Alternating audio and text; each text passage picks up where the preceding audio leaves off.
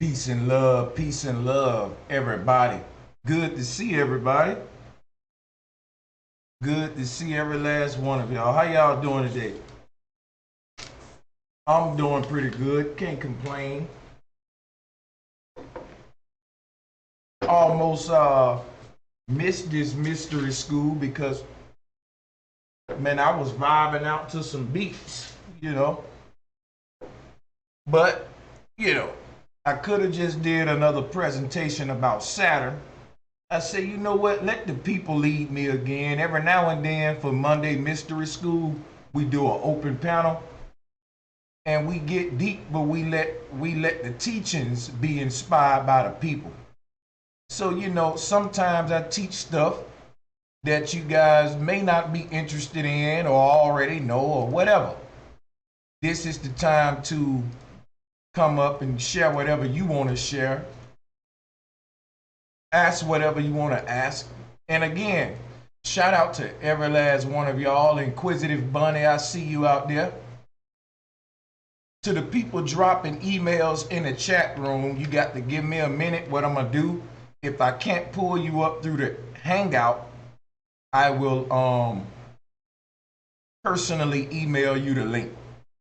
So just give me a minute here and I'll start doing just that.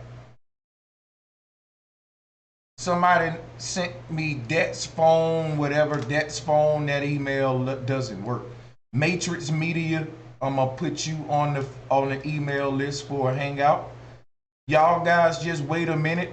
I'm gonna send everybody the email at the same time. We could talk about the shape of the earth, sacred geometry, you name it, whatever you want to talk about or debate about or build about or just flat out discuss, you know.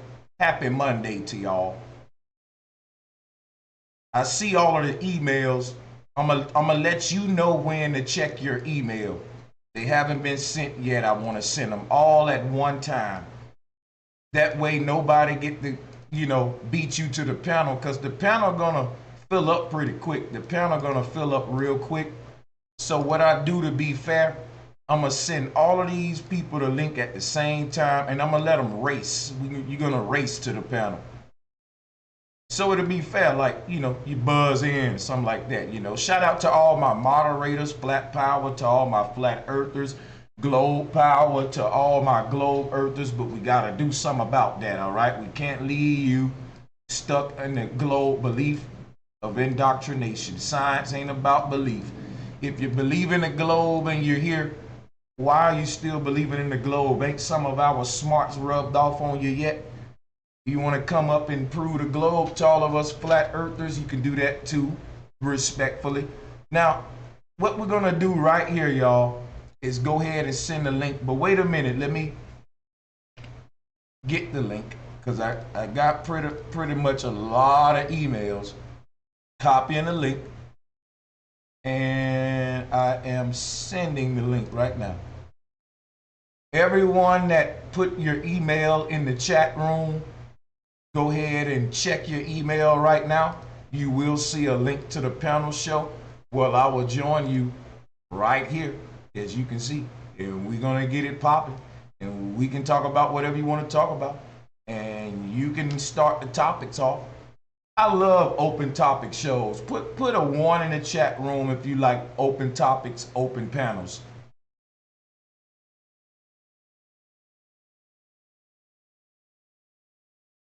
You know, you ain't stuck to one topic. We can skip around. What's up, my man? How you doing today? Okay, I got more emails. I got somebody on the panel. How you doing, my brother? Can you hear me?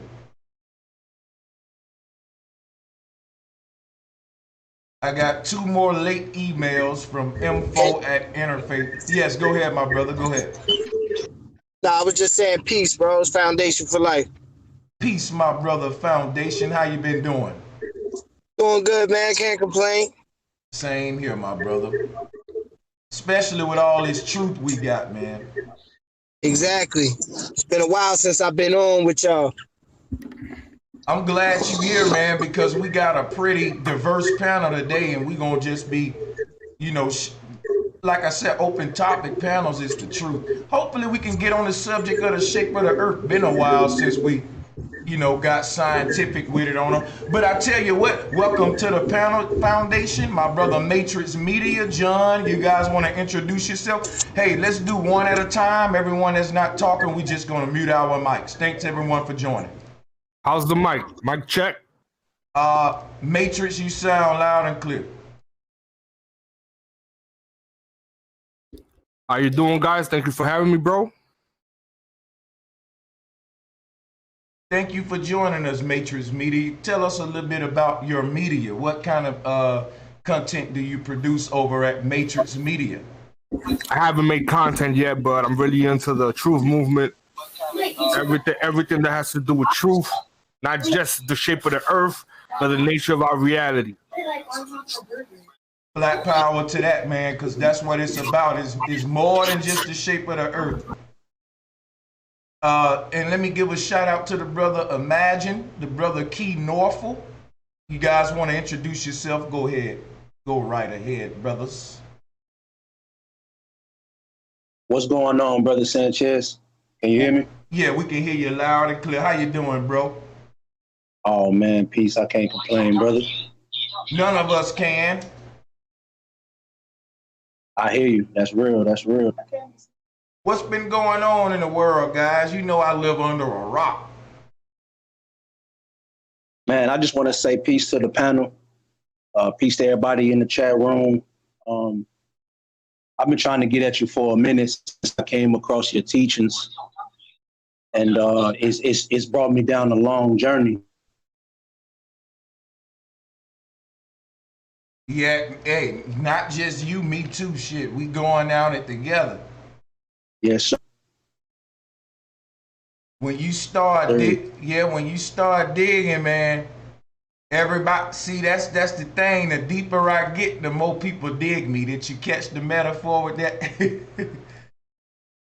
Like a shovel. That's what's good, man. Hey, that's what's up, man. This is talent up here on this panel, man. Zoned Out, you want to join us today, brother? I don't know, man. I think they need a break. I ain't trying to hate on you, my brother. We're going to let the brother zoned on. But I want to do one thing. If y'all want me to let the brother zoned out on the panel, put a 1. If you don't want me to let him on, put a 2. Now, I'm going to tell you right now, I want to put him on, so I'm putting a 1. But we're going to see how many ones we get. Hey, I give him a 1. What happened? What happened? Every time I heard the brother, he had some good things to say. Yeah, me too. But you know, it's just zoned out cool with the panelists because we like steel, sharp, and steel. But the people, it's the people who give him a hard time. You know, that brother cool with us. Okay. Man, let that man in, bro. That man has an opinion, bro. He doesn't have to be $100 bill for everybody to like him. You feel me? Let the man in. He has his own opinion. You know what? That's real talk, man. And you know what, man? Zone, you can clown on me when you get in here since I had to vote you in, brother.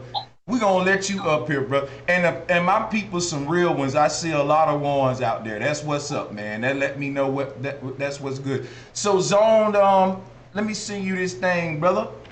Watch, Zone going to be the one to pop this shit off. Watch. Shout out to all the brothers on here because I'm telling y'all, you ain't gonna get this much talent on one panel. We talking about some bright minds, y'all, up here now. And shout out to everybody in that chat once again. Can't shout y'all out enough, man. Oh, I had some. Go ahead, brother. You got it. I was just gonna say one of the things I've been thinking on for the past couple of days was the music and how relating it to the 7 heavens. And how, like, you know, in Western music, we use 7 notes. With the eighth one is the same note as the first note, it's the octave. So it's really just 7 notes. And I was just wondering and trying to contemplate on how that relates, you know, with the frequencies of the 7 heavens. So it's really just 7 notes. And I was just wondering and contemplate on how. Shout out. Somebody got they watching it on YouTube. Yeah, let me the brother to everybody on the panel, do me a favor. So Yeah, let's let everybody join. Shout out to all. Let me everybody mute their mic. Let me get some order, because first of all, I want to say shout out to all of you brothers for joining me today for this mystery school. These mystery schools are the truth, man. I normally do them by myself, but whenever I get brothers up here, it always be powerful. My brother Heck, how you doing, brother? Mute your mic. Mute your mic for 1 second. Mute y'all mics for one. Yeah, I'm finna let y'all brothers grab the mic. My brother Heck and my brother Context, thanks for joining. Finna let y'all grab the mic. But before y'all grab the mic, do me one favor.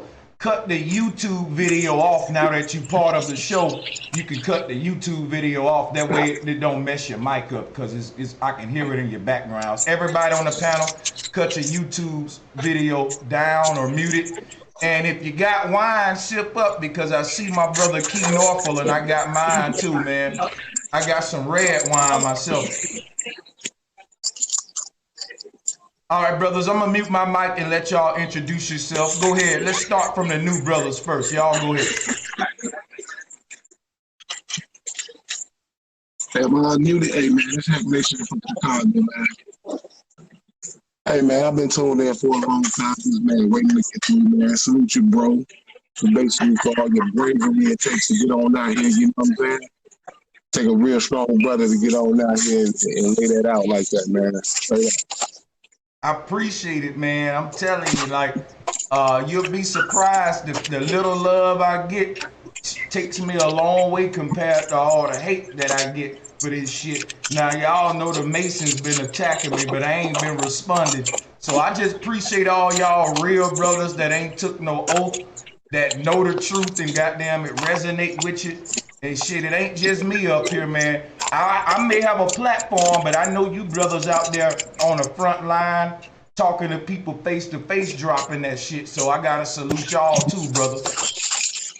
Bro Sanchez. Yo, Brother, what you know about the Moors and the Moorish Empire? I'm gonna go ahead and put it in a nutshell. But before I answer that, let's let the brother Foundation introduce himself, because he got a little background noise and we want him to go ahead and speak so he can mute. We all gonna take turns muting and unmuting. Go ahead, Foundation. I'm gonna answer your question, brother. that's my bad, man. Y'all go ahead and proceed. I'm gonna put it back on mute. My cheek turned the button off. That's all good. Hey, I'm man. falling back. Hey, but appreciate for joining. We gonna go. Hey, Foundation. Whenever you wanna cut in, just unmute and come right in. People, you can. Gotcha. Yeah, we can cut each other off. We can buzz in, because it's just a casual panel today. You know, we ain't debating. Well, we can debate if somebody want to debate, but you know, we can cut each other off. You can buzz in and we can just have fun. Let me get the brother Tim Truth up here. Now let's answer the question. The brother was, what do I know? The question was, what do I know about the Moorish Empire? Shout out to Tim Truth.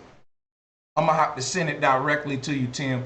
Well, in a nutshell, what I know is that the Moorish Empire basically was an empire full of what we would call black people, or for lack of better words, melanated people. But you got to ask yourself, where did the Moorish Empire get their power from? Now, the Moorish Empire took their power during a time where most of all the what we call indigenous people was already oppressed.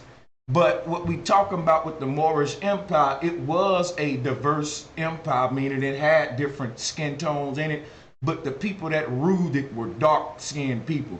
Now, the thing is that the Moorish Empire did the same thing to black people that the black Egyptians did. So here's the thing. We glorify the fact that it was an empire and it was black people, man. They was kings and they was emperors and empress. But it's the same programming that we did with Egypt. You know, they was pharaohs and gods and goddess, kings and queens. If you don't want to accept the Egyptian doctrine, they have the Moorish doctrine, which still falls under Narmer. And let me explain. See, the Moorish fez derived from Narmer. I always show you Narmer with his little fez on, or do I need to start screen sharing? I can do that now. if y'all need me to do that, but I think you know. Go ahead, brother. We need them visuals. Go ahead. All right, let's Bring it on. Let's do it. Hey, Sanchez, after you do that, man, I want to touch on something a little different, man. All right, cool. We can shift gears after this. That's what the open panel is all about. Let's pull up Norma and see. I always, go to this first picture of him. Let me share this with the people. I know the brothers on the panel can see what I'm sharing, but the people can't. Brothers, can y'all see it? Yeah. All right. So, yeah, this is where you get your fares from. So, power was, we talk about Moorish Empire, Moorish power. It was an extension of Greco-Egyptian power. So that's what I want to point out to you, brothers. They even wore the fez. So when you talk about Marcus Garvey and his African army, quote unquote, remember that they wore the Jesuit cross, and they was an extension of the same Vatican as papacy. So all I'm saying is the Moorish Empire was the same power, an extension of that royal family in Turkey, in that part of the world. They were still today what we call the Moorish Empire is under the UN, United Nations. So all I'm saying is that one thing we want to point out about them is nothing to glorify, just like Egypt. And you want to start talking about their cosmology and everything, we can get into the symbolism of the Moors, the word Moor and how it break down, because it comes from the word Lemuria, which is the ancient conception of earth. And we're talking about the Nagini. So when you say a Lemurian, it's a synonym for saying a Naga. All right, so we can get into all of that too, about how they hid flat earth, hid free energy under the Moorish science too. Remember, any of these schools of thought that have a department of science, they're hijacking cosmology. That's why you have the NOI getting into Scientology now, because all of the symbolism with Scientology is synonymous with the Kaaba stone and the black cube in Mecca. So when you start breaking down the Scientology symbolism, it's the same symbolism as the Kaaba, the black cube over there in the Middle East. That's why the NOI adopted the Scientology doctrine. They're just basically consolidating, unifying, bringing all of those heads of the beast together. And this is my first time to the panel, and I'm not really sure when I can get in and make an introduction, but I really appreciate this panel. Am I able to be heard? Yes, sir. Yeah, you good, bro. You good. Okay. It's just an angle I like to introduce to the conversation, because I feel like we trip over ourselves when we don't acknowledge this. And basically, what we have is there's only one people on the planet who have gone everywhere on the planet in order to disrupt the indigenous lives of every indigenous people on the planet who were living in their own spaces, doing their own cultures, living to the rhythm of the land that they are on. But only one people has gone to each one of those people with the intent to disrupt every indigenous society. And these people, wherever they stand 2 feet on the ground, are standing on people who they have disrupted by co-opting and narrating, feeding the narrations back to the children, and cultivating those children to live as if they are these parasitic invaders. And when we look at written materials, we have to always understand that this is how they see us, but as they see us is not true to what we are and what we're doing. Like, I disagree on that though, man. Okay. Let him finish, though. I'm saying what I'm saying is observable. So let's slow down, because I'm not asking for an agreement or disagreement. It's just what it is. And if you slow it down enough, you will see what I'm describing. The Caucasians write according to when they discover a new people. Guys, They indoctrinate you. 5 minutes, all right? I need our 5 minutes. Okay, yeah. they indoctrinate the children of whoever they are trying to conquer. And then those children go and repeat these indoctrinations to themselves. And so whenever you look out of your own senses, you don't trust what you see because you have to filter it through what the Caucasian said about it first. And I'm saying that as you start to use your experience and use your senses to move to what you are facing in your own life, you will be able to see and share numbers that are not in any book, but are true to the reality that we all live. And with that, I'll pass the mic for now.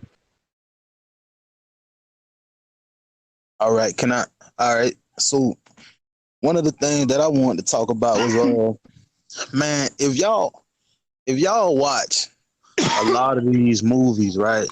Hey, who that is? Hey, mute your mic. All right, if y'all watch a lot of these movies, right?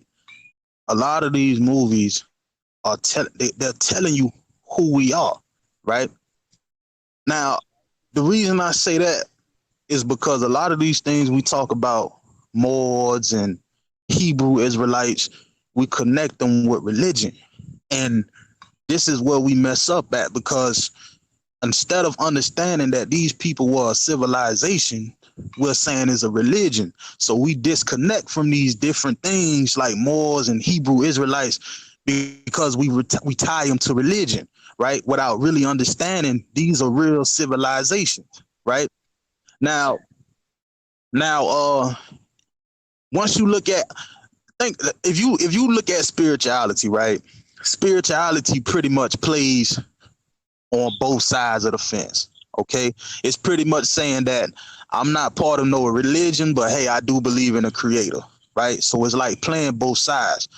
But religion still it puts you in a box. So religion and spirituality still doesn't really get you the answers, right? It can make you, good at, in the spirit as a person, but it still leaves you with questions. And part of the questions that it leaves you with is, we have these Moors, we have these Israelites, we have all these, and everybody is, shutting them down with their information and what they about because we tying it to religion. If we really just use our minds and understand that these are real civilizations, then we can really get the real understanding. Now, when I say if you watch movies, they're telling you what we are. Let's take the movie Us, right? Now, if you look at the movie Us, one of the dudes they had on there was the father, right? Now, when the father came, he was a tether, and he had on all red, and he was speaking like in a grunting kind of way. Well, if you go back to the Bible tell you about that. And Jacob and Esau, it said the first came out red, all over like a hairy garment, and they call him Esau. Same with us. He was in red and he was hairy. You see what I'm saying? And Esau, Esau is connected to, Hebrew Israelites and all that. Now, if you look at Star Wars and pay attention to Chewbacca, same thing with Chewbacca. Chewbacca is Esau. See what I'm saying? It's connected. They telling you who you are in front of your face. You just don't understand it. You see what I'm saying? Now, let's go to the are we Chewbacca? Who are we? No, you're not understanding. Yeah, I'm not. The Bible scripture, listen, hold on. Listen, the Bible scripture, right? The Hebrew Bible scripture, the Israelites, the Hebrew Bible scripture. It says, and the first came out red and all over like a hairy garment. Pretty much Esau was hairy. He was hairy all over. And you know what I'm saying? He came out with red, or wearing red or some shit. So if you look at the movie Us, it's the same thing with the father. Because the writers referenced the Bible when they wrote the script. This is what I'm telling you. So when you look at the father was in red and he was hairy. You see what I'm saying? But see, he represents Esau. You can reinterpret that and say that the red represent the root chakra. That's what I did in my video. I broke it down. I went deeper. If you want to do it on a spiritual level, that can play a lot of ways. Look. This is why we want to do it on a spiritual level, because spirituality trumps religion. Wouldn't you agree with that? All day long. I can agree with that, but we still have to understand these lost civilizations that we not understanding, and We this is, understand you them. know. All right, so if we understand them, we got to connect the dots of who they're trying to. They're telling us who we are. See what I'm saying? But You it's connect the in your dots face. like water drops and not like sand grains. So whatever you just said. So if you look at the movie, now let's look at a macabre, right? Now if you pull up a picture of a macabre, you have certain points in the macabre, right? That connects. I don't know if you guys looked at it like that, but one of the things that it connects, it goes like a zigzag. They call that the lightning of creation. This is why when you watch X-Men, the black woman is represented as Storm, because they're telling you the black woman is the lightning of that creation. You see what I'm saying? So if you look at that macabre and you connect that 1 to that 2 to that 3 to that 4, it creates this zigzag, right? And that's called the life of creation. So they, as I said again, they're telling you who you are in these movies. You see what I'm saying? But if you don't really But know how here to, go the thing. You can learn who you are from a movie, maybe, but I prefer to go to the people who were the ancestors and listen to who they said they were and identify through them instead of X-Men. So what? Hold on, wait, don't get me wrong. Let me wait. say this. Don't get me wrong. I'm not saying that, you have to go to these movies to understand your history. I'm not saying that. What I'm saying is they're marking your history in front of your face in these movies without, because they know you don't know this stuff. You see what I'm saying? But they also use the movies to program you because they know who you are genetically. You see, what y'all got to understand Hold up, brother. You cut me off. Here's the point I wanted to make. If you go by the movie's face value, you'll have a bunch of people thinking they Wakandans.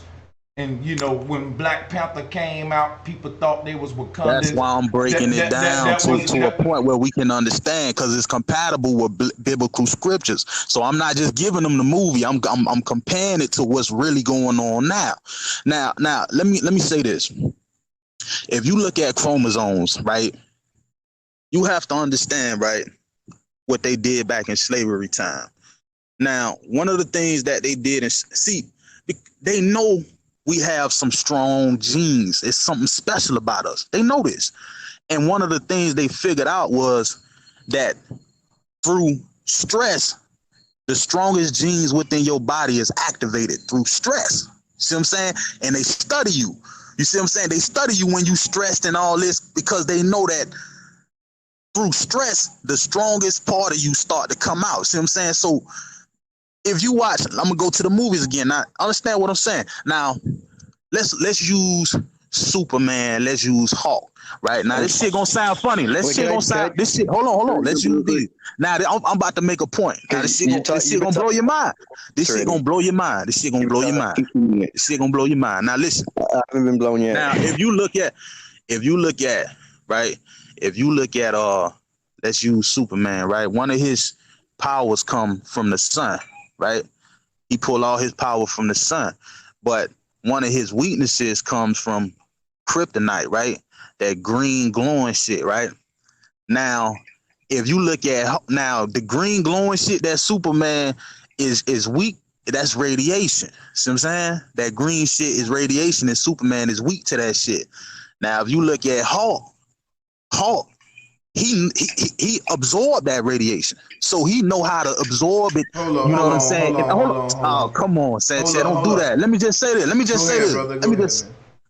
All right, so if you look at Hulk, he know how to absorb this radiation, right? Now, what am I saying? Okay, now it might sound like I'm just talking about some cartoons and bullshit, but I'm about to tell you what I'm talking about. Now, if you guys know anything about radiation, and I don't know if you guys did your research on the Chernobyl. Hold on. I don't know if you guys did your research on the Chernobyl incident, but one of the things that happened was when that radiation happened over there and it wiped out everything over there, one of the things that they realized, that they had mushrooms that was absorbing that radiation, and the mushrooms was black. It had melanin in it. You see what I'm saying? So they did study on it, and they figured out that melanin can absorb this radiation. Question. See what I'm saying? Question. All right, go ahead. What is melanin? Melanin is carbon. I'm just using a word for them to understand. Wait. You can't give me another word for a definition. I ain't asked for a synonym. I want you to define melanin. I know what carbon is. What is melanin? Well, melanin not a word. I'm just using it because that's the word that they most familiar with. You know what I'm saying? They most familiar with that word, I'm using it. All right, so that's where the deception lie. Because when well, come on, don't do that, Sanchez. You nitty picking now. Hey man, I ain't doing that, but trying to build behind you, brother. I'm just trying to build behind you if I can. Nah, I feel you, but nah, we ain't gonna nitty pick. All right, let's use the original word of what it really is, carbon. Okay, so now these what is carbon? Oh man, really? What is carbon? You want me to really break down the formula molecules of what carbon? Describe the function of carbon. See, the thing is this: there's no such thing as molecules, but I'm just trying to, make some sense out of it. But listen, I'm not sitting here trying to just nitpick. I'm just trying to break it down to where they can understand. This is important, brother. Get what I mean. Listen. See, we can do this all day, but we ain't gonna get nowhere. Wait, because you dominating the show so far. Slow down. Let other people chime in at this time. Then you can get it back. Mute your mic for 1 second. Let me and the brothers weigh in. And go ahead. Here's why I'm stopping. I'm pointing this out. For so long in the conscious community, we use words like melanin. What is melanin? Carbon. What is carbon? Oh, man. And the reason I do that is because you can go on and use all these words and keep talking, and you can say you want to make it make sense to them, but it ain't never made sense because the human pigmentation isn't a classification system that you can break down into melanin, eumelanin, and all of that other stuff, because all of those different classifications of melanin stem from Lucy, which is a lie. So when you start speaking and you use words that are founded upon a lie, see, what I like to do is trace the origins back of the lie so we can get more clarification of what happened, how we get the word melanin, which is another way of saying melody, because your color is your frequency, your vibration. We can get into that as well, and we can see why the ancestors didn't have a word called melanin. They didn't. Let me say this, Sanchez. Okay, but and I agree, everything you said is 100% true. You see what I'm saying? But one of the things that I really ain't want to get into, like, I understand, like, if I use some of these words, it's because a lot of people are identified so much with these words. So I try to use words that people identify with. Now we can get on. Hold on. Now we can get on, the real concept of what this melanin is, a carbon. We can get on that after that. But it kind of takes from the point I'm trying to make when you interject and do that. Brother. You didn't make your point yet? No, I really didn't. I ain't gonna lie, brother. Let me just say something. And I'm gonna help you out because I'm gonna give you time to make your point after these brothers weigh in. But when you get ready to make your point, stay in one area that's gonna lead up to your point, because if you go to Hulk and then Superman and Kryptonite and radioactive and then here to it's all connected. It's all connected. Is what I'm trying to say. Well, we're gonna let you get it back. Let the brothers weigh in. Go ahead, brothers. Hey, hold on. 1 minute. Hey, what you laughing at? That man watching some on TV that may be funner than him. Let's keep this shit with the knowledge. We got a good cook going. Let's go. Let's let the brothers weigh in. Okay, I'd like to say something, man. Look. Go ahead, brother. What you say, bro? Okay. You see, nah, I'm talking about old boy. He said what I'm laughing at. Hello? Yeah, I got. He gonna get the mic back on the next round. I'm gonna let you weigh in. He thought you was laughing at him or something, but we ain't gonna let y'all turn up for him. We gonna let it get a pass, and we gonna let the brother weigh in on this whole melanin thing, because I know that's deep, man. Like, a lot of people don't know what they saying when they saying it, and that's why I think we need to stop there, zone in on melanin. how this shit became a word. What was melanin before we called it melanin? Because I want to get into that. I can tell y'all exactly what melanin is and even how you get what they call pigmentation. Hey, this Heck in Chicago, man. Hey, Zoned Out, he definitely be on one, but he blowing up the pot a little bit. I get to thinking about, we talking about all these words and what these words mean, but we never really discuss anatomy on this platform. I think we need to start a little bit going inside about the anatomy of the human. I remember you and Masterpiece was touching on perceptions Thank of you, bro. human. Thank you. You know, that's real deep, because it's one thing to tell a brother out here that the earth flat, it ain't gonna hit them like that. But if you tell somebody that they 39 years old and they've been living for 39 years old and they don't know what they made out of, that'll kind of stop somebody in their tracks. So I think we should start. But I'm gonna recommend a video for you. The plasma videos, I go into all the anatomy. And like you said, man, Masterpiece got some too. But here's the thing why I want to talk about melanin. That's part of, that's a missing link to our anatomy. But we ain't been really figuring out our anatomy because the word melanin have been a block on a word melody. And when I use the word melody in relation to melanin, you'll see what I'm talking about and how it relates to the human body, which is a vibrational frequency. That's, you know, we talking about anatomy from its deepest core, which is the ethereal part, the vibrational part. See, the ancestors didn't look at anatomy as necessarily organs, kidneys, livers. If somebody was sick, they looked at that aura. They looked at that. Basically, if your spirit's sick, your body's sick. They healed themselves with vibration, frequencies, music. We got out of that, and I just want to introduce a little those concepts. The body is a tuning fork, pretty much. Basically.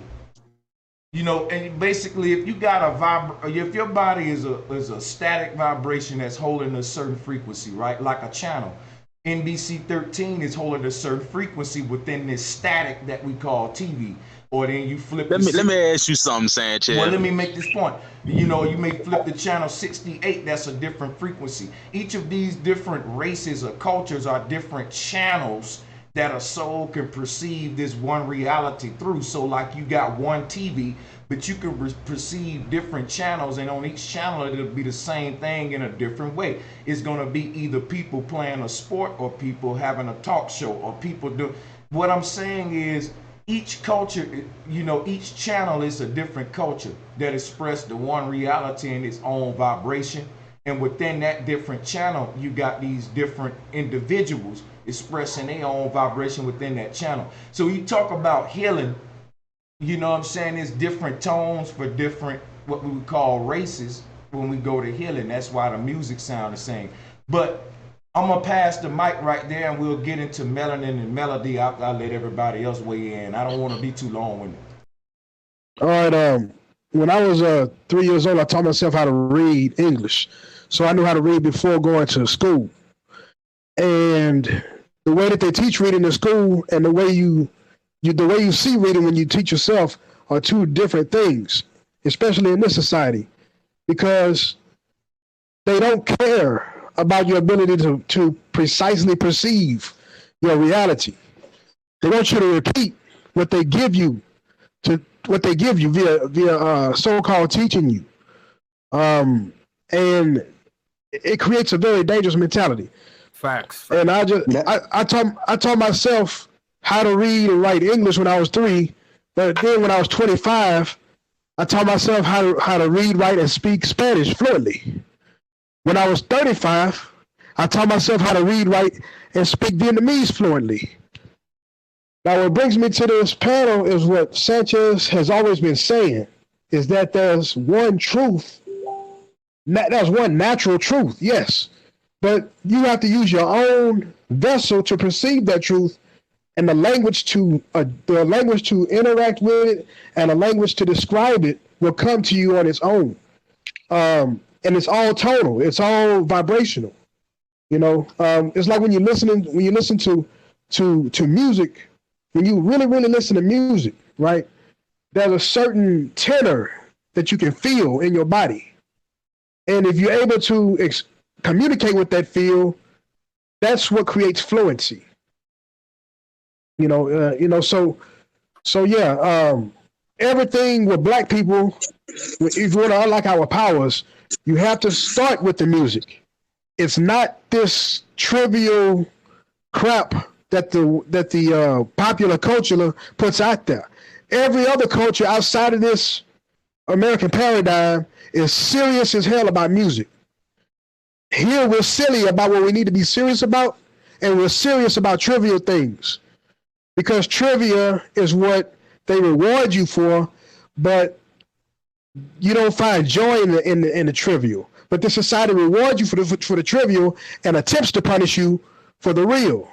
But when you throw your vessel into the real, that's where you will find joy and growth and expression. So when I took my black ass to the Vietnamese concert hall, got on stage and sang songs. You know, it's on my YouTube channel. Some of the shit I would do because it was me actually using my vessel to learn rather than hoping that what I was reading from the Caucasians' books were true. We are such a deep people, but we scared of the depth. You know, we come from the darkness, but we scared of the dark. And so it's time. Yeah. You got to understand, it's that darkness that makes them lights shine. So that darkness, we are that darkness. See, y'all, oh my God. That's what I'm saying. That's what I'm saying. We are not really exploring that darkness to the extent we really need to. And that's in self. It's not really, I'm not speaking in general.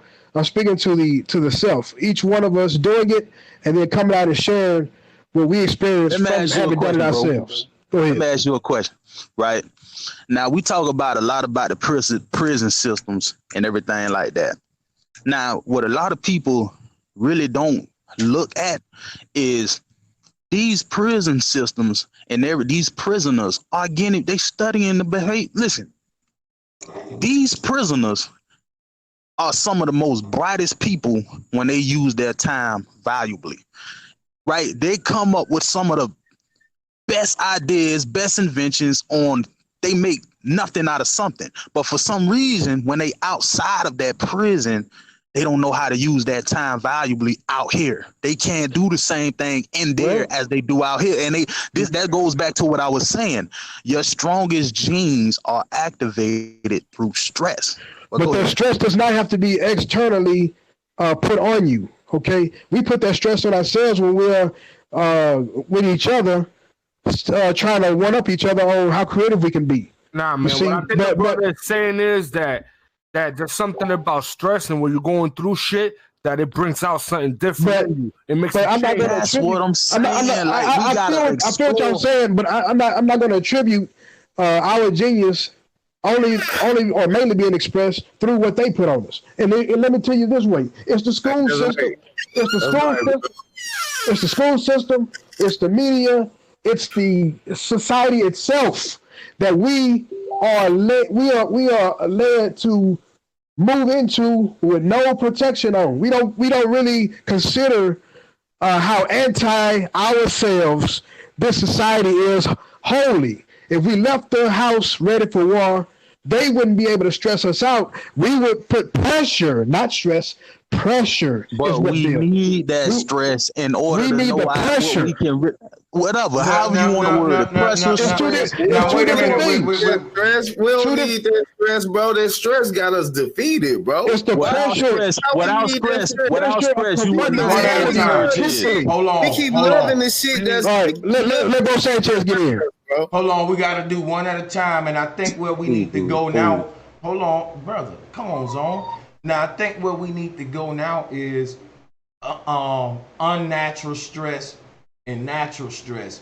Nature put a natural stress on us. That's true. Like if you want to, even if you want to go pre-dynastic and talk about the Garden of Eden age, the Golden Age, natural stresses was put on the people. Meaning, you know, it ain't easy work. Natural stress is what I call pressure. Yes. Yeah, it ain't. How about social pressure? Well, yeah, that's not natural. That's not natural. Well, here's the thing. It's just as stressful, bro. Let's go back to pre-dynastic time. Let's talk about when a man stepped to a woman that he liked. All right, it's a natural stress involved in that, and that don't change no matter if you talk pre-dynastic or even to today. If you they call it anxiety, bro. Yeah, and that's how you let you know that you know that you basically can get women, because every man gonna experience them jitters and shit, but it's the man who know how to blow it off, be cool, and like that. So what I'm saying is, it's natural stresses because nature wanna. I'm just using that as an example because that's something. I disagree. I'm gonna tell you why. Listen, hold on, but before you disagree, you gotta let people finish, though. Because it'll just be a circular clusterfuck. And you gotta understand what people are saying before you disagree with something they didn't say, but you thought they said. Yeah. So slow down on this, and let's have the discussion. I think a little faster than you, but go ahead, Sanchez. But don't think so fast that you don't understand what the person is actually saying. So what I'm gonna say is this right here. It's unnatural stresses when they put chemicals in your food to fuck with the nervous system. Hell yeah. And it's unnatural stresses when they got little children looking at Freddy Krueger and Candyman. That stress nature wanna never put no shit in your mind like that. Nightmares, it's so much shit that they do to fasten the aging process through unnatural stresses. On top of the natural stresses nature put on us, they put so much other shit. Lack of funds may get the lights cut off. So shit like that going to hell. You know what I mean? Chemtrailing hell out of our souls and minds, man. It's straight chemtrailing us in every direction. Hey, y'all, brother, let's keep it positive, man. My bad for cutting y'all off. You guys really thinking that's what they doing, that they chemtrailing us and poisoning our water? But I'm speaking not necessarily literally. Don't they have to drink that water? Don't they have to breathe that same air, man? No, they don't have. They don't have the depth in genetically that we have either. So it doesn't affect the same. On the panel.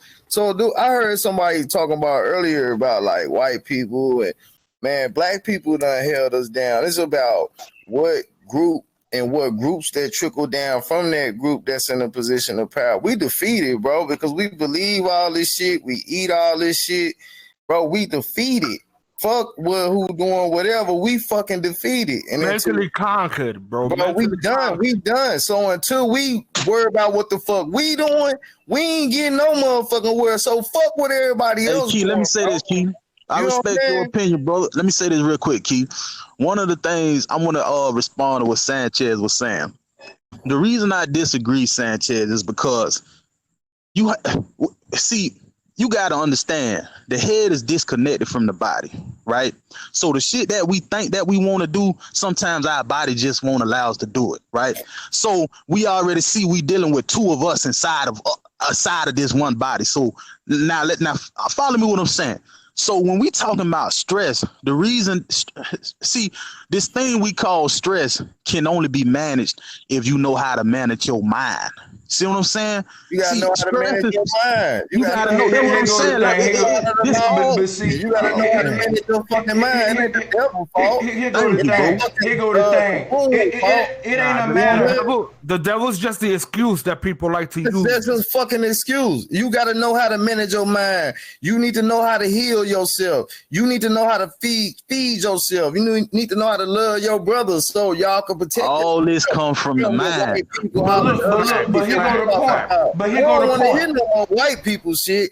We the goddamn problem. Fuck that white people shit. And I agree with that. That's what I'm talking about. I'm a real nigga. I'm a real motherfucking nigga, bro.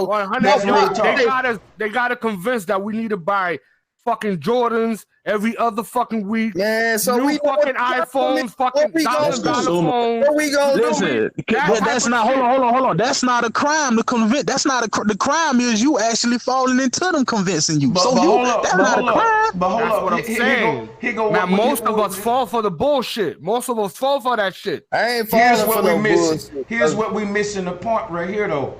When it ain't a matter of can I overcome the unnatural stress. It's a matter of you shouldn't, like black people say, I gotta work 10 times harder because I'm a black man. You know what I'm saying? Why would you wanna do that though? Like why would you wanna? That shit shouldn't be there. Like think about it. You brought up the prison system earlier. That's a stress.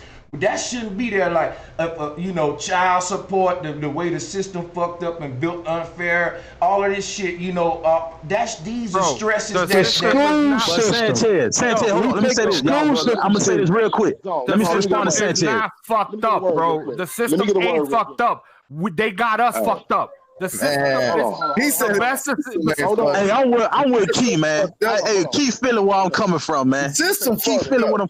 Listen, let me tell y'all something. Let me tell y'all something. Listen to this. Slow down now. Now look what Sanchez said. Now Sanchez said that the prison system, right? He said we don't need. But listen to what I'm telling you. Okay, now. You've been to the military. One of the things they do to the military, they break you just to build you up. You see what I'm saying? So that stress that they go through in that military is all worth it in the end. This is what I'm telling you. So at the end of the day, it all depends. It ain't worth it, though.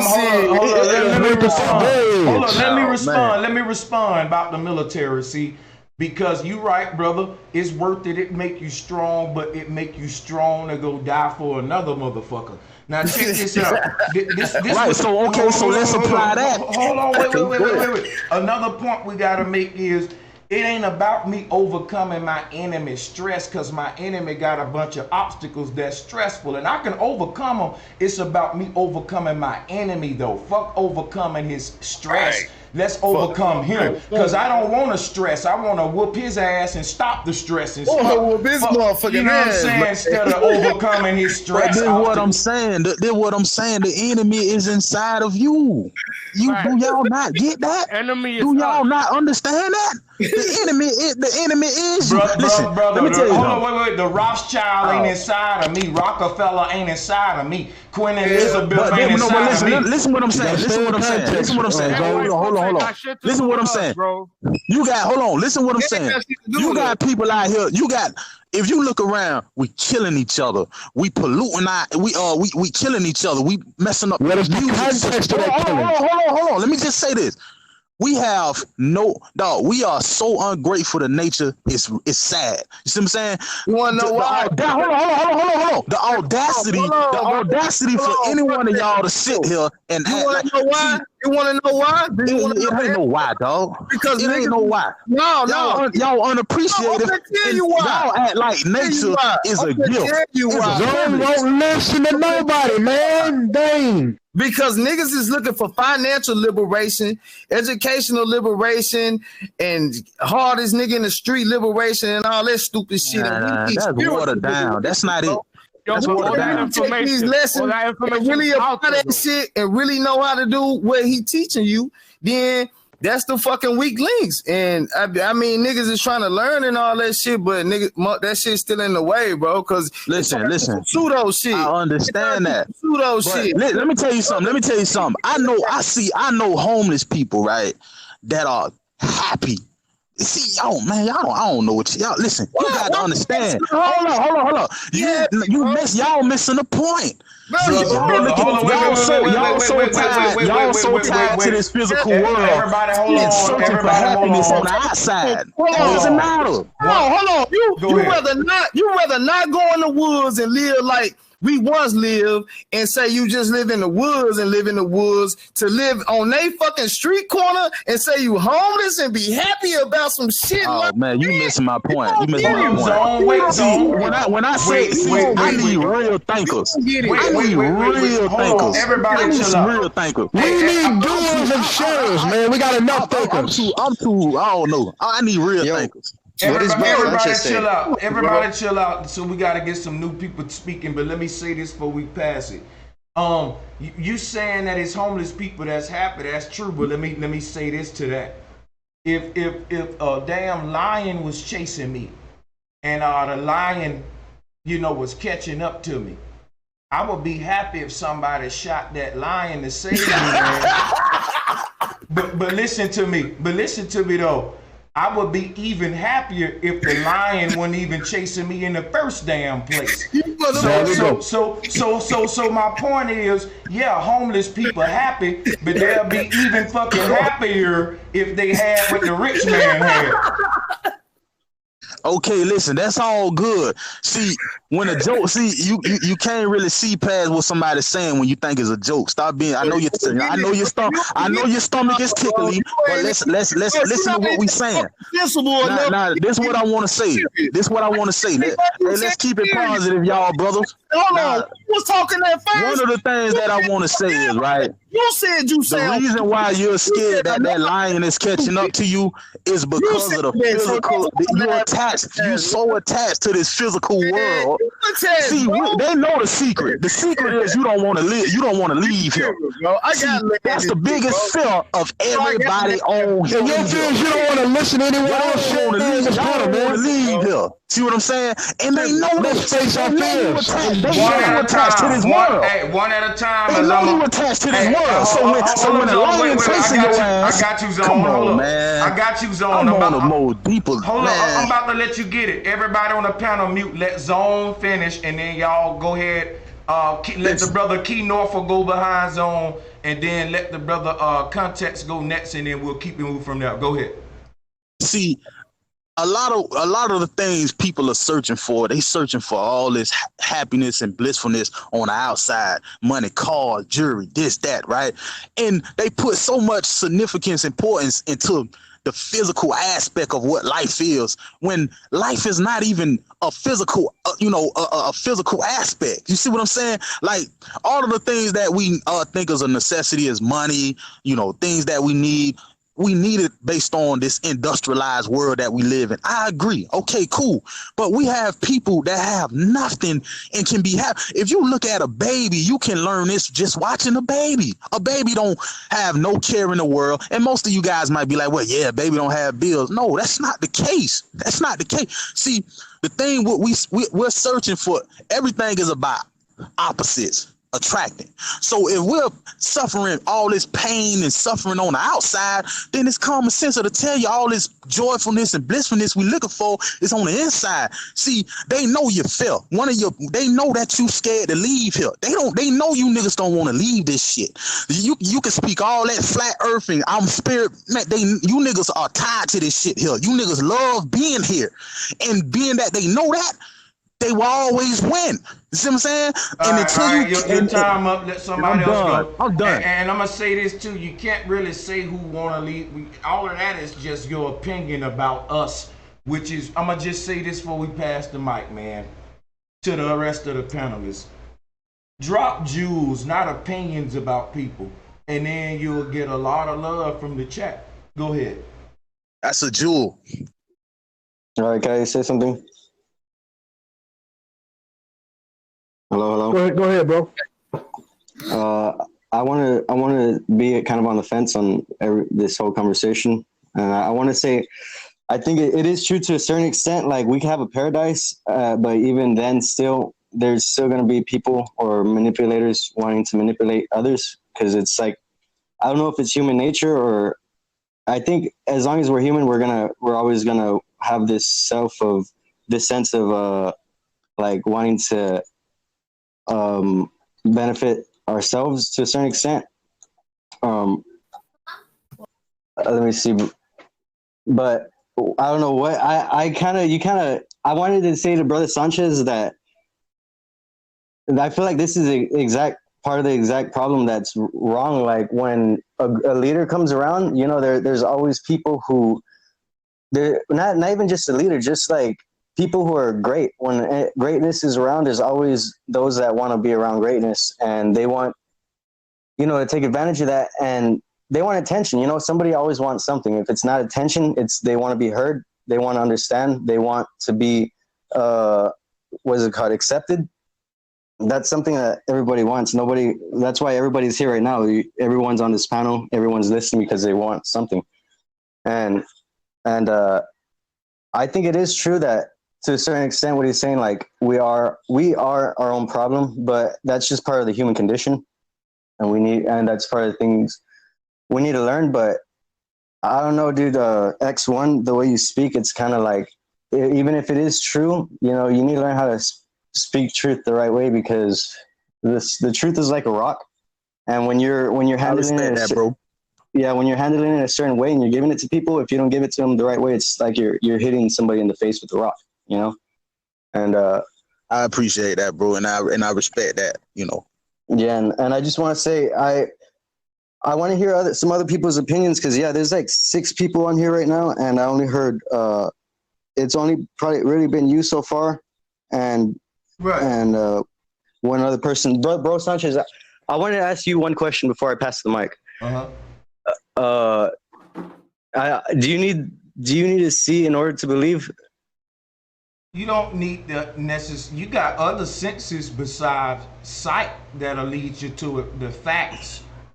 Like if you close your eyes and I say, "Do you hear me?" You're gonna say yes, and that ain't a belief. That's a fact. You heard me because you used the sense called hearing. Yeah, we can get the facts using more than sight.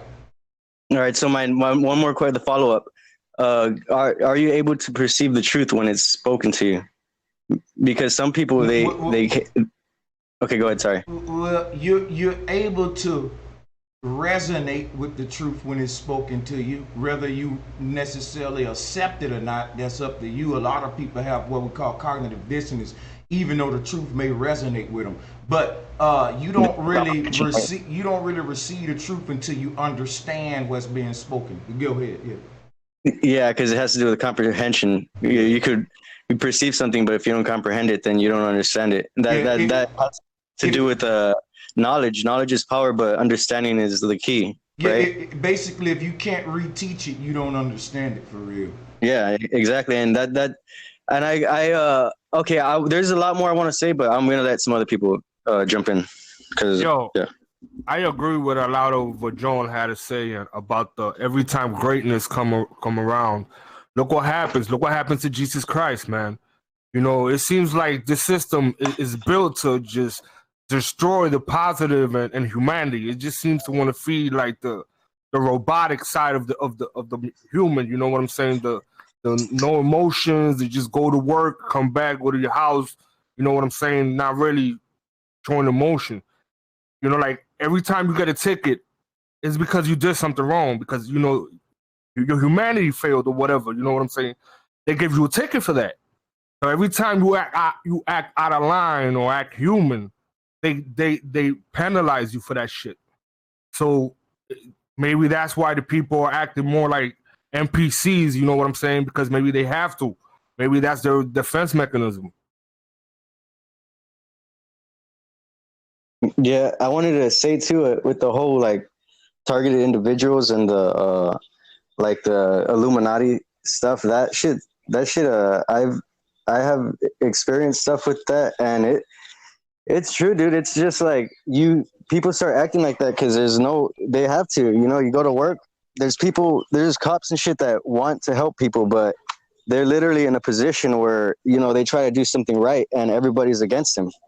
They're outnumbered, bro. So yeah, I know. They're just gonna fall in line. It's true. I'm not saying the police are the best people in the world, like the police system, but I do agree that there are police officers out there who literally are good people and they're trying to help people. Yeah, you know, the thing about it is most of these Christian pastors are good people, man, and I got a lot of love for Christians. But the thing is about, you know, you got a lot of doctors performing surgeries, doing C-sections. Great people, but the woman may not need that C-section. See, the thing about capitalism, great people can do some bad things. Let me give you an example. In the military, they got it so easy to kill 500 people that you know that the pilots who dropped the bombs doing it with Xbox controllers, and this is why they got your children addicted to games like Call of Duty and shit. That's training. So yeah, these things bad children, man. You know, all they did was hit a button and drop a bomb. I mean, you know, it killed 500 people, but they didn't see it. They not bad people. They don't come back to America and start shit and beat people up, but they drop bombs. You know, these weren't bad people that did a bad thing. See, the thing about this world is they got good people doing bad things. It's an old saying that say, if good people stand by and do nothing, that's when evil will reveal itself. But what about when good people not only stand by and do nothing, they aid the evil? That's what we in today. What happens to these people that stand up for humanity? Like, What is the history? How do they end up? They end up rest. Well, let me let the other brothers answer it. I'm sorry. Go ahead. Yeah, this what I got to say. This my grandfather first, you know, from Chicago area. Your mic is roboting, bro. Yeah, it sounds like when Neo went through the mirror on the Matrix. Oh, yeah. Oh, okay, my bad, Joe, but my grandfather. Oh, that's a lot. But listen, if you be, I know why your joint messing up. Cut your video camera off because we can't see you anyway, and that'll make your audio be crispy clear. There you go. Try it. Is that better? Not too much better. You may be moving around. If you're moving around, try to be still and then try it again. No, I'm sitting down. I'm sitting down. Okay, that's better. Go ahead. All right, but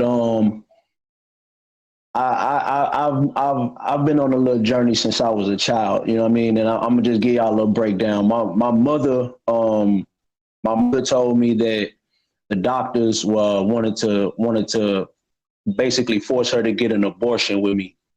They told her that I was going to be brain dead and that I wasn't going to be able to basically cope with normal society or whatever. And my mom told me that she prayed to God and to have a strong young man that would help change the world.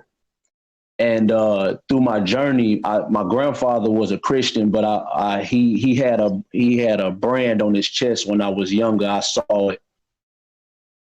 Asked him about it, and I forget what it was. I forget what particular fraternity it was, but it always interests me. And other events that I experienced around him interest me into masonry when I was younger, and even when I was coming up.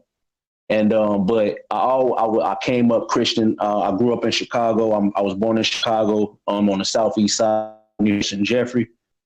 If anybody know where that's at, but anyway, I stopped out from that city. You know what I'm saying, doing normal shit that we grew up doing. That, and through my journey, when I first left Chicago, I found first transition was actually more science.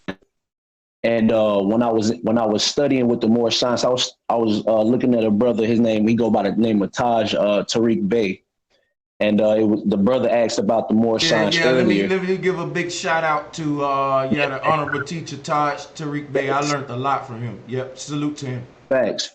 Salute to the honorable Taj Tariq Bey. And one of the things that he taught was that we were all Moors aside from the organizational structure.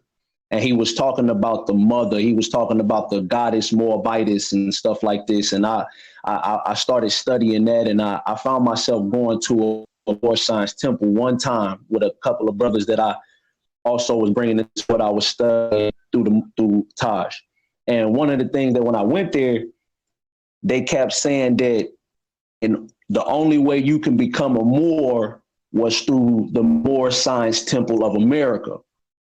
They kept trying to push on us that we had to become members of the organization. And when I first peeped that, I already was like, oh, okay, you know what I'm saying? We ain't never go back. You feel me? But so after that, I came into finding out about Kemet, studying Kemet and things, and I was studying Kemet with the brothers that were studying it with. They never talked about Shu. That's something you brought to the table that was new to my enlightenment, to my awareness. But I was working for the and I've came to a lot of teachers and actions and stuff like that. One thing that is what I've learned from Brother Sanchez and a lot of brothers and sisters, the way that we are, the biggest thing is that the way that we are is perpetuated upon us. when people are studying something and it works for them, and they obviously are, it's working, but then and that's fine. There's nothing wrong with that. You're not, that's not a crime. That's not hurting nobody.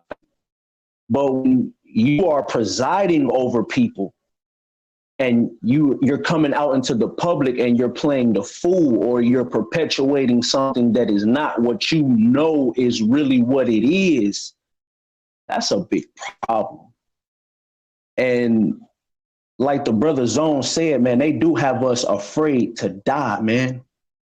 We don't understand our reality, so we are afraid to fight or say something about what's going on out here, man. And bro, you know what, brother? That's a powerful statement, because I think the number one institutions that got us afraid to die are the religious institutions. And when you think about it, it's kind of hypocritical, because religious people kill themselves the most for their gods, but they won't do it for themselves. Like a dude to go to war, pray to Jesus before he go, or a dude to strap a bomb on, pray to Allah before he blow it up. But they won't do it to stop the oppression that they under. They'll join the force of government, being the military, and in that military there's a religious doctrine being taught on base. I know, because I was in the military. It justifies you dying for the red, white, and blue. See, Christ go along with the nationalism of this country, and that's one thing I think we ought to go into too. Go ahead, brother. Nah, I mean, I really don't even. I listen to a lot of the information, and a lot of the information is applicable, to our reality. But it's like that. I think that needs to be the biggest thing that needs to be addressed, is the way that it's being perpetuated upon us. You know what I mean? Is even if us brothers and sisters who have our close family and friends who understand what's going on, and we find this and that, everybody else still lost. Everybody else, when we go, we go and we happy, and whatever the case may be, whatever this journey, continues on to be. But everybody else is still, in the dark. Okay, what happened with me, I just want to say, what happened with me is that I started to take all information that I was listening to and all the wisdom that I was hearing people share with me, and I started to just move to it, right? So everything I speak is self-reflection. Like, I don't speak opinion at all anymore.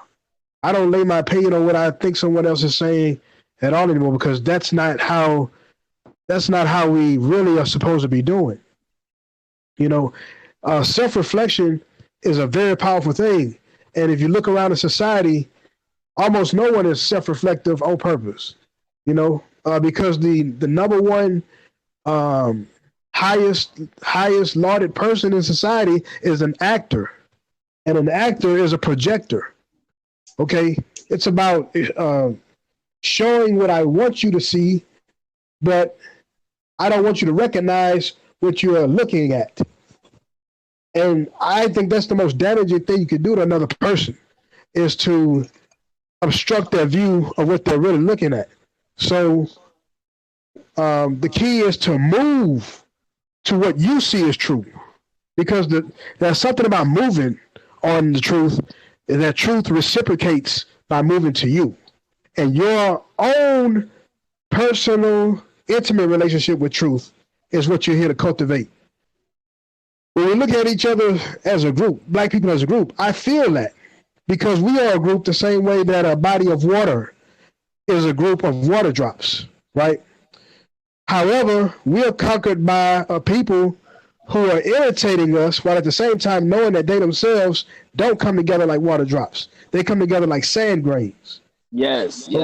And so we have to understand that as water drops, if we are in a shitty position, if we are in shit water and we want to go back to the ocean, it's on each individual drop to raise its own frequency into something that can transmute itself from that puddle back into the sky, on over to the ocean, and drop his ass down home.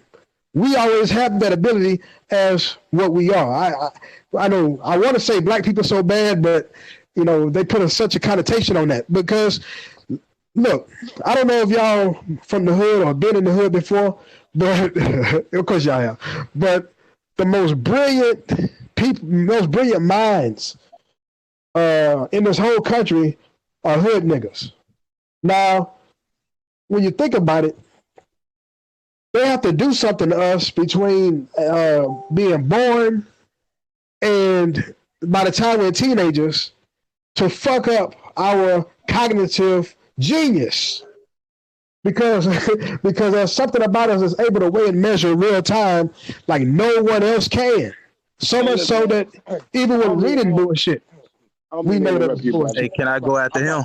Yeah, I promise you, brother. I don't mean to interrupt you, man. Oh, yeah, go ahead. I really don't see like color and color division. I see like I'm not speaking of color. I am speaking. That's why I said I didn't want to say black people. I'm speaking of that. I'm speaking of what we are. Y'all brothers keep it positive, man. Please. Yeah. I'm speaking of what. Could you slow it down? Niggas and black people. Let me describe what I'm really trying to say. Hold on. I understand exactly what I'm not sure. Okay. I just wanted you to understand what I'm saying. Yeah, I understand what you're saying. Okay. I'm gonna talk real slow, and I got the biggest blunt lit over here that you. Hey, heck, after you done, I'm gonna come after you, bro. All right. I feel you. About an hour ago, I talked about. I mentioned anatomy. Maybe that was the wrong term because ever since that I mentioned that, I've been hearing inside myself. We need to do this inside, and this is what I'm talking about. I think everybody on this panel is bright enough to know what the opposition is setting up for us. Right. So everything outside the perimeter of your skin is set up for you to lose. And so what bro is teaching, which is talking about the ancestors is telling you your escape pattern, which is inside. What my boy Sir dropped that, he'll tell you about your pole in the center and what it does. So basically, this is what bro is teaching you. Yeah, we can go to the physical North Pole, but this is something that's in the center of yourself. Spiritual, brother. Some people are samurais and some people are just learning. See, right. I'm gonna play my eye in this role. I got two arms out. So I'm reaching back for the brothers that ain't got it, and I'm reaching forward for the shit that I don't. I agree with what you saying, brother, and that's what was my whole thing. I promised to call this panel tonight and say, what can we do to get everybody at least up to speed? So you know what I'm saying, and this just happened. At the end of the day, each water drop must choose to go. They, we can present. We have to by changing yourself. You become that beacon of light. You become that beacon of light for other people around you. Because I used to try to lecture the people. But lecture the people don't work. But when they see the change in you, and they like, I want some of that, they gonna go get it. All right, this is what I want to say, man.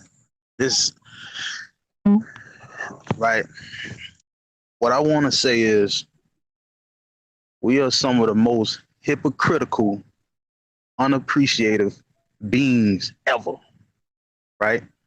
We sit here and we talk. No, I'm gonna just be honest. We sit here and we talk this good talk, but do we really want it? Understand what I'm saying? Right now, I don't hear the self-reflection from you, brother. Hey, look, bro, you should have to ask if nobody else want it. You should want it so motherfucking bad that you only gonna fuck with who want it. That's how exactly. That's how frequencies cluster. Hey, that's how it clusters. Everybody, man. Hold on. I just gotta say facts to Key Norfolk on that one, man. Real shit, nigga. Said real talk. And shout out to Sir Drop too. So we sit here, we look at the government and we point the fingers. Man, they doing this, they doing that, without realizing that each and every last person out here is contributing to the fuckery. You see what I'm saying? And what happens is when they fuckery become greater than your fuckery, that's when you start to point out what's wrong and what's the problems. You have to be able to weigh and measure. You have to be able to weigh and measure your position with that fuckery. This is a highway. But look, the problem. You got to know yourself relative to all the other cars on the road too. But look though, we got all this iron. We got all this iron on this panel sharpening each other. You know, we could disagree with each other, but at the end result, brother, let's come together and let's try to make small solutions to make bigger solutions. Let me say something about this coming together shit. Right? Now wait a minute, because we together right now, and I'm gonna say something right now too. Why are we together? What we do when we together is more important than just being together, because we can all get together and go to a concert. So now that we together, what do we do with the time when we together? Let's do something. Let's do something with it. Listen. What's the process? If you in the hospital right now, right, and the doctor tell your family, listen, he's not looking bad. I mean, he's not looking good. You know, I don't think he's going to make it.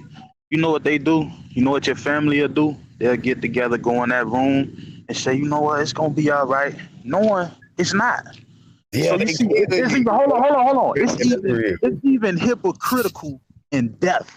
Facts, you see what I'm saying? Y'all, listen, just admit to yourself that you're full of shit. You're full of shit. Do you really want that shit?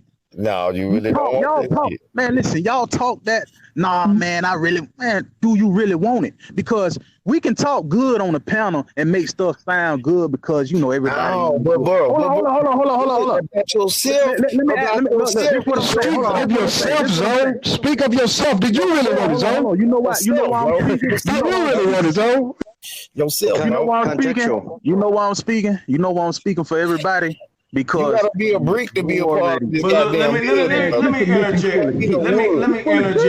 me interject for the sake of order. You can't be no wood, brother. You gotta get, man. Let me interject. Let me mute everybody for a second, right? Because this is what we gotta talk about before we go any motherfucking further, real quick, right?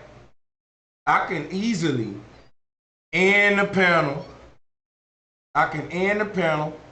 And drop some jewels in a dope presentation. This is mystery school, not bullshittery school or argumentary school. So who got some jewels to drop? Because I was really vibrating high earlier when we was talking about the ancestors and the ether. This right here sounds like this shit right here sound like this shit. Wait, before you tell, hold that. He does this every single school. It only become that if you let it become that. Right. Every single mystery school he does this. You don't gotta do all that. Listen, if you such a holy brother as you say you are, why are you doing the same thing you complaining about me doing? Think of what you say. This is why I say y'all don't think. Y'all full of shit. Hey man, hey brother Sanchez, I wanted to ask you, like, what did you think about on a spiritual note, man? What do you think? Let's identify some of this negative, some of this positive, some of this the energy. Let's identify by the energy, because I know you synchronize things. So let's break it down and identify some of this stuff that's on our people that's continuous to make us believe certain things. Can I say this? Well, damn it, the brother was on. The brother addressed me, and we ain't gonna let you do that. And speaking of energy, let's talk about disruptive energy, right? Because that's this disruptive energy have the same root as disease. Now, mute your mic and let me bring some to light. And I want y'all to just take in what I'm gonna say. Everybody mute your mic because I got a little static going on somewhere. I'm gonna be brief with this. Check this out, people. Disruptive energy don't bother me. It's a lesson to everybody out there. Some spirits, what you got to realize is I speak low, I may speak long, I speak soft, but what I'm saying have so much meat to it, I don't gotta disrupt or nothing like that. So what I'm saying is this right here. Disruptive energy is when you have a natural order going, like a conversation, or like the stars, right? Now, what if one of those stars up there was just to disrupt the natural pattern every fucking couple of minutes, like boom, Saturn just jump where the fuck it wanna jump. guess what? We wouldn't be able to have the synchronized experience we're having now. But what you got to realize about disruptive energy is that disruptive energy begins in the spirit of a person. Everyone is running their own harmonic frequency right now. And if you at peace, you don't find a need to disrupt. You see a lot of brothers on the panel, you see them with their mic muted. Peep out the disruptive energy. I ain't calling names. You just keep your ears open and watch the people who are at peace and just don't listen to what's said, feel the energy. Because at the end of the day, anybody can drop a jewel, but we dealing with frequencies. So the thing about what we have in here, open panel, open topics, this can be beautiful. This can grow. This can be something very good if you had harmony like the stars. So every one of these brothers on the panel is like a star. We'll call them the 10 disciples. And if we go in order like the stars, man, we'll shine like the night sky. But if one want to break out of the natural order, they gonna fuck up this night and day and this yin yang that I'm trying to have here. So let's all be a shining star. You ain't got to outshine, and that's because we all sharing the same fucking sky. And let's have order.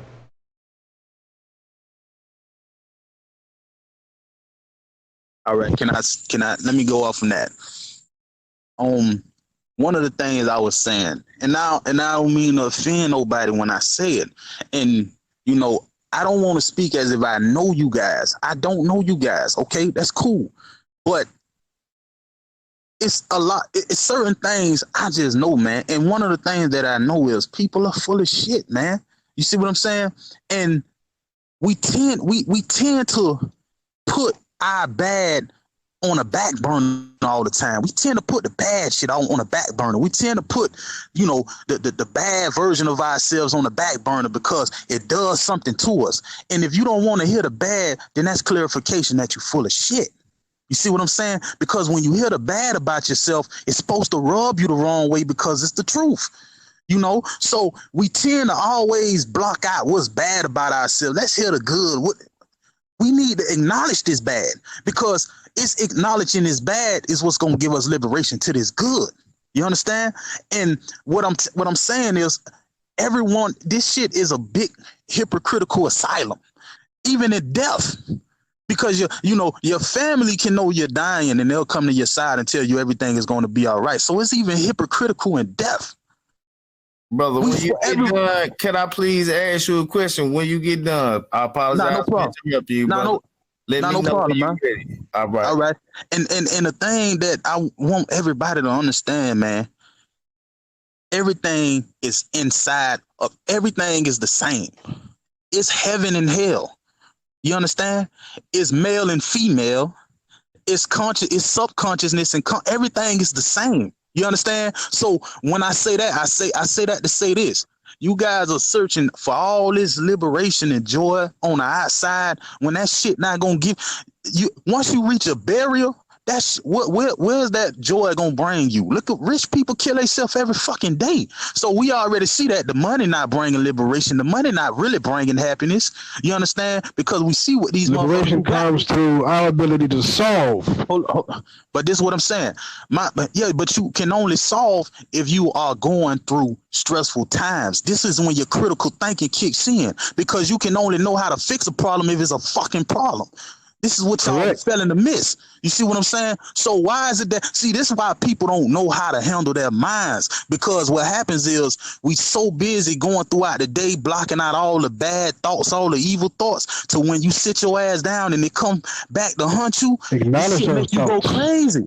Move on those thoughts. Solve through those thoughts. Just blocking it out. You know, some people just come to the realization and say, okay, I know I'm doing this bullshit, but now I'm going through the fire. Now I got to start eliminating some of this shit I'm doing. So now my kids. But that's going backwards. Hold on. I just want 1 second to explain what I'm saying. So, you know, now I know at least my kids straight. Now my neighbor fuck with me every other day. You know, she'll sit with me, boom, she's straight. I'm building things around me. Now I know instead of me keep saying everything fucked up, man. You know, man. Right. shit. And then Okay, hold on. Let me say this. Hold on, bro. But now I can't never come together with nobody on nothing, because in my mind, everybody on some bullshit. Instead of me just saying, well, if this nigga is on some bullshit, I'm gonna fuck this nigga up. Facts. Fuck with him. Okay, let me say this. All right, let me say this. Let the brother preach. He preaching. He dropping facts. Bro, like, this is what I'm saying. All this, I mean, I'm not putting nobody down and nothing. I feel what you're saying, and then I'm gonna tell you something on the spiritual side. You said it's the male and the female. You missing yourself within that equinox. It's a tribe, brother. You in the middle of it. They're positive on your right. The 0 point. Yes. Not just on your left side, brother. You missing yourself. You missing yourself in the whole equation. Now look his own. Now look his own. Let's let brothers, anybody on the panel that haven't said. But my brother, I was talking and I got cut off. So why when I cut off? We were talking for 2 hours and we'll let you flow for 2 hours, bro. You spoke more than everybody else here. Yeah. Hold your thought. We'll get back to you. I gotta cut in and let anybody on the panel that haven't spoken yet get in right now. We gotta do that. Ain't nobody speaking. All right, zone in. So now when I speak, that's when they speak. You don't see the fucking. Yo, stop. No, it took them a minute to unmute. Hold your mic. You got to see what's going on, man. You got it, brother. You let them talk. Nobody talk. Then when I talk, they talk. Brother, we got to stop. We was talking about spirituality and energies. And like, this is what I want to say. I've been writing shit down, man, since we started. I'm big on spirituality, man. You know, my spirit real huge, man. And that's what I want to talk about. Let's talk about your spirit huge and your pants are too. That's why they sagging off your ass. So that let me know you full of shit. I just gotta be honest. I'm muting the panel. I just muted the motherfucking panel. I muted the panel because I think I'm gonna start a new one, man. We might have a motherfucking vote because, you know, this shit can be a little battery if you ask me. Let me let y'all decide. Listen. True. Everything I said can be validated. I haven't said not one conceiving or deceiving thing, and I have not come to be disruptive unless I've been charged against, brother. I'm a real nigga, man. I don't play games with grown men. You know, I'm 35. I'm a real man. I just look good, nigga. I'm 35. My daughter. I'm younger than you, and I say I'm a real man. You say you a real nigga. One place on the panel is open, but I think I'm gonna start another panel if, you know, this shit here. Hold on, everybody. This is what we're gonna do.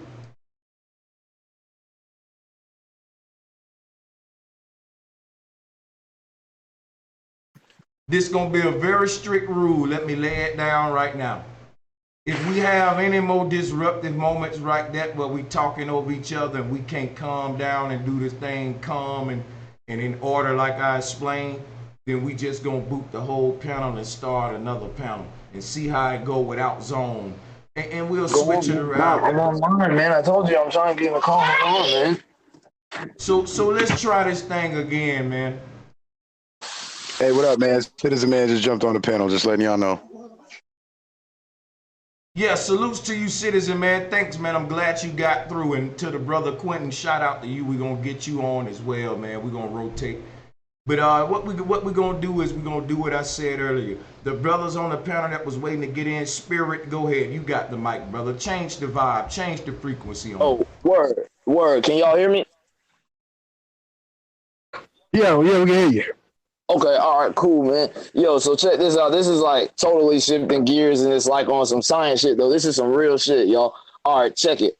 So I'm pretty sure everybody here already knows, you know, about, you know, the stars and stuff. But what I wanted to get at was the synchronicity that I've made between the stars, water, and light. And then you got to keep in mind that we are all composed of light and water. And then Sanchez, I wanted to get your insight on this. So pretty much if I bring my Nikon outside right now and I take a picture of the star, you got a ripple effect going on. If I bring my camera outside and it's raining right now, if I let a drop of water hit the lens, it's going to have that same little ripple effect with the water drop, right? Same thing if I get a drop of water on my glasses or even a speck of dust and I take my glasses off and I let the light hit it at just the right angle, it'll make that same ripple effect. Now this is a little out there too, but this shit is real. Now there's like these spirit orbs or whatever, and I got pictures of them that I'm just waiting on my laptop till I can get a good program to release these pictures.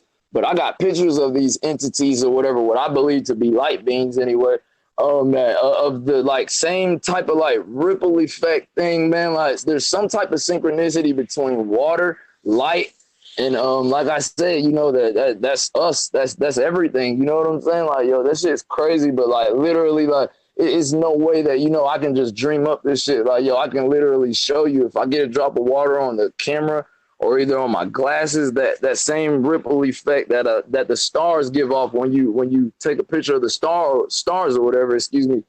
So Sanchez, I was just wondering what you had thought about that. Yeah, I always think that the moon, a lot of people upload a video footage of the ripple across the moon, kind of remind me of that. And what I think about it is we're seeing through a medium. So that medium is the ether, and it behaves like water, but it's basically an electromagnetic vibration. Another way you can look at it as the ethereal realm exists as this realm sits within it. You can't detect it until you enter that realm, or what you just said, the spirit realm. So the spirit realm is having night and day just like us.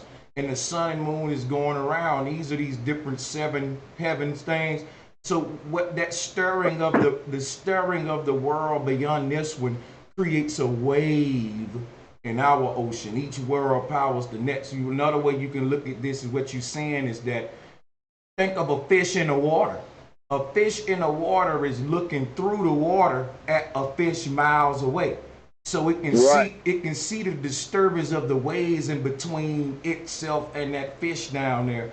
And that's kind of like us. We're fish in the water, but that water is an ethereal type light water, like what you explained. But when you was talking about light and water, think of the aurora borealis. It's light and it moves like water. It's that kind of wave. Bro, that's perfect, man. That's crazy you say that because, bro, like, see, I've had a lot of out-of-body experiences and stuff that I got recorded down. I've been meaning to make a couple videos about it and stuff.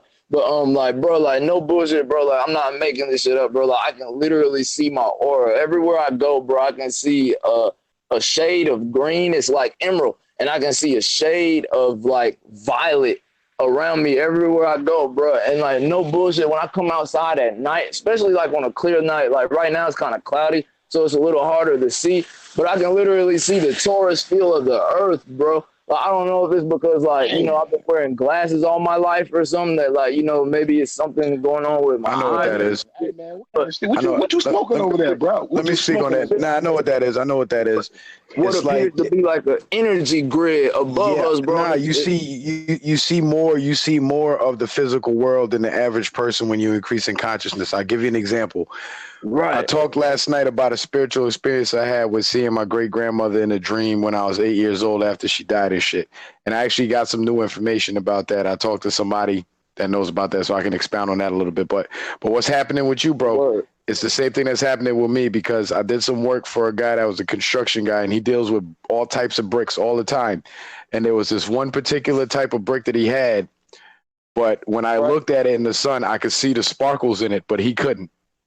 Yeah, you know bro, I can see that same sparkle on my skin, bro. I was like, now I've been trying to like you see shit that you don't normally see before.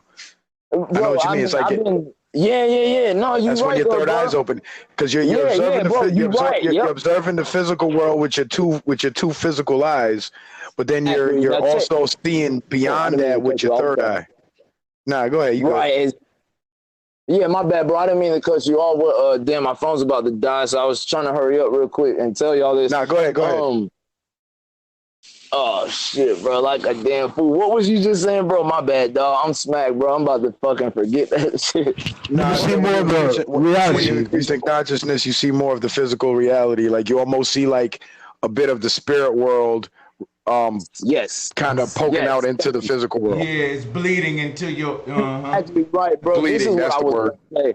Bro, I've been meditating like, like for years, bro. I'm really in tune with my spirit. Like I'm telling you, if I smoke, bro, whatever, like I can instantly tell a change in my consciousness as soon as it hits. You know what I'm saying? Like edibles, like, I can feel it way faster than anyone else I know. I'm really in tune with that shit, bro. And what I wanted to say is that, yeah, bro, a lot of people don't understand and overstand that the spirit world is superimposed over our world. That's why on my last video when I was at the beach or whatever, it was like a minute and something, but I was telling people to sit down in the ocean and connect to the ocean, because literally you can literally feel the vibration of the ocean. Like, yo, I just feel so one with everything everywhere I go. It's been like this for like the last 2 years, but prior to that I used to feel so disconnected from everything. But after meditating for so long and like working on my focus and getting my mind right, bro, I just feel at one and with peace with with everything. I can talk about stuff and be able to detach from it, not hold emotion or get pissed off and angry as much. I'm not saying I don't get mad, that would be a lie, but I'm just saying that I don't get as mad and angry as I used to or whatever, man. So I mean, it makes a big difference, man, when you get in tune with your spirit and you get in tune with the earth, man. Like, I'm telling you, y'all definitely got to try that. Sitting down directly on the ground, man, and meditate, bro. It ain't nothing like it, bro. But that means, that was it. I just wanted to say that. I appreciate you letting me get on, yo, and shout out Bro Sanchez. Shout out everybody on here, Zoned Out, Matrix. I don't know everybody's name, but shout out to y'all and shout out to the chat too, man. Yo, and y'all check my channel out sometime, man. Spirit Light Body. I'm trying to come up in that shit and get this truth out to people, man. So y'all look at it sometime, man. Peace and love to y'all. I'm gonna get back on if it's straight. I gotta let my phone charge up. Peace, bro. Peace, bro. Hey, Bro Sanchez. Hey, peace, brother.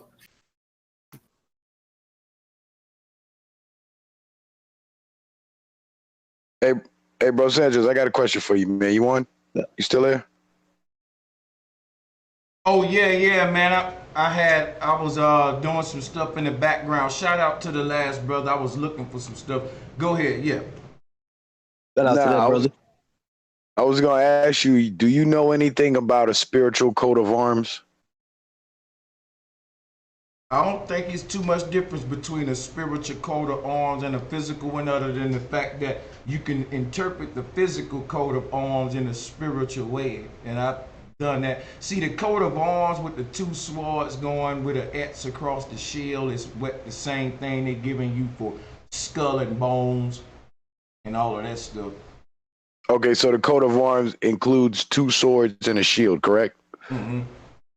Okay, that dream that I had, I actually, excuse me, I talked to one of my clients today, the one that's the 33rd degree Mason, because I kept thinking about those tuxedos and those bow ties in my dream, So I asked him about it. I didn't tell him that, that I knew what I knew. I just wanted to hear what he was going to tell me. And he said what it is was my great grandmother, she summoned me up there, and my two uncles were the two gate guards. And he didn't explain, he never went into what she represented, but he said what my two uncles represented. And he said what they did was they gave me a spiritual coat of arms because somebody's trying to get at me and they're protecting me, or they're sending me a message telling me I'm proud of me, or they're directing me to do something. But I got to wait a little longer for another dream to see if they come back and tell me anything else. And it was weird that he didn't identify my great grandmother, but I know what it is though, because she represents the mom, the matriarch, because she was my oldest living relative when I was born, and she was the matriarch of my mother's family. So I don't know. What do you think? Am I going down the right road of thinking there in terms of the symbology? Say the last part again. I had somebody at my door. I apologize. Y'all gotta forgive me. Got something going on. Oh no, you good, man. You good. No, I was saying my two uncles was in the dream and my great grandmother was in the dream. Now my Mason friend that was trying to explain the dream to me and told me it was a spiritual coat of arms. Hold on a second. My dogs are fighting. When he told me it was a spiritual coat of arms, he said my two uncles represent the two gate guards. But he never went into what my great grandmother represented. So I'm guessing she represented the matriarch because that's who she was when she was alive. But he never said that. So I guess that must be one of the secrets that they hide. Because I'm not amazing. I never took the oath, so he's not going to tell me, too much. But I figured because I called my mom to ask her about it, she ain't know shit about it. I called my dad, he ain't know shit about it. So I called the next person I thought would know, and that's what he told me. Yeah, I ain't gonna tell you if it's right or wrong because ain't no right or wrong to the interpretation, man. You know what I'm saying? It's how he interpreted, and it's resonate with me. You know what I'm saying? So I'ma just say, the story. Hey, look, I got a question, man. Bro who just spoke, he was talking about his dream, and the brother before him, he was talking about him seeing his aura.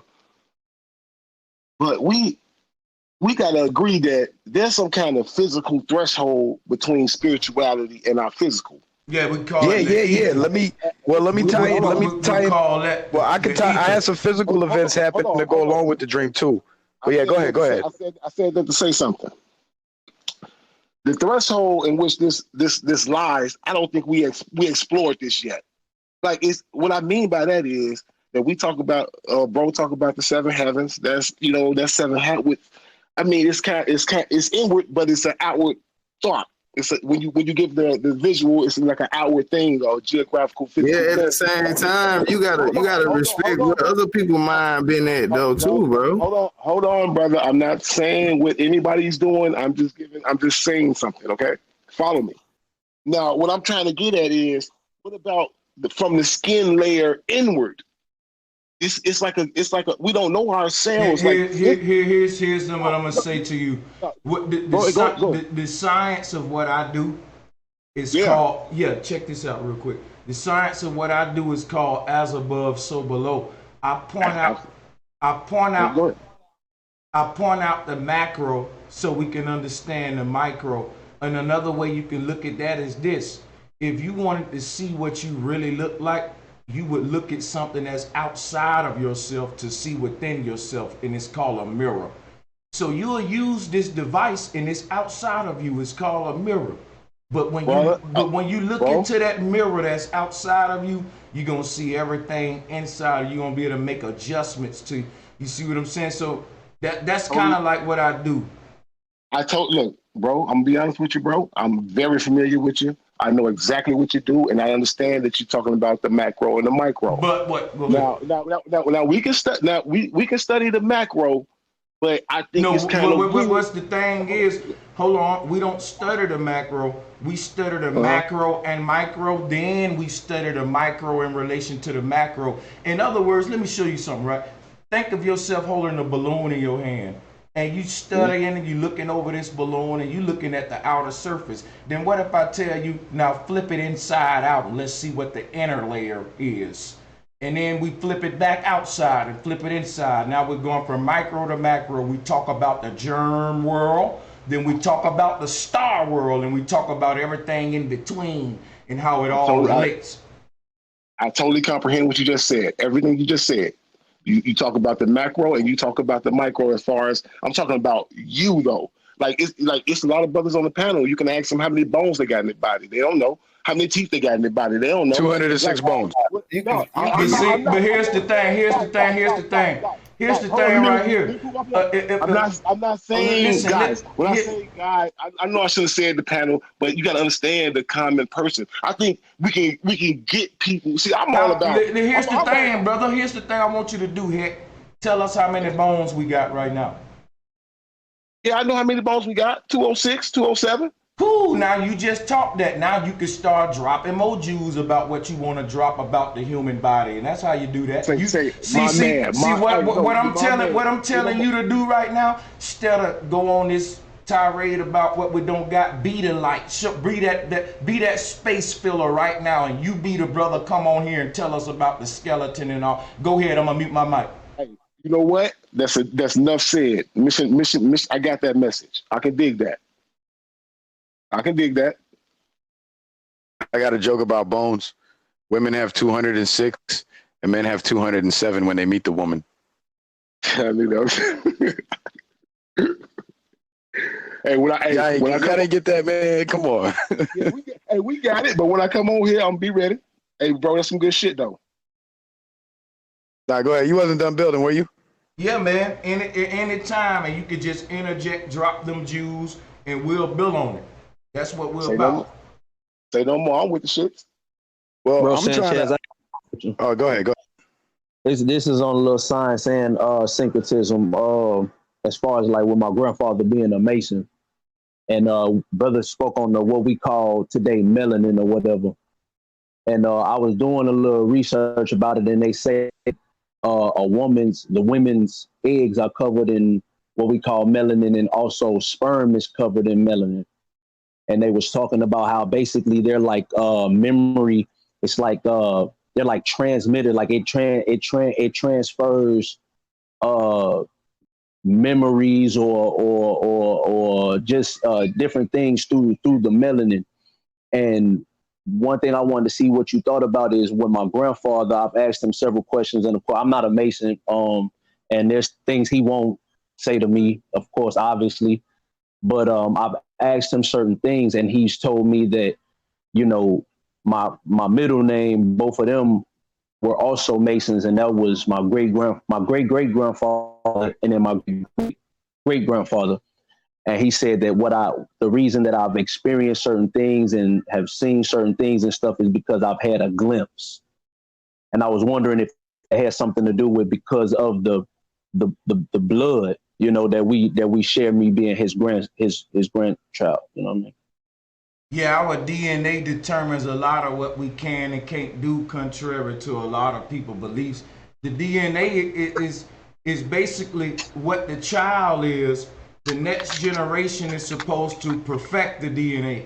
You know what I mean? So, like you said, your granddad had secrets. He may have obtained those secrets by joining Masonry, where you obtained them through. You didn't have to join because it's already in your blood. Like because he knew them, it was passed to you in your Akashic records, and you just had to activate it. Now, what you will do based upon that is build upon it and perfect it. And when you have a child, it'll take it to the next level and next level. But yeah, that's what you saying is true. You know, it's kind of like passing the baton. DNA can be programmed and coded, but it's programmed through the human, through generations, you know, so to speak. If that help you out. Yeah. Now I wanted to also ask about, you know, with that, going to that movie that they did, Assassin's Creed, where they was trying to bring the brother memories of you remember. Have you ever seen that movie? If anybody ever seen that movie, they know what I'm talking about. They was trying I used to to get play the video games like crazy. I never played the game, but I seen my son be playing it. But I seen the movie, and it was in the movie they was trying to get his memories through his blood. They had the plugs plugged all into his body, and they showed him actually looking down at his arm at all the from the IV. And I thought that was peculiar that they would show that part. You know what I'm saying? As far as with them extracting memories from when, you know what I mean? The plasma. The memories are in the plasma. You know what I'm saying? Mm-hmm. Now I got a question for the whole panel. How many of you guys have ever drank your plasma? Oh, thank you. Hey, you know what? I ain't gonna front, man.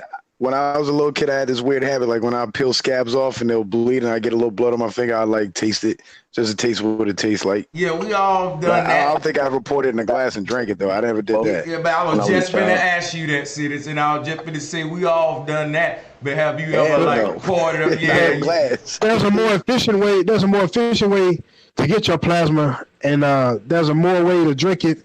And there's a more efficient way to drink it in higher quantities. So I just put the question to the panel: how many of you guys have drank your plasma in high amounts? With me, I drink about a gallon of my plasma every day.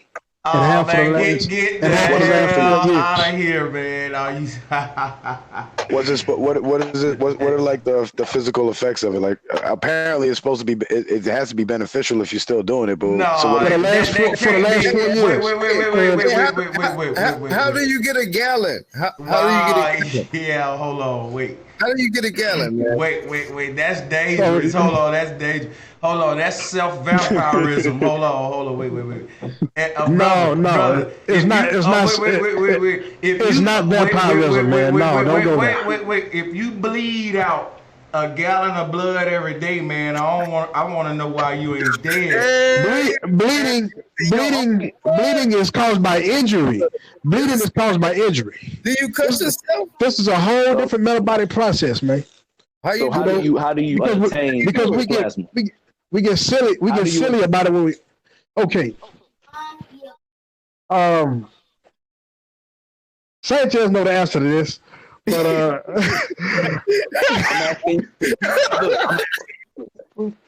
all right. Your kidneys deposit your plasma into a storage sac called the bladder. Urine therapy? Is that what you're talking about? No. What I'm doing is it can't really be called urine therapy because they don't go as far as they need to go. Okay, and to be honest, what do you mean? Clarify that real quick. Look. Okay, because listen. I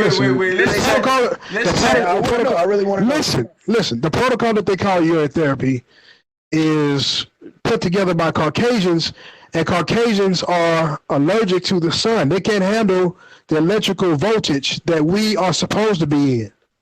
And and so there are things that happen when you do it.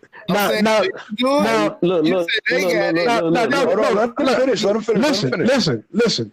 Yeah. I was just like you guys, just like Sanchez 4 years ago when the idea was put to me. But fortunately for me, I was introduced to it through a black person that had been doing it for about 5 years before me. And when I started to look up urine therapy after having done it myself, after having done this thing myself, I see what they call it urine. It's so much noise thrown in because you're dealing with the people who want the benefits of it but cannot go full force because it would destroy them biologically. It's sort of like sun gazing. You know, how many of you guys have stared at the sun at high noon for an hour and a half? I have. And there are things. Wait. First of all, brother, let me just point out two things. You want us to drink a gallon of blood a day? I'm not telling you that. Wait. And you want us to stare at the sun at high noon. Bro, you trying to fuck us up, bro. He's an agent. He trying to fuck somebody up. I'm not telling you to do. I'm not telling you what to do or what not to do. I'm just describing what happens when I do something. You see, because this ain't about no belief. This ain't about belief, and this ain't about reading something that they put on paper. Hey, I got a question. You saying you drink piss? Now hold on. I still want to know what physically has it done for you though, like benefit. Okay, I give you guys an easy way to do it, and then let me tell you what happens when you do it. Let's see. The simplest way to put it is that it makes you feel every single thing you're doing with your body on an energetic plane. So, and what that means will be fleshed out after you do it. But listen. Okay, let me speak on it. I have to flow with it because you guys don't have the experience, so you have to listen to my experience. And okay, now about 4 years ago, you know, I was talking about plasma. I was talking about water. I just noticed how energy, water, plasma was moving together, and I was describing it to this brother.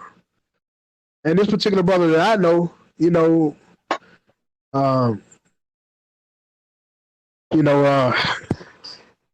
hard to describe it. But basically, take your time. Okay. This particular brother, man, he has some of the most spiritual knowledge of anybody I ever met in my life. Like, I could talk to him about anything, and he would just have numbers for me. You know, it wouldn't be theory. It wouldn't be the trade of theory. It would be the sharing of whole numbers. And when you actually receiving that kind of knowledge, you just feel compelled to go do things. And then when you do it, it completes the equation that he presented to you via his own experience. You know, so this particular day I was talking about it, and he put it out there because what they did is that they, whenever they talk about it in medical terms, they mix the connotation of urine and feces by calling it waste. But when you actually look at the actual function of the body and how the organs work and how it's derived in the first place, you will see that they happen on two processes that are not even connected to each other. But the amazing thing is, it's the most magnetic water you can drink because it is your blood, literally. It's your blood minus the toxins because your liver takes that out. I got a question. How is it made? Is it piss and water? What is it? I'm telling you to understand what it is without calling it anything. Don't call it nothing. I'm asking you what it is, brother. I got a good question. Let me get the question out. So, if nature wanted us to drink our blood, why didn't it come out of our mama titty instead of milk? And then why is so much water around here instead of blood? Well, I think I can answer that. Let me answer that question. Mama's milk is actually based in plasma. Oh, exactly. That very same substance that you call mama's milk. You get some shit out of it, man. But that shit bad for you, man. That very same substance that you call mama's milk. And that very same is the same substance that they call. That's a low grade of your mama's milk. No, listen. The low grade of your mama's milk. I'm giving you a mathematical equation. This is not an argument. Morning to your body. This is talking about some piss, man. Come on. No. Slow down. Slow down. Asshole is good. No, they're not the same. Listen, they're not the same at all. It's like in function.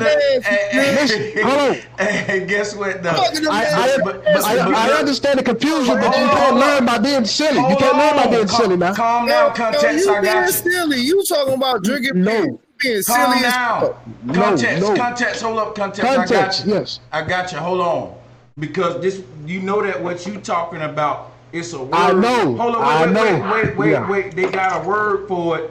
It's called self-predation. That's not what it is. Okay. No, you act like I'm slicing off my own organs and putting them on the skin. Yeah, that's crazy. Bro. No, it's not what it is. But can you really listen to something that you're not familiar with? And wait on your own time to come into an understanding to it. But why are you shooting down the understanding of someone who's actually experiencing it? Bro, I love you. Hey, listen, bro, I love you. If you want to put some money on some shit, I'll put some money on some shit with you.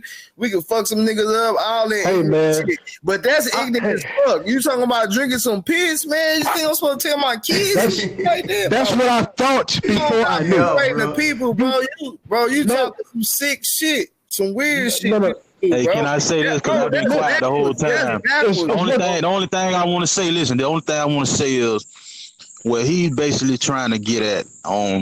He's trying to say that all your vitamins and nutrients and all that is secreted into the blood, right? So he's trying to find. Hold on. No. I don't agree with him, but what I'm saying is that what he's saying about drinking blood, that won't never happen because. No, he said, is it piss or blood? You can't lose a gallon of blood. So I'm saying, what are we? But what I'm saying is you can't drink no blood because it's too. It's blood and nothing. That's iron. Listen, blood. Listen, hold on. Blood has blood is iron. Blood is iron in its purest form, and we're not ready. Exactly how do you? I'm just trying to get your body. This is nothing to argue about. That's what I'm saying. Like, it ain't really nothing to really like go crazy like because that. It's just water. Hold up, wait, one at a time. Look, this is what we're gonna talk about then. let's look in nature with this shit, and we want to see what animals drink their blood too while we have this. Go ahead. Now, are you equating the plasma with blood? Because plasma is just a component of blood. Bro, shit. So I'm not talking about sticking a needle in my arm and drinking my blood. That's totally different. You understand on the whole other side drinking. And I'm saying that understandable. Can you sit in it? Can you sit in it? Can you sit in the pressure of it? Hold on. Let context finish, and then we'll get it back. I mean, I'm getting my context disrespectfully broken up, and that's a maturity thing on the listener. The listener has to be mature enough to receive what they're not familiar with. Talk about it. What I'm saying is plasma is water. Water renews itself. Now you want to see where in nature you can see the same dynamic is the ocean turning into a cloud, raining on a mountain. Mountains turn into streams, streams going into rivers. It is. Look, you breaking the cycle. You breaking the cycle order because water come from you for you to drink in your motherfucking mouth and put in your body, and then waste come out of you. Now you waste is a break of time now. You the fire every time you do this shit, bro. You need to understand who you talking to, bro. I'm telling you to slow down because listen. This is what I'm telling you. You listen, you breaking the cycle. You're speaking against the function of what it is. It's not waste. Power from feces is waste. Feces is waste. Feces is waste. Listen. Hold on. Listen. Let him finish. You won't let me finish. Okay? Whenever your body makes water too. Out of the air you breathe. Because water is hydrogen and oxygen. And it's just it's an interplay between the two. So basically, you want me to invest $1 million? Man, let him finish. We know what I want you to do. I want you to listen and just receive it. You won't get it right now. Hold up, hey, Key Norfolk, when he finished, you take the mic, but let him finish though. Yeah, you won't get this right now. Okay, feces is nitrogen. Urine is hydrogen. He said, "Yeah." Come on, bro. Okay, peace. Now, hey, come on, mute your mic, brother. Now, we know that that wine kicking in. Now, come on, brother. Look, Sanchez. Do they have? This me, man. This real shit. This shit ain't making sense. I'm gonna listen to you, brother. No disrespect, brother. I'm a very intelligent motherfucker. I've been to prison and college, nigga. I feel you on that. Talk to me. Okay, but they have slick ways of getting your plasma from you. When they have you take a blood test, all they do is spin. They try to act like the liver, and they spin the platelets and all the other stuff out to end up with the plasma. So no disrespect. When they go to the plasma donation center, spit and drink piss is what you telling me. Bottom line, that's what I'm asking. I can't answer you that way. Because it's out of context if I answer you that way. Yeah. You know, Sanchez know this shit, man. I'm just asking. Should I ask? Let me ask you this. It's out of context. Hold on. I got a real question. That's what I'm asking you, bro. I got a real question. Why you just can't answer me, bro? What the fuck? Like, what do you do to extract? How do you extract the I asked you. You said sit and piss is nutrients. I said no. I did not say shit was nutrients at all. I did not equate the two together. You said feces is fucking nitrogen. This shit. I said feces is waste. Real question. Oh man, rewind a second. Wait, hold on.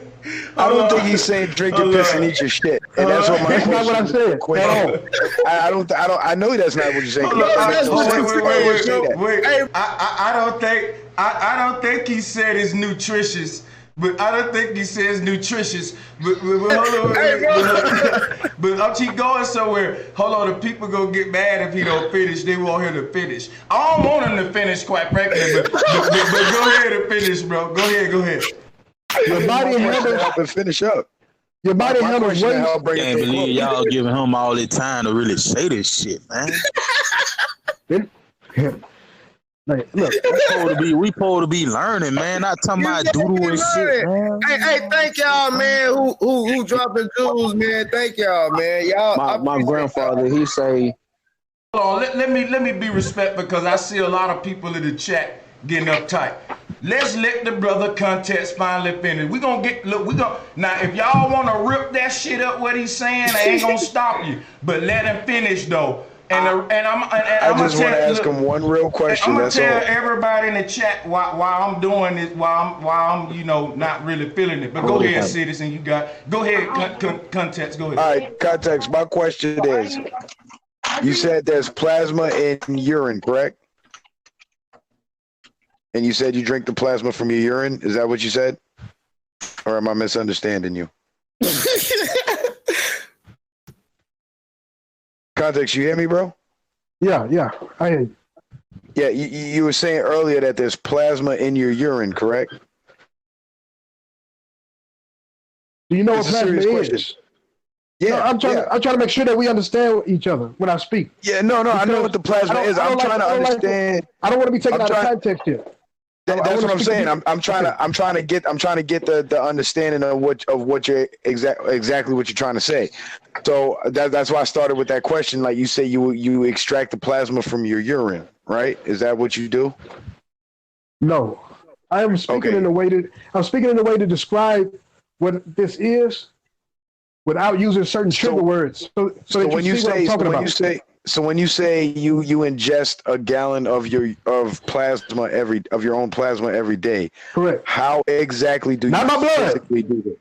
I know that because you would have to separate the blood cells from the plasma and everything. So my question is, how exactly do you do that gallon of plasma every day? So if it is something beneficial and that we all can gain something from, how can we all get on board? I asked the brother. Let her answer it right quick. Make sure when you say that shit, you say allegedly, man, for you kill niggas. Yeah. I'm gonna make a disclaimer when he done. I'm letting you know that right now. Yeah, this is not medical information. This is not medical. It's not medical information. Hold up, wait.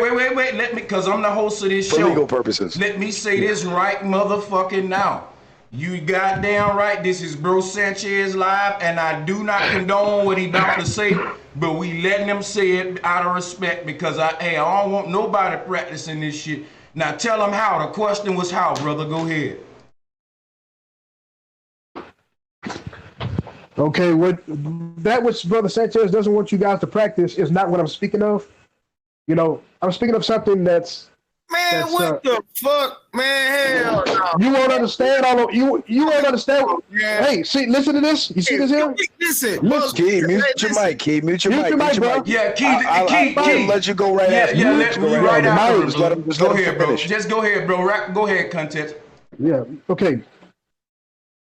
You will not understand what I'm saying without experience yourself. There are just some things that are so precise in what they are that the only way to know it is to experience it.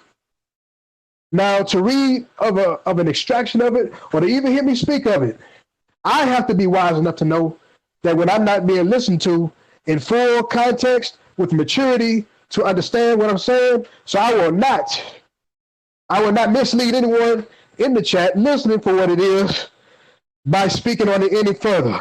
My mic is closed. That just let us know you really ain't know what you were talking about anyway, dog. Cause see. You got the mic, Keno. Yeah, I really didn't get an answer. We told you was next, so go ahead, brother. I knew what he was talking about. What he was doing was the shit he talking about. That's the shit got black people fucked up now. Like, you know what I'm saying? All that voodoo shit, all that playing into these other entities. That's why I want to talk to Brother Sanchez about the spiritual shit, because that's the shit that's got a hold to our people. That's what the fuck is wrong. That shit. Now let me build on that, because you dead right, and this is my disclaimer to the people. Now we let the brother speak. I hope y'all forgive us now. And I'm sorry for laughing and whatever if you think we was making fun of the brother. I apologize. I apologize. We both apologize. And the thing is this, the reason I was doing that, because You know, that's part of blood cults. That's why the Bible talk about drinking blood, eating flesh. That's vampirism. Nature didn't build nothing to have to predate upon itself. She wanted the blood to be in the plasma to be in your veins, not in your stomach. You don't, in other words, you don't need to be pooping out. You know what I'm saying? It's ingesting. And in other words, I like Italian dressing, right? And if you look at plasma look like Italian dressing. Now, what if I was like taking my plasma? Guess what? If I was doing a gallon a day of my plasma, shit, I'll just make Italian dressing with that shit. Hold on, my bad. Wait, hold on. Y'all, listen, man. Hold on. Wait, forget. I'm sorry. Listen. People, don't motherfucking digest your I don't know what to say. Like, hold up. All right, hold up. Check this out, right? Cause I'm drinking wine too, man, and I'm feeling right, and I ain't think it'll go to this conversation.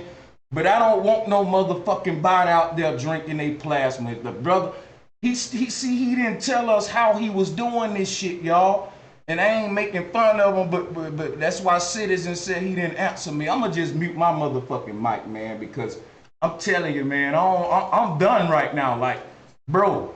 Yeah, the reason why I asked him, like, how does he do it and what the benefits are is because when you ingest something, you're putting it in your body. So what's the point in taking something out of your body just to put it back in? That doesn't make no sense to me. He said he did a gallon. You're not putting a gallon of nothing in your veins in one day. And then, like, you got to put this shit in your mouth. So I know what the fuck I'm talking about. That's the only thing going to hold that much shit. Like, nothing but your stomach. Don't nothing that's in your body even hold that much shit that you're going to continue to put in. So I'm asking him, do you eat shit? Should I be shitting in my food? Should I be pissing? Again, I already know. You don't eat shit. Okay? Only white people eat shit. So I'm saying break it down. They eat shit. And then they manufacture shit. Hey, bro, that's racist as fuck. Hold on. Let me get my cape on. Let me get my cape on. I ain't never saw no white person eat no shit, bro. That's crazy. Come on, man. I ain't say white people eat shit. Look up coprophiliac. That's the phrase that they came up with. Coprophiliac. I got a white baby mama. She ain't never ate no shit if she did. All right, but that's their shit. Goddamn selves. That's what Europeans do. Don't eat no goddamn shit. Coprophiliac. Nah, man, I think you digging too deep on some shit. Coprophagia. They came up with those terms. The type of shit you talking about is what's keeping us from making this touchdown. You don't know what I'm speaking to. Wait. Let me tell you why. And I acknowledge that. Let me tell you why I'm keeping it real right now. Because I went in on and I don't want to mention this person's name. This ain't in beef. But Devin Magic, Quasilonimus, see, they got a thing called blood over intent, right?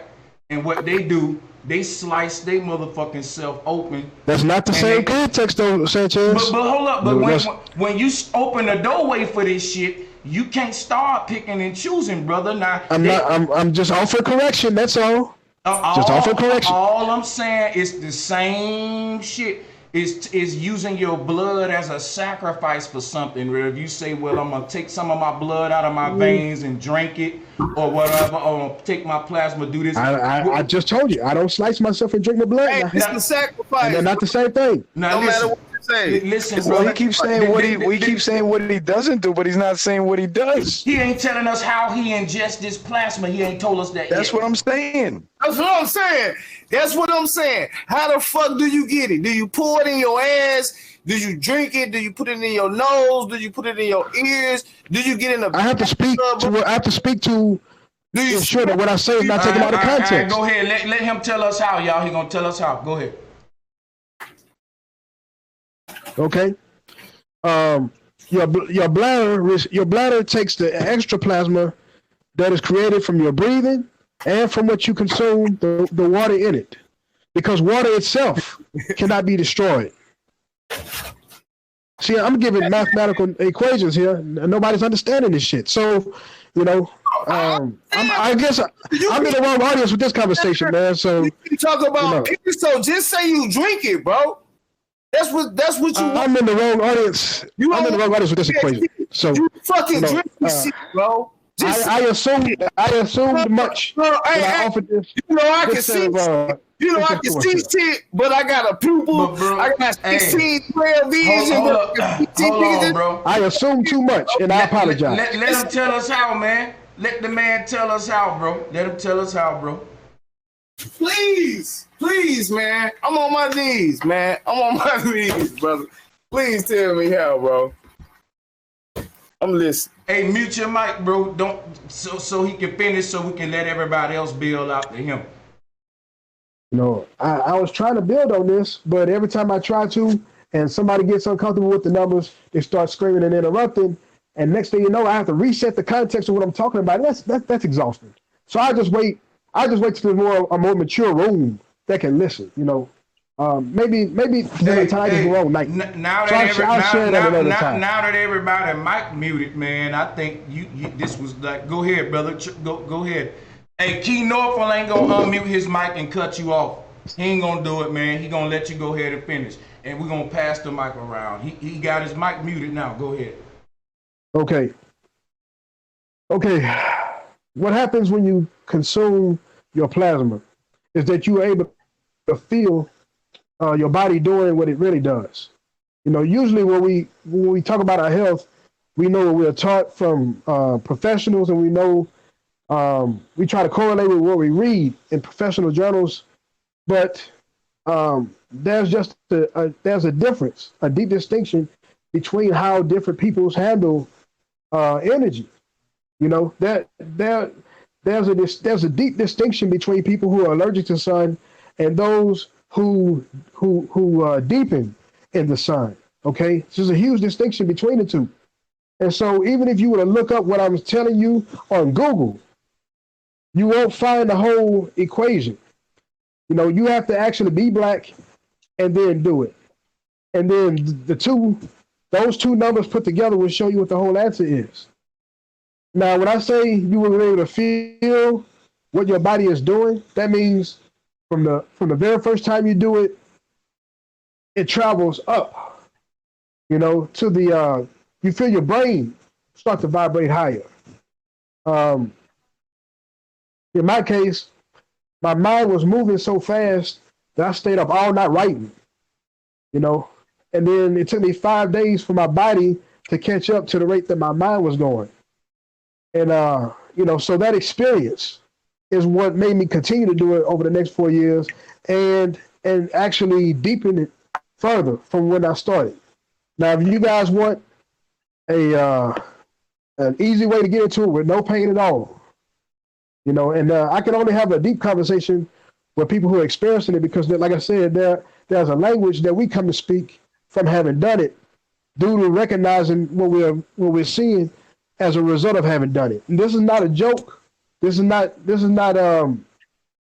I have to respect what it is. You have to be very honest when you try to learn deep sacred sciences, man. You have to be very sincere. And this is, I know Sanchez jokes, but he's a very sincere brother. That's why I listen to him. I can see the sincerity in him. But a lot of times, most of us don't have that.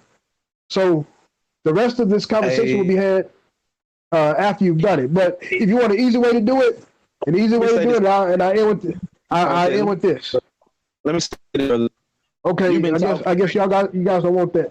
No, let him finish. I guess I'm done. Finish, man. Let him finish. I was about to, but y'all don't want to hear it. You just. I was on the edge of my seat, bro. You gonna finish? I got some simple questions, brother, before you start. Let me ask him, bro, Sanchez. Can I ask them simple questions, bro, Sanchez? Please let me go. I'll let you go after me. I promise you. Go ahead, get it, brother. I'm gonna make it quick, brother.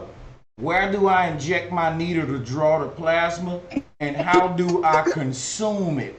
How do I get the plasma out of my vein and to my mouth and stomach and digest it like you? Do I make a tea? Do I just draw? Do I do like the camelback and take it from the vein directly into the mouth? How do we do it, brother? Anatomically, you have a storage sac in the front part of your body. You see, Contrary to popular opinion, the colon is not a storage area, but the bladder is. So, and actually, if you actually just go Google that substance that they say ends up in the bladder, and you tell me how, or that's too far. You would actually have to have an interest in learning what this actually is, and that's why I say I have to be respectful on this, because for the most part, you guys don't want to know what it is, and I have to respect that. I want to know what it is, brother. I want to know. Respect. We've been asking you for the last half an hour. I want to know what it is. Well, let me ask you this context. Let me ask you this real quick context. I have to answer that in a way that's true. I have to answer it in a way that's true to what it is. Because I notice you're using a lot of really vague terms, like once you do it does this for you. But we're trying to figure out what the it is. Yeah, what's the it? Is it because you don't want to say it in a way that if somebody was to like go try it and fuck themselves up, they can't blame you for it, like for liability reasons? Is that why you can't really explain what it is? Because I had to have the boldness. First of all, I had to have the respect of the brother who engaged me in conversation about it, because this is not an easy conversation to have with regular people. Okay, so I had to have the respect. I had to have respect enough to hear him out on it. And I also had to have the respect to be silent on the issue until my own experience could be shared back with it. But I think one of the things that you saying right now, listen to one of the things that I'm hearing, I just think it sounds like you just having a placebo effect. Like you psychologically feel or think it's working. You see what I'm saying? Okay, but listen. It working. What is the it working? What are you doing? Like you still haven't answered the question, bro. How are you? So you are you? That's all I ever asked, bro. Was how do you do it? Are you sticking the kidney? Well, he just pretty much speaking on a feeling that he had. I don't think it's really. I think he's feeling. There's so much more about me you guys don't know. Okay, go to. He had to be quiet. That's what he said. No, it's not about being quiet. It's a. Bro Sanchez let you talk for the longest, bro, and we asked you simple questions. Listen, Bro Sanchez, do you understand how I have to answer this? No, right? no, bro. But wait. Let me tell you what I understand. Let me tell you what I understand. I understand nothing if I wanted to do what you doing. All I know is that you ingest a gallon of plasma a day, but if Brother Sanchez wanted to do it, he wouldn't know how. So what I did, I nicknamed you Chain Know How. That's your new name, brother. Know How. Okay? and then you ain't gonna get no how from him. No how. Okay? No how. And then he tells you he can't talk to you about it until you do it. So how would if we can't but even you know what? That shit he's doing right, that shit like you speaking to me like you know how you do it. You already know. Bro Sanchez, you feel that energy? This is that bullshit Queen was talking about. That shit you doing gonna kill you. Check this out, though. See, when you do that, let's say if it do work, okay? Let's hypothetically speak right now. Let's say if it do work, what he talking about. But what's gonna happen is you gonna change the chemistry of your brain to where now you gonna feel as if you don't get it. You gonna feel as if you getting sick. That shit gonna kill, because you playing a psychological game with your own health, and that shit'll kill you. You know what I'm saying? So let's say if you take 3 doses a day, and that shit probably do work for you. You probably feel it work. But what happened if you don't get those 3 doses? You will have so much bacteria in your ass, your pH balance will be Nah, but that's on some funny shit. It's on some real shit. You know what I'm saying? Real shit, bro. Because at the end of the day, if you take 3 doses or whatever, how many doses you take, it might help you. It might work. Okay. Your pH, what happened if you don't get those doses? Listen, I'm trying to drop a jewel when I can. If you do that, your pH balance is gonna stay low.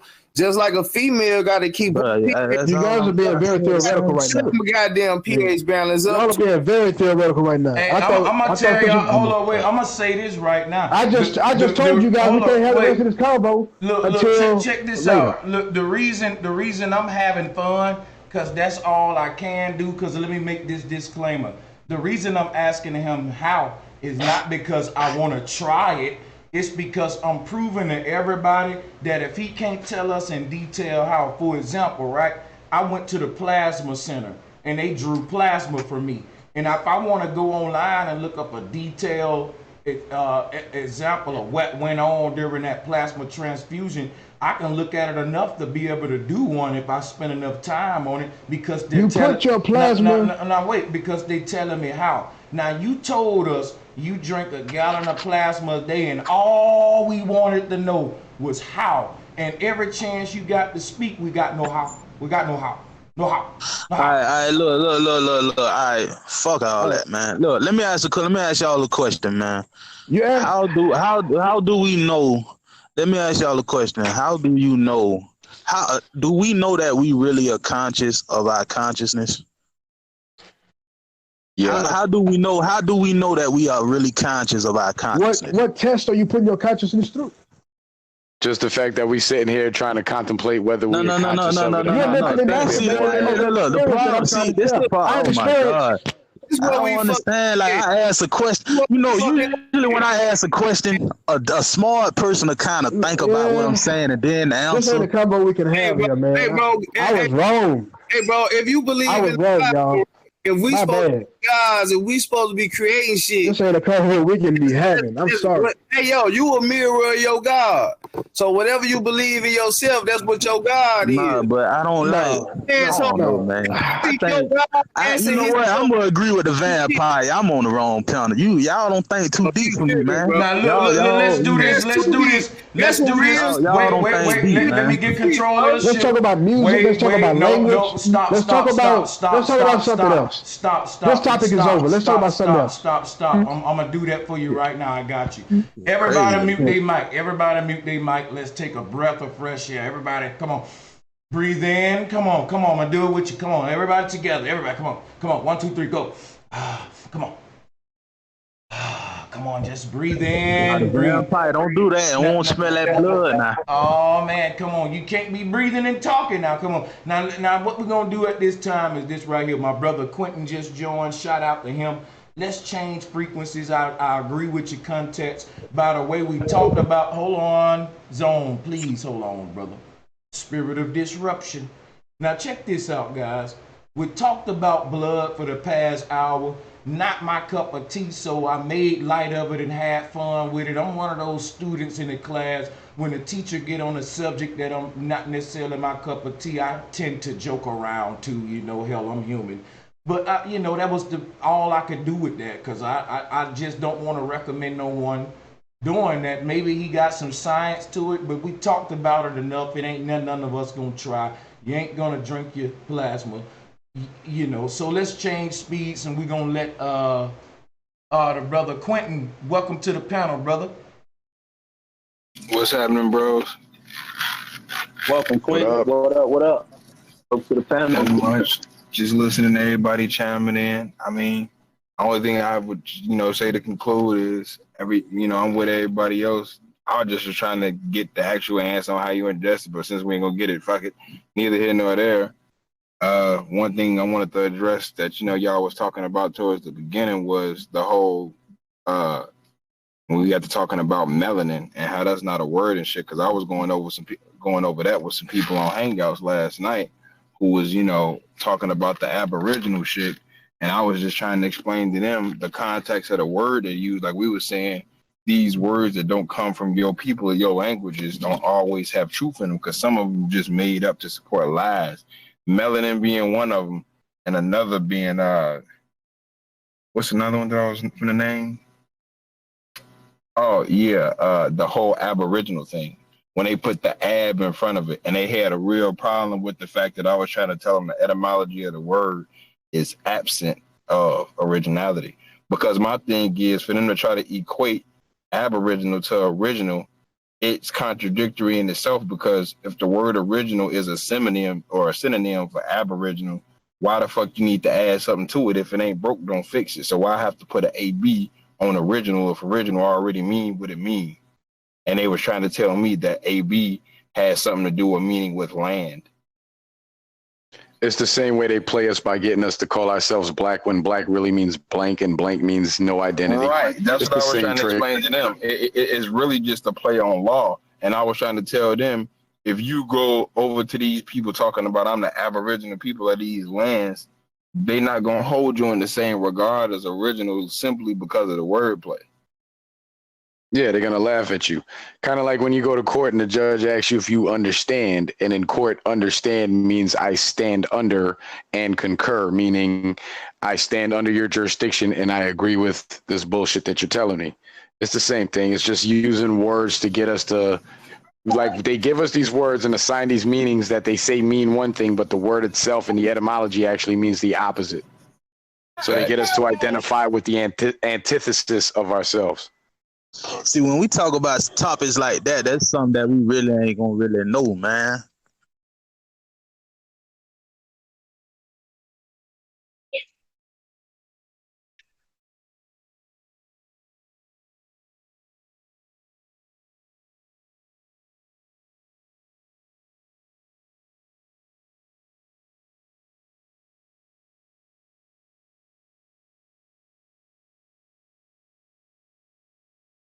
Man, listen, I sat here the whole time and been quiet. Now when I say something, the world finna eat. Brother, only thing I'm gonna say what I said one more time.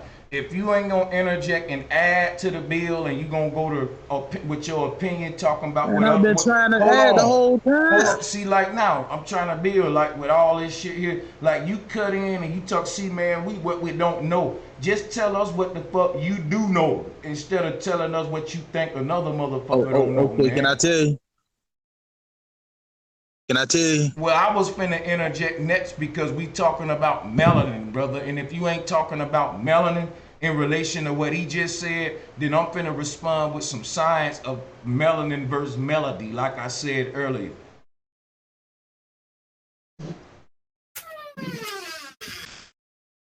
So yeah, that let me know that you was finna go off topic right there, brother. Brother Sanchez. Oh no, I ain't got shit to say. Go ahead. Hey, Brother Sanchez, I wanted to know, and not to interrupt, man, what he say melanin was equal to carbon earlier. I wanted to see if they was composed of the same elements, to see if they was the same. I mean, can we talk about that? Melanin really is like a they're the same. Then they composed of the same elements. If they're the same. I'm saying, but the reason we can't say it's the same is because the word melanin don't exist to begin with. So when we talking about the word melanin, it's really just a word used for magic of spells. You see what I'm saying? It's a word to use to support the spell that they're trying to cast by lying. That's what I'm telling you. That's what I'm telling you. That's why I asked you, was they composed of the same elements? Well, listen. That's why I'm trying to go into melanin versus melody right now and get deep into the ancient science of how they changed it and what it really is and all that. You know what I'm saying? It only gonna take me about 2 minutes, but y'all gotta mute your mics. You know what I'm saying? All right. So the thing about melanin, first of all, before I even get into the slides on the screen, what we got to realize about melanin is that what they teach us about melanin versus the truth. So let's start with what they teach us. They teach us that melanin is a hormone that's secreted by the pineal gland. Let's pull up a picture of the human. So they're telling you that melanin basically is a hormone that's secreted by the pineal gland. Hold on. I need some more slides for this. Bear with me. Now, they telling you that a melanin is a hormone secreted by the pineal gland and that there's different classifications of melanin. But I'm going to tell you what the ancients spoke of as melanin, but they didn't call it melanin. They would use a word more similar to melody or frequency. So how would that relate to what they tell us? So I'm going to repeat one more time and I'm going to be redundant. What they teach us about melanin is that it's a hormone secreted from the pineal gland that's distributed throughout the body, and it's there to influence and basically help the cells to adapt to your reality. It's there to it's an evening substance. It's a linked to the god Eve in spirituality. It's a balancing chemical. So it's melody because we're talking rhythm and balance. But how does this relate to you?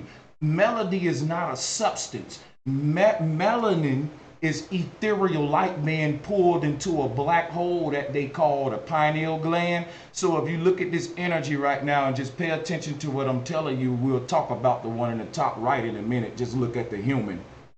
They tell you melanin is a hormone secreted from the pineal gland that basically connects you with the stars, because when you study what the pineal gland is not a physical gland. It's a void in the middle of the brain, a black hole. And since light can't escape a black hole, all of this energy that you seeing being sucked into the head of this human is being put into there by the pineal gland. And all of that is the different light of the stars.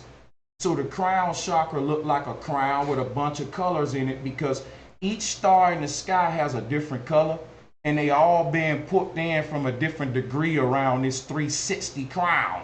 So if you think of a crown with a bunch of jewels in it, around it, each jewel would be a star, but it'll have a different degree on a crown based upon the circle.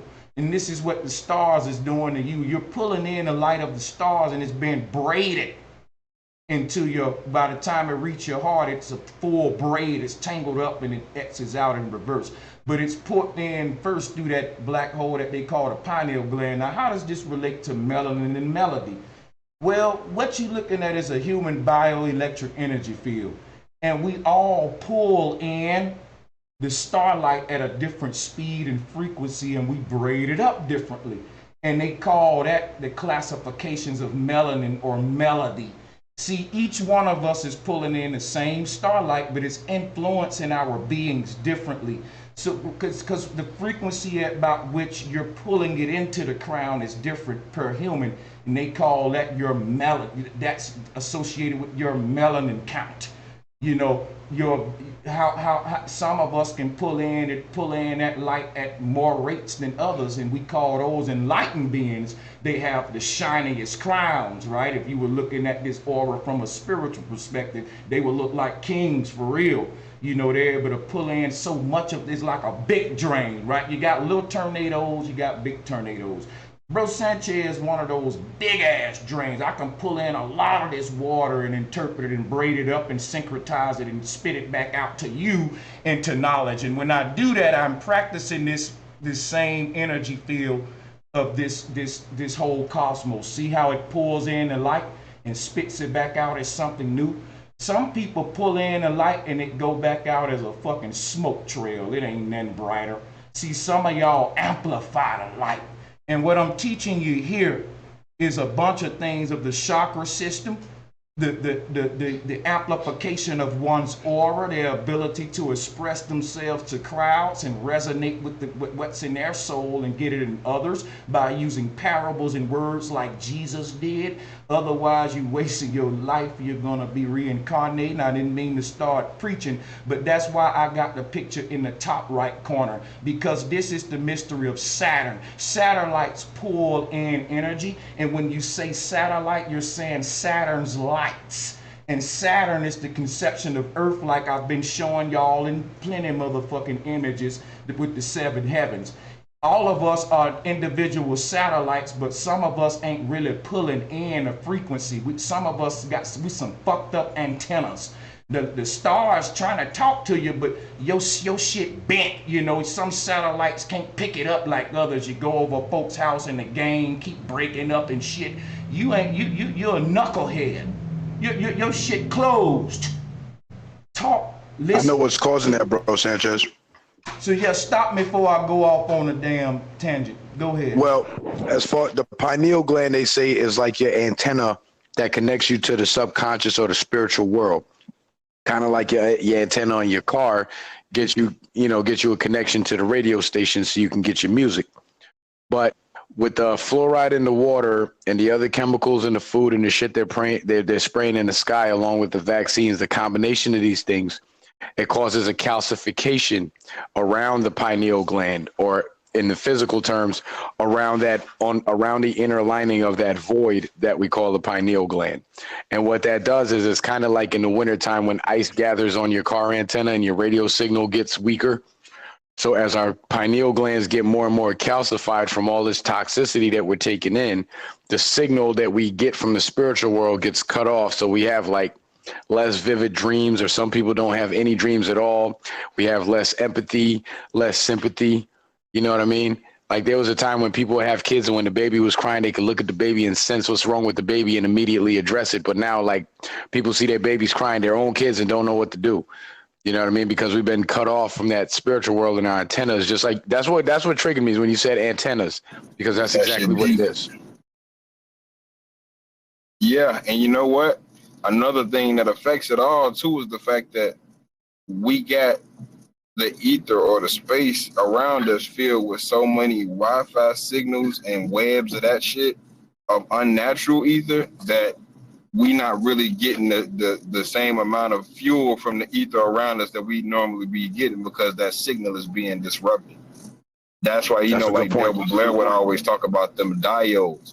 We damn near need to keep pockets and coats full of them motherfuckers. We should have clothes that just rock diodes as ornaments or some shit on some Michael Jackson type shit. But the point that I'm making is it's a lot of different things we can do to kind of start to deaden this shit. Like, because I know right now down there in Louisiana, they trying to investigate they made them investigate the harm of them 5G towers and shit, but I don't know what they gonna do about it. But at least they brought it to light, and I'm hoping something come of it. Well, here's something that we can do for right now. I don't know if y'all familiar with Marfoogle News, Marfoogle. He just does late night news, conspiracy theories, and that type of stuff. Kind of like the shit that we talk about, but he talks in code, you know, so he doesn't get censored. But he's got a link in all the descriptions of his videos where he sells this cover that you can put over the smart meter on your home. Like if you got a smart or digital electric meter that they call a smart meter, what it does is that meter emits radiation throughout your house. So there's people living in houses that are sick all the time with headaches all the time, and they don't know what's wrong, but it's their power meter outside pumping all that radiation into the house. And the device that he sells, it's a cover you put over it, and it blocks the radiation from emanating out, but it still allows, you know, the electric company to come and read the meter if they have to. So I think we should start looking into those, like some type of Fahrenheit-based device. That help. Also, another thing we could do too is because with the 5G and the 4G signals, it's radiation that's the danger to our physical bodies. But if we can get like iodine supplements, there's a product called Nascent Iodine. It's the atomic structure, is the atomic version of iodine. It's not bound to any chemicals, and it's based in palm oil. And what it does is it fills up your thyroid glands and it keeps the radioactive material out, so your body doesn't absorb it. So you can be in radiation for, you know, longer than normal, but you won't get sick. Yeah, and also, you know, they also sell diodes for the car too, like one that go up under your seat like a big block. It's like putting that under your seat in your car will stop the radiation that comes. The bigger motor you got or the bigger vehicle you got, the more radiation it emits. Like truck drivers. Hey, so do y'all think they about to dump like a large load of radiation sometime soon in the near future? Nah, what they do though is at the nuclear power plants around the country, they were built back in the 60s and 70s, they were only meant to last 20 years. Now we're going on 30, 40 years. So when they leak radiation, they turn off the sensors. And then every year the EPA raises the standards of how much radiation is safe. So what we have going on is all over the country, we got all these nuclear power plants that's just pissing radiation into the waters, into the air, into everything. Like everything we touch almost is radioactive. So now we got to start protecting ourselves. It ain't like they're going to drop a nuke on us and just radiate one whole area like that. It's going to be the whole country little by little incrementally, because as we get sick and drop dead, we're not going to know that it's the radiation that's causing this. But they'll know. But we'll just think, you know, we're just getting old. You know what be my beef, though? Hey, it's like we let the people who actually carry out some of this shit slide. Like what I mean when I say that is you got airplane pilots who will sit there and drop chemtrails and contrails and whatever the fuck. But look though, man, out of all those chemtrails, get out onto that. Look, out of all those chemtrails and shit though, we still got some good shit though that we can look forward to, man. That we can get together. No, I'm saying that's the point that I'm saying that we don't actually do nothing. In on it. We ain't put no energy in on. Okay, well let's all send $10 into the panel, $20 in tomorrow though. So if it's 1,000 motherfuckers on here, that's $20,000 goddamn dollars, man. I'm just saying, ain't no positive. I get where you're coming from with that, bro. I mean, we know this shit already, bro. We know this shit. Okay, let me finish what I'm saying. You know, that's why when one died, otherwise when Tupac died, niggas wouldn't have said, "Oh man, I love Tupac." Why? Because you feel like he stood for you, like.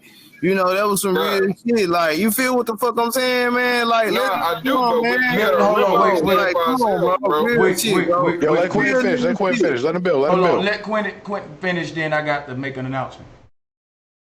All I was saying, bro, is the fact that when it comes to the accountability of the people who carry out these acts that get passed, but that's all we talk about, bro. No, listen to what I'm saying. It's not all we talk about. We talk about a plethora of shit. But neither here nor there. The point that I'm making is that's where the shit starts. Not us trying to figure out a way of let me build something to stop them from doing. This shit got us arguing with each other, though. This shit got us arguing with each other, though. No, I'm saying ain't no argument. My family, man, I do shit with them. You're not even letting me finish what I'm saying. Yeah, go ahead, bro. I'm just saying, people, when it comes to, like I said, addressing the issue for what it really is, the problem ain't gonna be solved. I appreciate the bright minds, man. Y'all intelligent brothers. Bro, let the man finish. You keep cutting in. You keep saying you're gonna let him finish. You keep cutting in, bro. You lit something, brother? You lit? Just give him 2 minutes and then you can add a mic, bro. You can say y'all niggas had a lot of time before I got here. You sure? You good? All right. I was trying to say, like I said, for the umpteenth time, is that when it ain't amount of money that we can all come together and put into it. It don't work that way. The point of how it will work is you to take physical action on the people that's taking the orders to carry out these acts. That's the point that I'm making. Your war ain't just with the people that's calling the calls, but the people that's following the orders. And when that get addressed, instead of me trying to go put a fucking cover over my meter, fuck going to put a cover over my meter when it should be a mob outside the fucking ComEd CEO's house ready to get on his ass or whatever, because this is all his doing. You see what I'm saying? It go further than us trying to pay for something. Let's put some money on the panel or whatever. Or let's put some money on it. That's not going to stop that, is what I'm saying. I hear you. And I'm not blaming anybody else for saying or trying to cause shit between people saying, you know, that's going to make us fight. It's just when it comes to addressing some of this shit, since we've been talking about it before, force is the only way. And when it comes to the kind of force we need to aim it in the right places. That's all. Let me give a big shout out to my brother JL Chaikin and my sister Vanetta Atkinson. Let me give a shout out to all the people who donated through the Cash App, man. And before we move on, let me just say that one of the main killers is stress. Dr. Sebi taught that. We know that. Now there's a lot of things you can buy that the teacher, Dr. Deborah Blair, invented. We speak about those devices. So for people who want to get into that, it's really at a point now where that you go to the link and buy the arm bracelet that stop the radioactivity. You know, there's a site called metacenter.com where you can support a growing black business that's selling motherfucking products to fight against what we call the beast, the powers that be. So it reaches a point where I love to talk about it, but what's to talk about when the great teacher invented over 30 different products to fight back? We got diodes for radiation on the phone, diodes you can put on your food. And when he was alive, he advertised this stuff. All of us remember Dr. Deborah Blair. How many of us have went to that site and bought something to stop this radioactivity that we're talking about? I have. I didn't go to his site, but I've been to the other site. Like Delbert Blair was the dude I was mainly on before Bro Sanchez. Honestly, you know, on the journey, if we're talking about steps.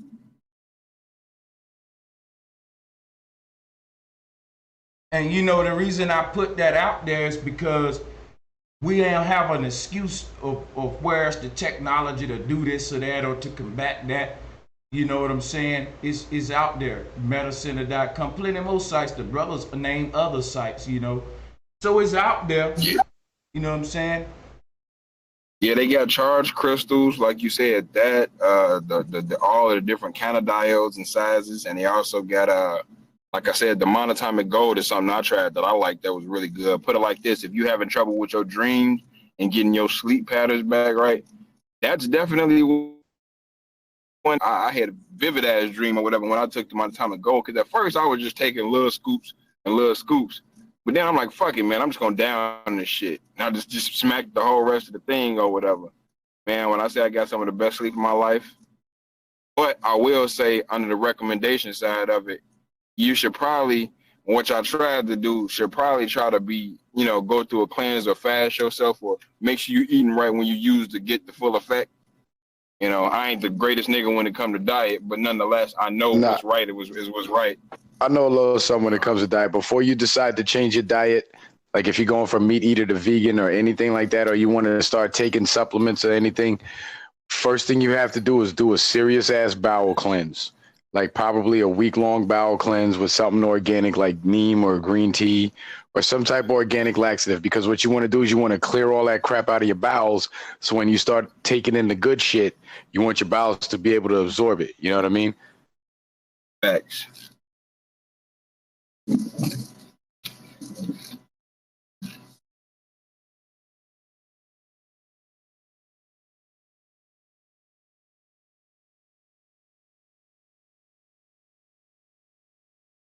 Well, let me just say this.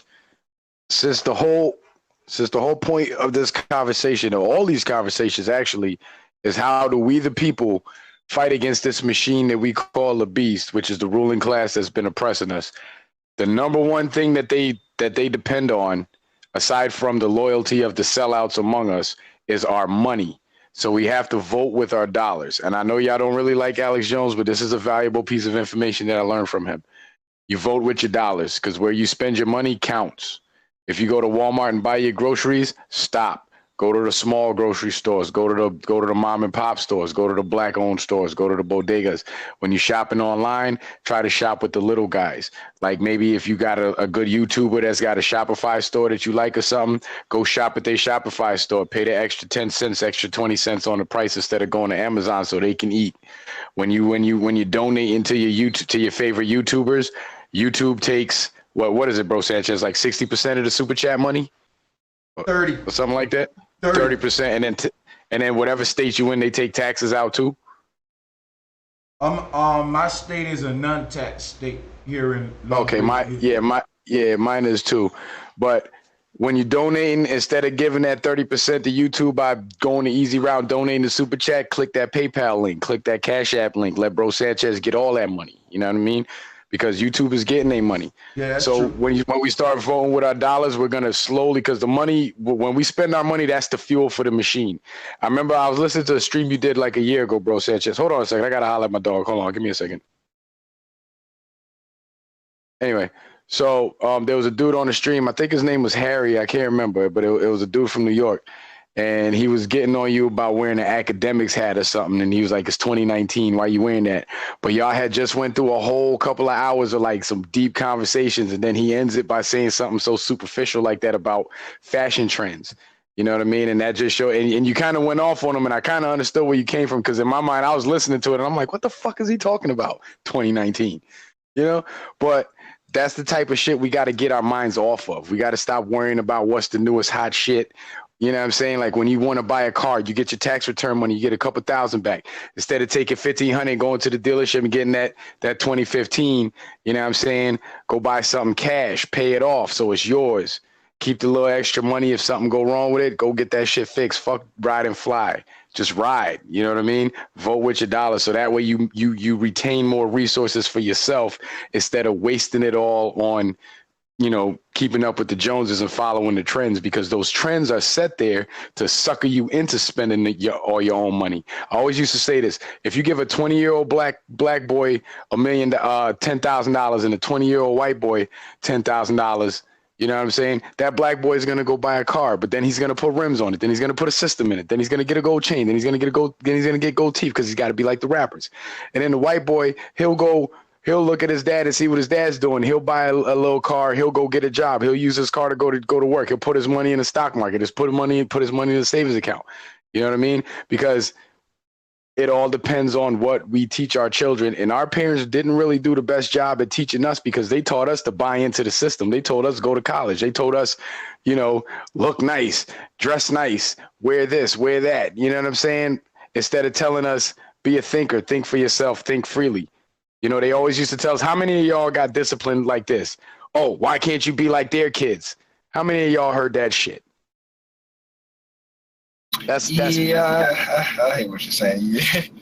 You know what I'm saying? That's misguided parenting, and that just goes to show that our parents were misguided and they misguided us. But now that we're the few that's waking up, we got to wake up other people so they don't fall into that shit and misguide their kids. You know what I hate? The first thing is getting off them trends. Right? The biggest thing I hate, though, is when parents use the excuse, we did the best we could do, or your parent did the best they could do. Not everybody does the best they can do. Sometimes people drop the ball and fuck up and slack off, and it still cost them. You can't just say, oh, I didn't fuck up. Nah, you fucked up. It's okay because you recovered the fuck up the best you could.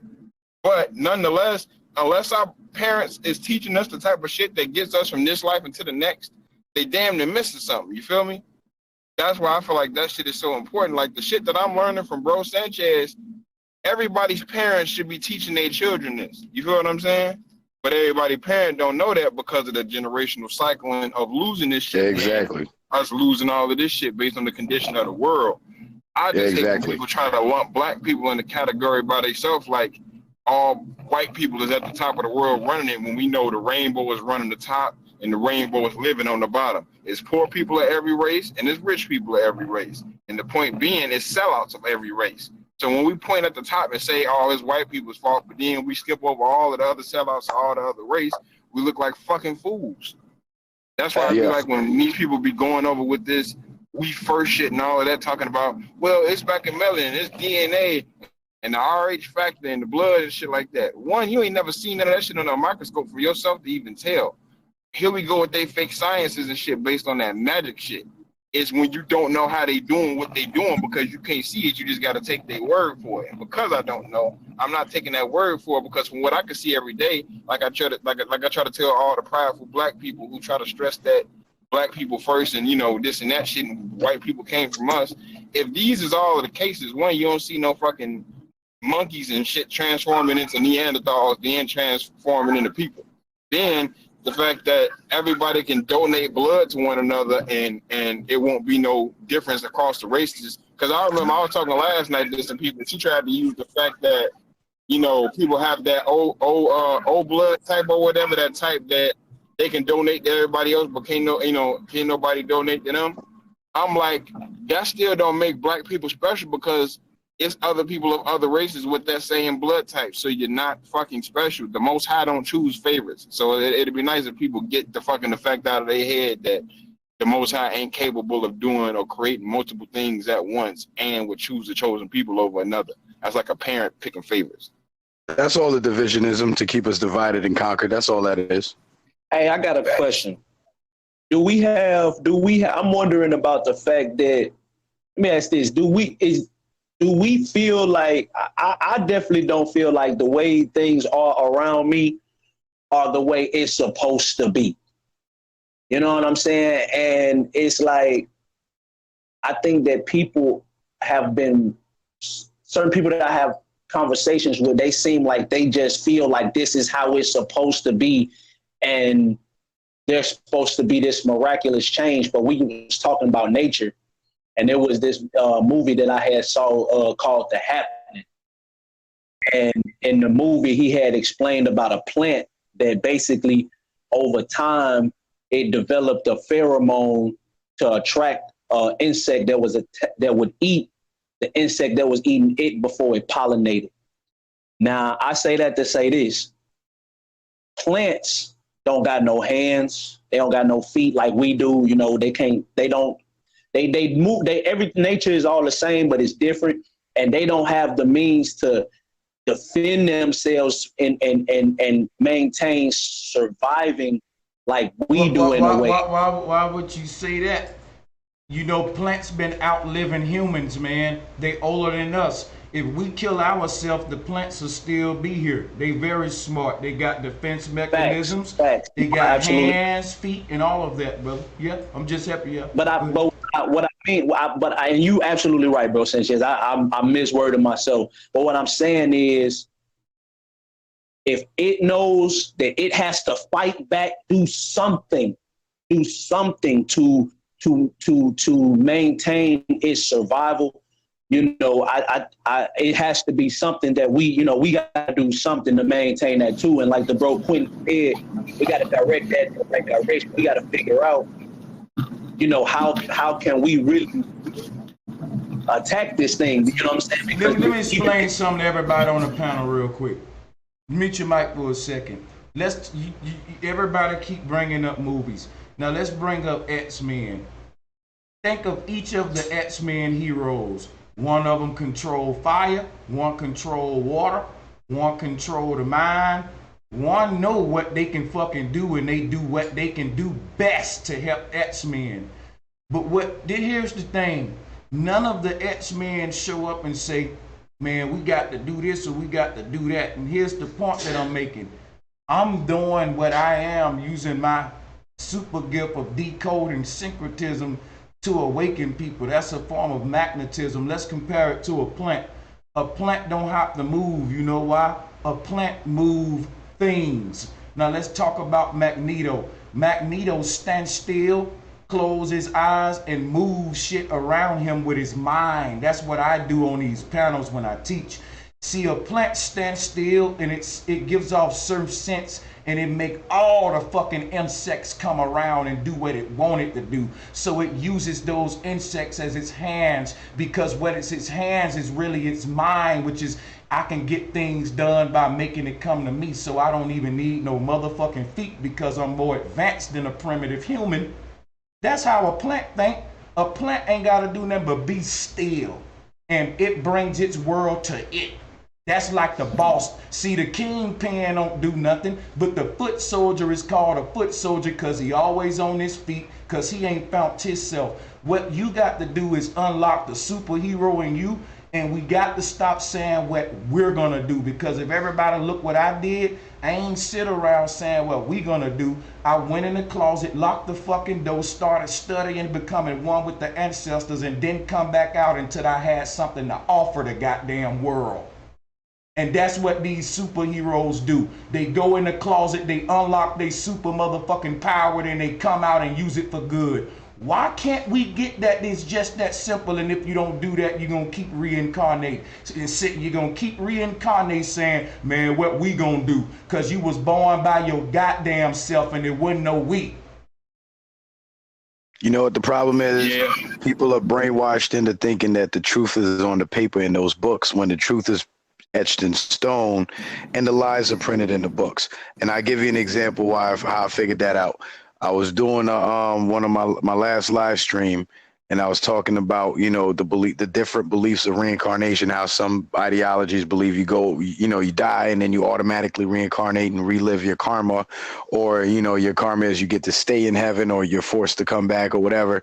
And as I was live streaming, I'm looking at the chat, and all people is asking is, what book did you get this out of? And then some people are like preaching the Bible at me, but they're all just throwing paper at me is all I was seeing. It's just paper being thrown at me. And I'm explaining to them, like, you got to think beyond the paper, because the scholars that wrote those books, they had to depend on information that they plagiarized from people who deciphered all this shit without the scholars, without the books. So we got to get our mindsets back in that place. So we got to put the books down. You know what I mean? I'm not saying burn the books. I'm just saying close them for a second and go outside. You want to know what the people in power depend on? Your ignorance. You not our stupidity. Yeah, they don't need nothing else. They know the truth. They could come up here and teach the same shit I teach, brother. That's the shit they teaching in their lodges. But what they thrive on is what you don't know. And see, we got a saying that say what you don't know won't hurt you. And I'm telling you, knowledge is power, and knowing is what's gonna motherfucking heal and free you. So one thing about it is, you know, you can point a person in a direction, but they got to continue to quest, and that's all I'm gonna say. Everybody running on a damn loop. They trying to find themselves. If you don't find yourself, and this is my belief, before you leave the body, then you'll continue to search. That's what computers do. If you tell them to look something up and it can't find it, that shit'll load for eternity till it find it. And if it ain't there, it'll just keep trying to look, but it ain't nothing there. Because it's looking at something that ain't been downloaded into it. If you don't give your reality what it needs for your brain to unlock the mysteries within you so that you can use your vessel to inspire others, then in my personal opinion, you ain't connecting not only with yourself, but with the universe. And some people, you know, I'm gonna tell you like this. We use conversation like a dog chasing its tail. We don't like to get nowhere because the place, we scared of how deep we going sometime. I think that we got a natural instinct to water it down and get into surface level shit. And that's some of us, man, we come here. I'm gonna make an example. Let's bring up some good teachers. We gonna give some props. Santos Bonacci, Seven Bomar. Let's just focus on them two guys, for example. I respect them guys. I noticed Seven Bomar, he don't do a lot of, you know, open panels and stuff. And I don't blame him, because at his age, man, you just see how much stress it take to run this shit. I can't see Seb up there trying to yell over motherfuckers. He's vibrating right. He got a good energy. He just got stuff to share with his people, man.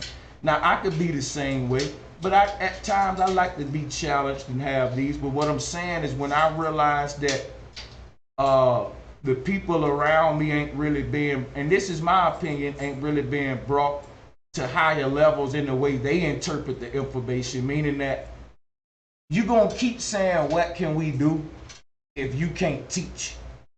Because really what needs to happen is a revolution of teachers that's simply telling the damn truth. Because guess what happened to get us in this trouble? It was a revolution of teachers that told a lie for so long that, man, you got to get busy telling the truth. That's what, listen, this is what the prophet is all about. The Messiah is all. Jesus didn't come down here with guns and cannons. He came down here with the truth, with words. All of these gods that these people talk about, what they moved the people with was knowledge, words. So, I mean, if we want to learn anything from that, have something inspiring to say. We need a revolution of the mind. Make a person have an aha moment every day. You know what I'm saying? Go deeper. You know, unravel the mystery in your quiet time, so that when you come amongst others, you will have some real deep shit to say, because quiet time is you going into the depths, into the dark. Now, if you don't go down there real deep to pull that up, can you come up with a treasure? I mean, think about it. If we scuba diving and I'm diving deeper than you, chances are I'm going to bring up a bigger treasure. So you want to drop some jewels, you got to dive deeper down there to get the treasure. The treasure goes deep to the bottom. And you got to do that in your own time. When I show up, I have a presentation to teach, and people be like, wow. Because I went down deep to give them some treasure when I went around, y'all. So I came back and opened the chest open and broke bread. See, because a treasure trunk shaped like a bread loaf. And when I open it up, I'm breaking bread, because I'm opening my mind, putting what's out of my mind, what I uncovered when I went down there to the depths, and I'm sharing them jewels with y'all. That's what you're trying to do.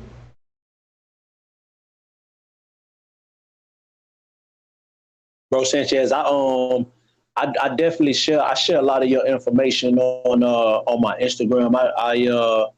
I do a lot, especially when I was working inside of the school district.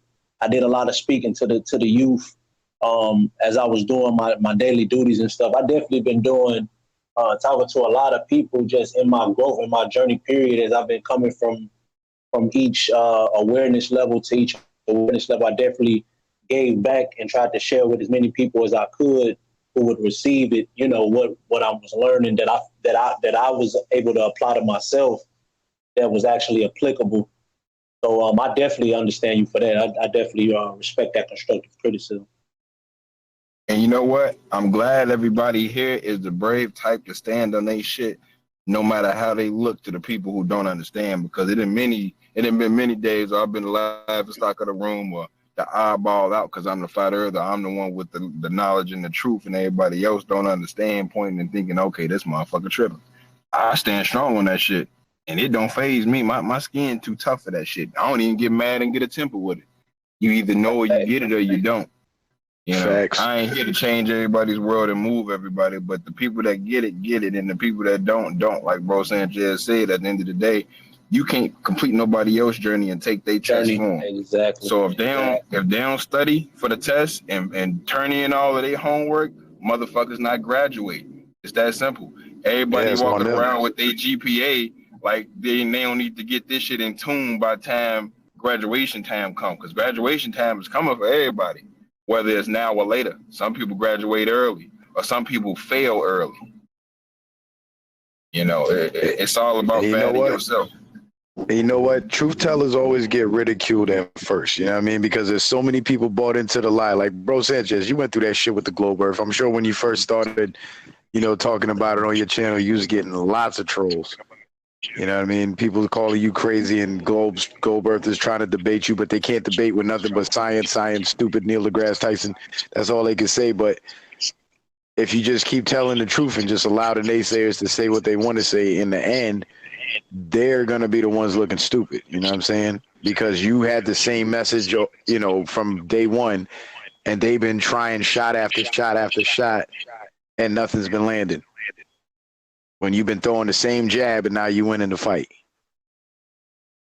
Yeah, go ahead. No, I was just gonna say it's the difference between programs in the Matrix and when you become conscious of self, you're not a program no more. Yep. And I'm gonna just share some with y'all. When Dr. Sebi talked that stress was the only killer, we know that the foundation of all this disease is stress. What I want to do is I want to go deep real quick, because earlier somebody was saying how we need to go to human anatomy and all of that and go to talking about the human body. So let me talk about it, give y'all a little anatomy, show you how stress interact with you, where it start from. So look at this image. What you looking at again is the human electromagnetic biofield. And like I told you earlier, everyone pulls in that starlight at its own frequency and speed. You pull it in at a rate that's comfortable for you. So we all running our own song based upon the resonant frequency of how we pulling in that light. That cup on your head is a drain. It's pulling in it. Earlier when I told you I'm a big vortex, I'm a tornado, I'm able to pull in a lot of that light. Some of ours, that's what it means, expand your consciousness, is making that hole up there wider, and you can pull in most starlight at a higher frequency and decode what's been going on. And the quicker you pull it in, you're now living in real time. You ain't got a glitch. You know how some streaming programs run 5 seconds late? In our time, we call it a second childhood. But anyway, here's what I want to tell you about stress. Stress is you being plugged into things that don't serve you. So if you look at this energy field around you, the only thing that is connected to is the stars. But what creates stress is when you connect with everything else, the fictitious world. I gotta look good, oh, the name brands, oh, my bills. Once you unplug from all that, then you ever ask yourself why a homeless man outlive a person that eat good and shit? Like, real talk, I see crackheads outliving motherfuckers, man. It's a crackhead been smoking dope in my hood for years. And I hate to make this example, but I'm just showing you something real quick. He don't stress, long as he can get his crack. Now, I hate to say this, crack is a killer, no doubt, but you get my point what I'm making here, man. It's some people out there that live fucked up, man, and they outlive some of us who run every day and shit and do all that, man. And you be like, how is that possible? It's the level of stress. You can have a person that work out every day, but they stress 10 times more than that homeless man who eat bullshit every day. He's smiling, joking, laughing, and every time you laugh, guess what? You increase your motherfucking lifespan. Did you know that? The healthiest thing you can do is smile and laugh. That's fucking medicine. So just to get you back on track, what stress is, you got to create a space for yourself to where you ain't necessarily happy all the time, but you ain't stressed all the time. Now, me personally, I create a space. I cancel anything outside of myself that start working with me, get my blood going, stressing me out. Even if it's other family issues, I tell my family, look, man, I got my problems too. Because what's happening is when other folks get giving you their stress and their loads, they're basically attaching a string from them to your macabre field around your body. And once you take on a lot of people, little strings and stresses, that's what stopped your light from coming into that crown chakra at the best speed it can come in if you weren't stressed out. So listen to me for a minute, right? I'm gonna go to another. It's called hold on. Yeah. We're gonna pass this thing around. Let me drop this real quick. No, I was just gonna say attaching the strings is called tethering. Yeah, no doubt. We went over. Yeah, we go. So check this out, right? All of this light is coming into the top just like you see here, but each light is a different string. It's been braided up in the middle. Again, like the brother said, we tethered to these lights. You see the word ether in the word tethered. Basically, we're connected to the ether. But now let's just get deep here. You see how this thing is pulling in this energy at a certain speed? What will happen if I start attaching little strings to this neck, pulling on it? It'll have to strain and stress to get that light into the middle now, because now you got some more weight holding on it. This is why they said you got the stress on your shoulders, because if you look at this image here, your aura sits upon your shoulder, and that's what's feeding you either a good time, a bad time, or a stressful situation. The ethereal energy you put in and how you let people interpret it, influence your heaven or hell. You got to be selfish, because when you look at, and I know that sounds crazy, but listen to me. At the middle of this thing is a fish. And the only way it can sail if ain't no hooks attached to it. You know, we catch fish with hooks. So when other people start hooking onto your net, you can't sail like the little fish trying to do in the middle. So you got to sail, fish.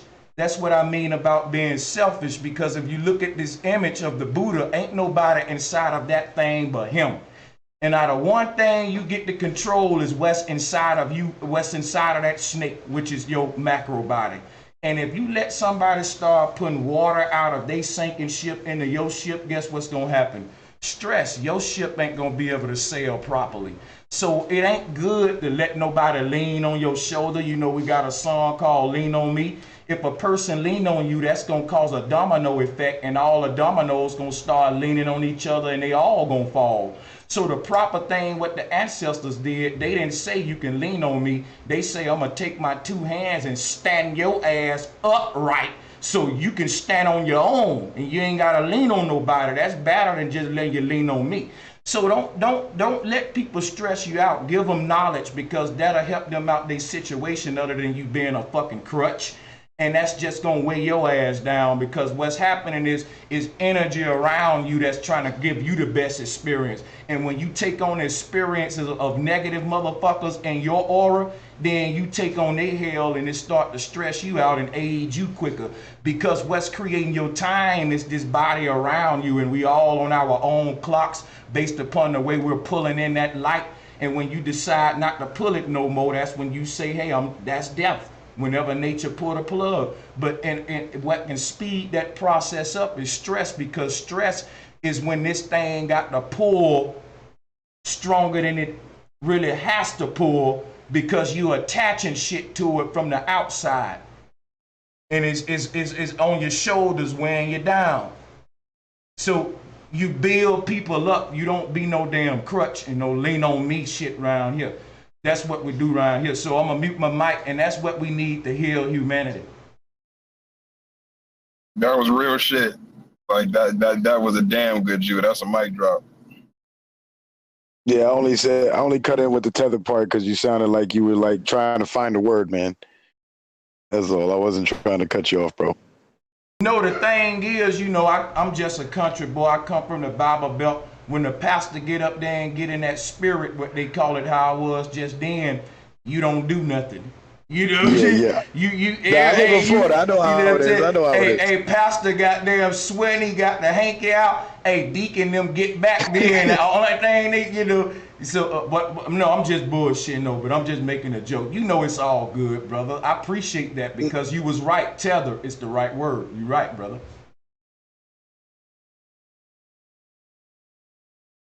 Anybody? Yo. So we got a new voice. Can y'all hear me? What's good? How you doing? Welcome to the panel. Okay, I'm good. Peace, everyone on the panel and in the chat. So I just want to come and say this real quick. The other night, bro, when you were talking about saturation and music and all, I don't know, but that hit me really deep because when you saturated the music and then you turn it up and we saw where it hit the line and every I don't know what you call them, but all of those things hit the line at the same time. You know what came to my mind? The movie Drumline. That movie came to my mind, and I just keep remembering them saying one voice, one band, one sound, and Devin was the main character in the movie, and he was always trying to step out of the line, and it just hit me so hard. When I put back that into relating to us, this is how I interpret it. If it's one voice, one band, one sound, some of us may say that, all right, we're gonna come learn the truth as when we die, we go to a different level.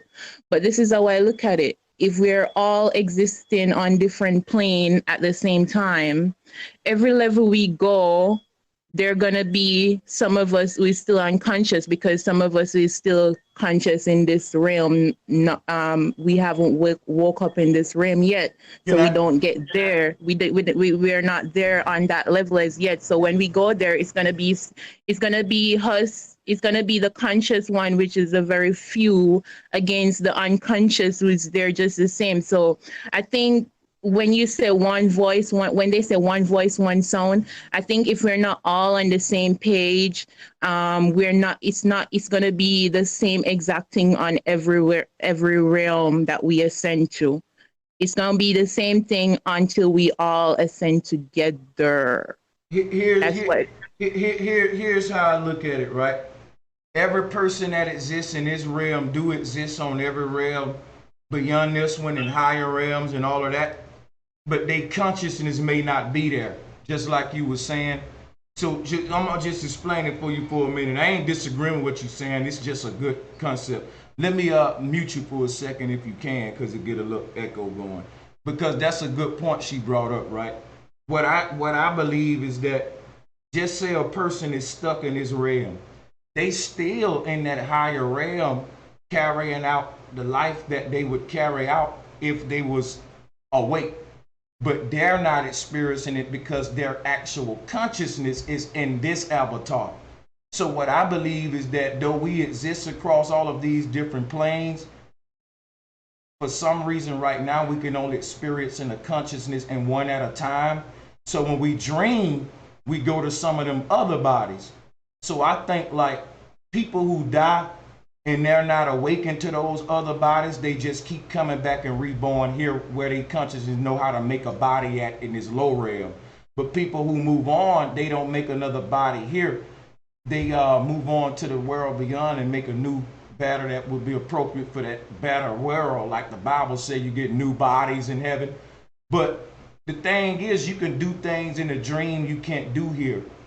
And I think that the next level is that level that we get to peek into in the dreams. So like we do have a better, lighter body that can do some type shit that we do in the dreams, but we come back here because we're not awakened to that body. So sometimes you can dream and you can wake up out of one dream into the next dream. And that's because you may awaken to what happens is if you go too far to sleep, you can dream outward into a body so far that the consciousness will remember another body in between on a closer realm that may be in between that higher realm before you get to this lower realm. So it make a checkpoint stop. You wake up in a second dream like, oh shit, I'm not woke yet. And you go back here, you fall back into this bottom world like, okay, I'm back to this low world. All right, I think that we can move through levels like that in them different bodies and different scenarios and different dreams. And there are higher experiences, but we just gotta awaken to them. So just another way of looking at it is that my higher self is carrying out all the actions I would carry out on autopilot right now. And actually I can go to sleep tonight and tap into that body by dreaming. And then I'll be like, man, yo, I was dreaming I was flying. Well, that was, of course, another reality than this one, a higher reality. So what I'm saying is I can go into these different bodies or avatars on these different other realms where the rules are slightly different. You know what I'm saying? And that lets you know that you're only confining yourself to one reality. And I think that death is just repetition, which is repeating one thing. If I was to give you an album and you only played one song on it, you know, so that's what I'm saying about this. It'll be like a skip on a record. The song can't play through because you skipping on one part. So the earth look like a vinyl record. And if you keep coming back here, that's like a vinyl record skipping. That's why they call it, you know, repeating or, you know, flunking in school. You flunk, you know. But the thing is, people will move on and shift their consciousness on up to higher and higher selves, while those different bodies and potential that you could have been move on autopilot, and you ain't even take advantage of them because you're using this low body here. So I think growing up and maturing and raising your vibration is a part of skipping that consciousness from one level to the next on a spiritual level. See, because it's the things that we can't physically touch that we take with us. And one of those most powerful things is knowledge. You know what I'm saying? Which takes away all fears. So on the ethereal plane, if you're not, you know, some people scared of heights, so they won't go higher based upon that fear, and they just come back here, so to speak, and keep playing this game. But some of us spread those wings higher, and that's the only way I can put it, man. That you know, you could come here and play in class and think it's a game, but every action we take, everything we say, every thought we have is being graded. This is a stage, and how you perform determine if you're welcome into the next class or not. You know, so that's how I look at this thing. Hey, you think the grading system in the schools, you think they came up with that based on that concept? It's 12 zodiac, it's 12 grades. I surely think they do, because and when you fail, you get held back. Yeah, it's the same concept. They mimic in nature. You know, that's what the Matrix do. It mimics nature. That's why they call it the university, because it's mimicking the zodiac, which are the 12 grades you really ascend through in consciousness. If we didn't have schools, we would have nature teaching us the natas or the nitas, the ethers. You know, it'll be, yeah, go ahead. Yeah, that's what I was thinking. I just needed confirmation on that. Yeah, you know what I'm saying? You definitely spot on. Everything from the bell system, how the cosmos shaped like a bell in between. You got the hallway in between the classrooms, like I was breaking down in the previous video, you know. They still it. The sister had said earlier about doing together. And that's kind of what I was speaking on, you know, earlier when I said, what can we do? Not necessarily as in, like, you know, I mean, we all individuals and stand on our own square, but it's only so much that one individual can do.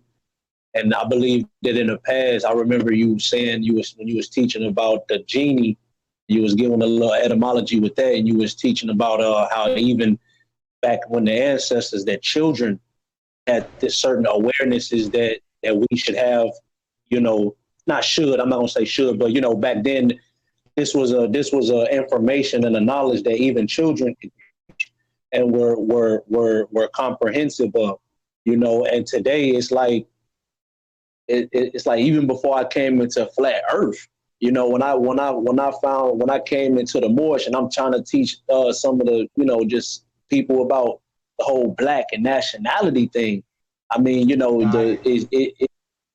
it's no, you good. It's like you say, the information is not new, it's being hidden. So, you know, it's hard. It's especially complicated for us to try to teach it to our loved ones and stuff like that when we just coming into certain things, you know, when we've been indoctrinated for so long, you know what I mean? So it's like, that's all I mean, like on a like not global, but on a massive scale, like, but like the panels, stuff like that, it is beneficial. You know what I mean? That is a good way of getting the information out. But you know, I'm just thinking like in other more ways. What can we think of? You know, it's so much jurisdiction on the panels that the you reason I say that is the reason I have that selfish doctrine in my philosophy is because that's how I became great. When I stopped serving others and started serving myself, I created a better creature that was more efficient at serving others. So one thing is true, that these panels are a benefit, but that the question is efficiency. Meaning if I got to stand at the gas pump for 10 hours to get 1 gallon, I'm gonna go to the next station. So the thing about being a benefit is the efficiency of the stream have to increase. The amount of information a person get for the time they spend here got to increase, not decrease, and that's how we know we're moving up, not backwards, and that the panels are indeed beneficial. We got to grade it by efficiency, right? So that's just being fair, because I'm very much, and I'm not saying this in a bad way, I can affect people sometimes better alone in a presentation than sometimes how these panels get ghetto and shit like that. So it's all about efficiency. And the reason I teach that selfish philosophy is you can't be efficient to others and serve them if you can't serve yourself. In other words, how can I put it? When we say what can we do, we can never do nothing. Because when I tell you why, it's very simple. When you said something, you said it's only so much one person can do. Think about the statement. If one person do that so much, we'll be where we need to be. Now let me break that down to you. It's only so much one person can do. Why do we put only on that? Because if you do so much, that ain't only, that's a lot. If each person do so much, do you know how far we'll get individually? Then when we come together as a collective, we can make noise and be more efficient, because if we got 10 people in the room and we got to teach 7 of them and catch them up with the other 10, that ain't going to be efficient. But if you got 10 people on the same level, like one of my favorite rap groups, G Unit, all of them was bosses. You know what I'm saying? Each rap can hold their own pretty much, instead of, you know, one fire rapper and a bunch of them just doing like, you know, some rappers ain't got lyrics, so they got to show their butt cheeks, moon to people and do shit like that. You know, I'm just saying, Jay-Z can go on stage and not even move. He can put his hat low, spit lyrics and move the crowd. Some rappers gotta run, throw water, jump on the fucking audience, because they ain't saying nothing. But Jay-Z can stand there and stand in the middle of the stage, put his hat low and don't move not one time, because he moving you with your mind. And that's called magnetism. That's what Magneto do. That's what I'm trying to teach y'all. Like, ain't nothing you can do for nobody till you can do it for yourself. Like, I couldn't teach y'all this shit till I can sit in a room and teach it to myself and make it understandable to me. Then I knew you was gonna feel it. That's just like when I make a beat. If I can't sit there and make a beat that's bobbing my head, what make you think you gonna bob your head to it? If I can't even feel that shit and I'm making the beat. So I got to sit there and make sure that shit good, just like a person that's a cook. They ain't saying, you know what they doing, they going in the kitchen by themselves, tasting that shit, making sure it tastes good to them. And when they go out there and present it to the people, they know they ain't gonna get no complaints, man. I tasted that shit. I put my foot in it. You don't even need salt and pepper on it. All you need to do is listen to this. I broke it all down, got the collages. I'm laying that shit out. So what I'm saying is when everybody go inside, because the brother earlier was like, why you ain't touching on anatomy, Sanchez? And right there is that we type mentality. Why you ain't motherfucking touching on anatomy? I'm doing syncretism, etymology. Just like when you talk about together, here's the thing. The word together break down to two words. Tug, the ether. We're all pulling in starlight into our own crown chakra, meaning we're all tugging the ether. So we're doing it together, but we're doing it differently. Meaning that in a song, each instrument is playing together, but they ain't all playing the same shit. If the piano was doing what the drums was doing, you'll say, cut that shit off. The piano playing, we all doing the same shit because we making the song, but we got a different part. And when people show up and say, Brother Sanchez, why you ain't doing my part? Because I'm the piano, bitch. It's like, I can't stress to y'all enough that you ain't adding on to the song by holding your damn trumpet, telling the piano player what we gonna do. Because the piano waiting on you to blow your trumpet. He playing the keys. You got to go in your damn closet, learn how to pluck them notes right on your trumpet so you can come back to the composition and blow that bitch with the song. And guess what? You gonna blend it in with my keys, but you ain't gonna play what I'm playing.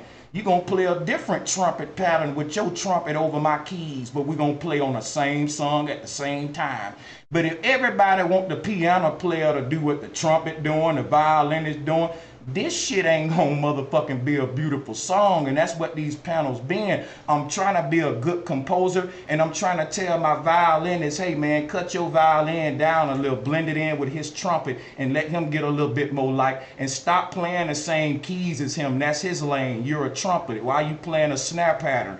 I'm trying to get this song right on this stream, but I think as I work with these musicians, man, we're gonna get this shit right. And I ain't trying to belittle y'all. I'm just trying to show you how we all add to the all by playing an individual part. Think of it this way. Think of Mighty Morphin Power Rangers. They all would come together and make one big robot. But if the motherfucking leg was asking the arm, what we gonna do? The damn robot will be falling and acting stupid. The leg can't worry about the arm. If you the leg, you need to focus on taking your damn steps. I'm the hand, I'm gonna punch this motherfucker. I can't look at what you doing. If everybody play their role, this damn robot gonna kick ass. But if each Power Ranger in their fucking position saying, man, what we gonna do? Guess what we ain't gonna do? We ain't gonna move. Cause the leg asking the arm what we gonna do, and the leg and the arm asking the brain what we gonna do, instead of each one getting busy perfecting your fucking part. And if you don't know what the part is, I can't tell it to you. Do you play the trumpet? Do you like the violin? I can't tell you which one to play. Pick up a damn instrument, perfect it, and come to the song and add on to this motherfucker, man. Yep, and what you said is the melody. And I agree with that too. Not someone else's potion might be your poison. Not everything's gonna work for everybody. But yeah, I connected to the part where you said sometimes when we're in a dream, we go into another dream. That's been happening to me lately when I'm dreaming, and then I see a symbol. I want to write it down, and I feel like I'm writing it down. But when I'm awaking to look for this, where I wrote down the symbol, it's nowhere to be found. But yeah, I gotta get more into dream research. Yeah, that's dope. Yeah, one thing to add on, bro. I think you do a great job bringing people up on the panel, and everyone expressing themselves is just going to make us all better. I think once you go back and you sleep on it, you think about what you said, and you just keep refining your perspective. And I like your analogy of playing in a band. I think that everybody on these panels needs to consider that the people that we're really serving are the listeners out there, and we need to put aside our egos and try to keep the quality up. And I think the masters of their instruments and of singing and rapping are the ones that can tell the difference between good and bad in their medium. And usually that's done by a lot of listening and input. you've got to sit back and really take it all in and see what's good and what's bad. That's all I've got.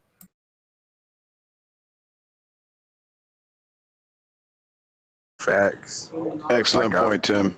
Yeah, it's like, I'm like, bro, man, as long as we all do our part and play our instrument, we gonna be straight, my G. Like, I want everybody to, you know, come together and help us in creating a music group on that level. You know, start to shoot videos for people who starting to do that, and, you know, a couple of other different areas that we all working together in and starting to put that out together. Because bro got it with these presentations and shit. Like, the presentations is what make the panel so hot.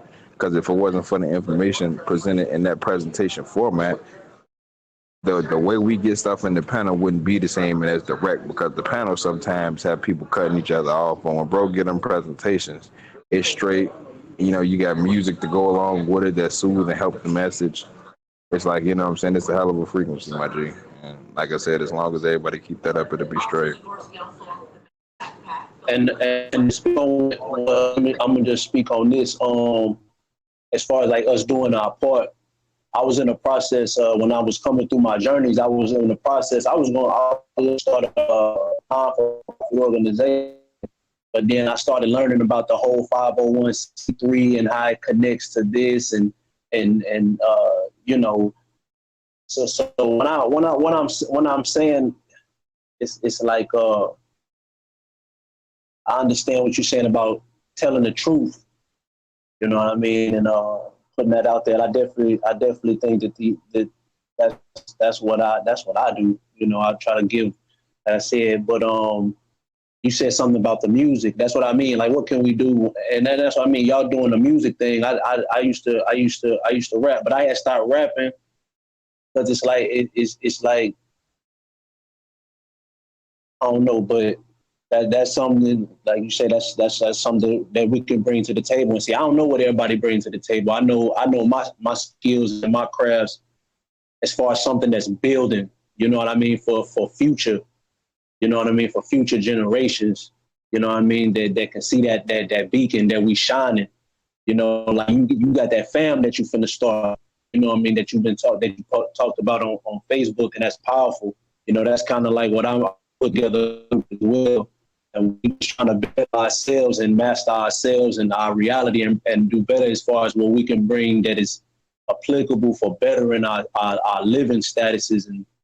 And that way we can teach it to others. Like I do concrete and stuff like that. And I've taught a couple of guys that didn't know none of that stuff how to do it. And we doing drywall and stuff like that.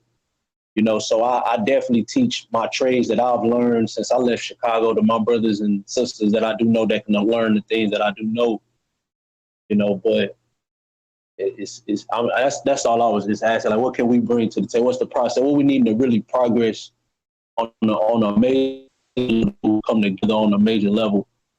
You know, because I mean, the powers that be. You know, it's like to me with the God and the devil metaphor. And people thinking they can go to hell. It's like, if you do wrong, how can your wrong be worse than that God considers his only adversary? You know, there is an adversary, you know, and you've done many streams pointing a lot of these different. I'm not gonna say adversary. I'm not gonna say that. I'm gonna say that term, but I'm gonna help you out. What can we do? See. The crazy thing about it is, to really answer that, I will have to go down this entire panel, right? And I will have to say, hey, Empress, what can you do to contribute? Hey, Citizen, what can you do to contribute? Hey, Foundation, what can you do to contribute? And once I write down and tally up what every person can do to contribute, I can say, okay, now what can we do based upon this? He said he owned a vending company, he can do that. He said he do that and he can do that. He said he's a mechanic and he can do that. He said he got an empty building and he don't know what to do with it. So I can write down what each individual can do by themselves, and then I can tell you what we can do once I have that on paper, what each individual can contribute. You see how that works? Because like, exactly. If a football team running a play, if a football team running a play, everybody got an assignment, and I don't really know what play we gonna do until I know what you doing, what he doing. Okay, that's this play. That's a Hail Mary, cause he going straight, he going straight, he going. But until I know what every player doing, I don't know what the fuck we can do yet. We ain't dropped the play out. We ain't saw what you could do, and talent it up to see now what can we do now based upon what he can do, she could do. She see, I think I'm beating the horse here. My fault. No, that was my fault for taking the question. And that's exactly the here in the panel, and that's the point of what I guess I should have got to. We all here, bro. Sanchez, we got a lot of jurisdiction, man. Can we all do that is productive, that can benefit us as a whole throughout our jurisdiction, man? Hey, you breaking up? We can't hear you, brother. You breaking up bad right now. But I think society has us all compartmentalized and specialized. And so that's why we need people to see the big picture and to put us together and synthesize what we all bring to the table, like the coach in football, for instance. Yeah, but see, here's where here go what irked me. This is what irked me right here. Like right now, I think the conversation should have shifted to, okay, yeah, man, yeah, that's a good one. What can everybody do so we can see what we can do? If we was really serious about. Well, I was actually gonna suggest something. Somebody's got some echo. But y'all see what I'm saying? Because think about, let me just give you a scenario. What if I was the I know what you're saying, bro. No, but what if I was to hypothetically do that and everybody on the panel individually said, well, I can't do nothing. Well, I can't do nothing, bro. Well, I can't do nothing. Then I'm going to ask the question again, what can we do? It'll be nothing. It'll be nothing, because if I ask each individual on a panel what they can do and they say nothing, well, we can't do nothing, right? So that's why I said we got to go through that if you're serious about that question. Well, just for the record, I build websites and databases. So if anyone ever needs any help putting together a website, just email me at timtruth@protonmail.com. Oh, I'm getting a pen right now.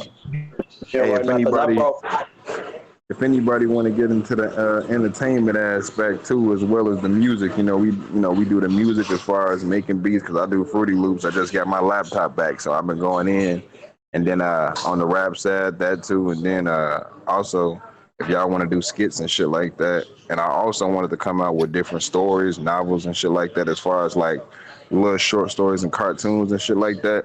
If anybody is good on the creation side of like creating like cartoons or drawing or stories and shit like that, we can tell the truths or the sciences and shit and the histories that we learned through the little different cartoons or through the different skits that we would do on the entertainment aspect to still add some knowledge of science to what we teaching the shit. So, whether it's within the music, just like Bro Sanchez rap some shit that, is some conscious shit through the music, or whether it's through skits, or whether it's through cartoons or books or anything. So those are just a couple of different avenues that anybody that got a hand in that or good at that we can go to. And for the artists, we can start having artists create sigils and shit like that we can make and put on T-shirts and so on and so forth.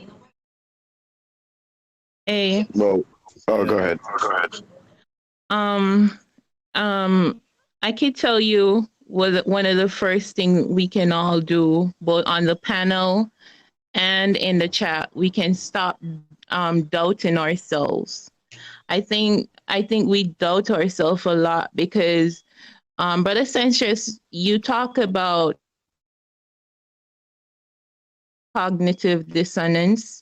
I don't know if I'm pronouncing these words right because I'm new to all these stuff. Yeah, that's so perfect. Please you pronounced it bear perfect. with me. So, you said it's that, right?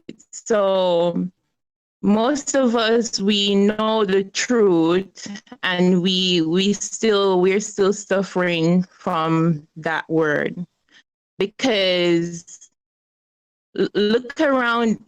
We all know, or we all can admit to ourselves that the system is a fake, it's an illusion, but we're still a part of the system. And I say that because we'll I'm sorry, I'm losing my chain of thought, but I swear I had a point. We look around us and we look at the elements, the elements that we need to survive, the main elements that we need to survive. And the people that rule us are governmental. These people, they're capitalizing on these elements, these 4 elements that was given to us naturally by nature. And they're capitalizing on these elements and then they're selling them back to us. They capitalize on the free stuff and then they create a paper and give that paper to us to buy back those stuff from them, right? So what else do we need? Because we all can admit it, because right now, I think I heard on this panel before that some part in China where they have to buy oxygen are here. And we all know that every one of us have to buy the land from them or from somebody. We have to buy land, we have to buy water, and it's coming to the point where we're buying here. And what else? What else do we need to see to realize that it's all a method of control? We're going right back to direct slavery. Yeah, it's an invisible prison.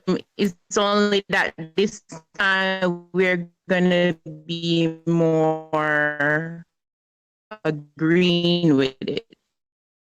We're not gonna be rebelling against anything. We're just gonna sit and watch them do whatever. And we just sit and discuss it and say, well, what we gonna do, everything that we need to know. So the only other move is for us to say, okay, what's the solution to all of this?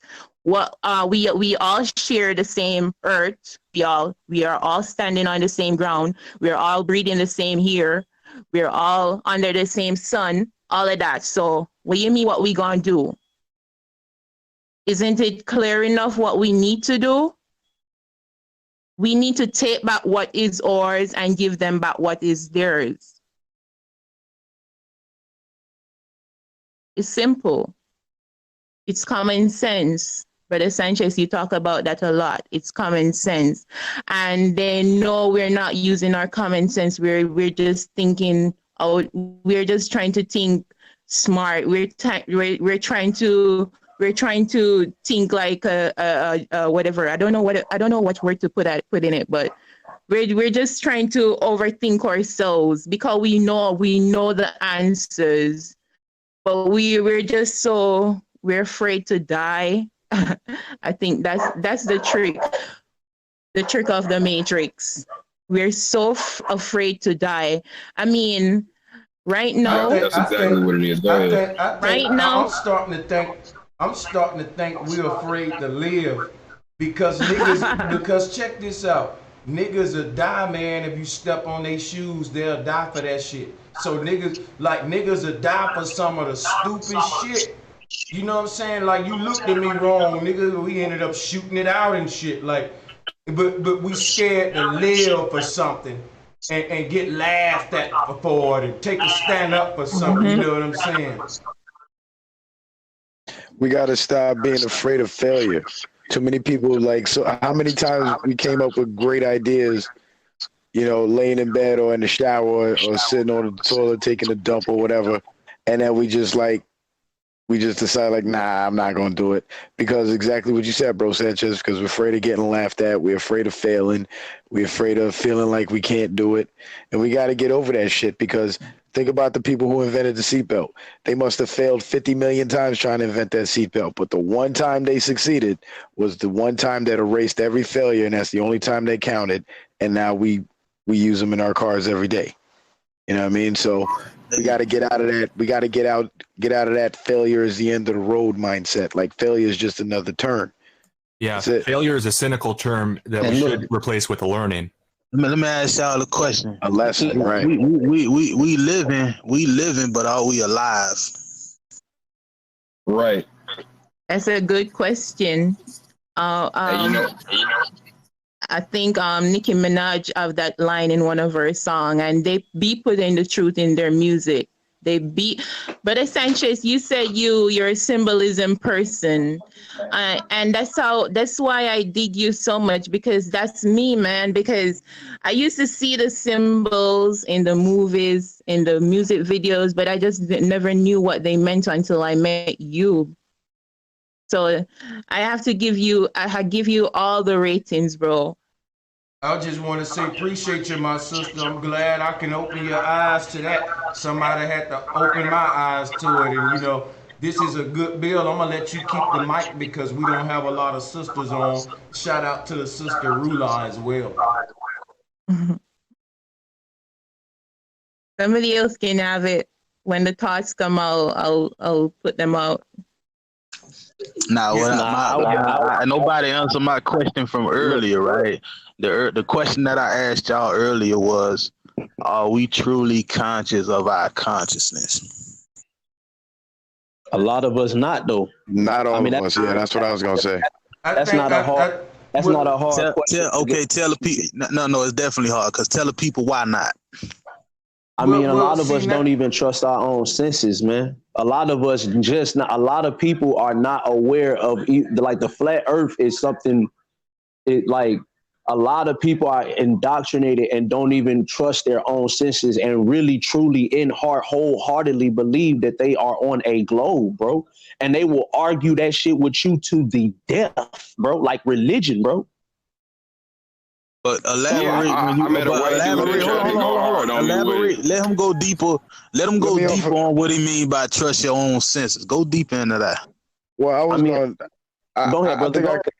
I think I know where you're going with it. It's like we're more focused on what's on the outside of us than what's on the inside of us. So we let what's on the outside control us instead of let what's on the inside control what's on the outside. For example, we watch TV, we see cool shit on TV, and then we go out and buy it because we want to be like the motherfuckers on TV. So we set our hearts to what our eyes see on the outside, as opposed to seeing, or as opposed to having a thought or having an idea and acting on that idea and making your reality based around that idea that you conjured within yourself and acted on it, which would be letting your inside control your outside. Like setting goals, having thoughts, coming up with ideas, just like what we're doing now. Like all our thoughts in our minds is what's creating this whole live stream. So we're letting our insides control the outside. One thing I want to say is this. I feel like that we are spoiled beings, right?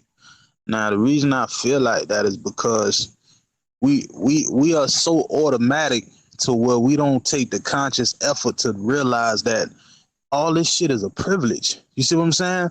Now, we breathe automatically. No one got to tell us to do it. But if you actually took the time to take a conscious effort and breathe on your own, every breath will be more valuable to you. See what I'm saying? See, when life is looked at in that kind of manner, you will have more meaning to your life as opposed to things being so automatic and given to you. And this is where you become spoiled as if this shit is a gift without realizing it.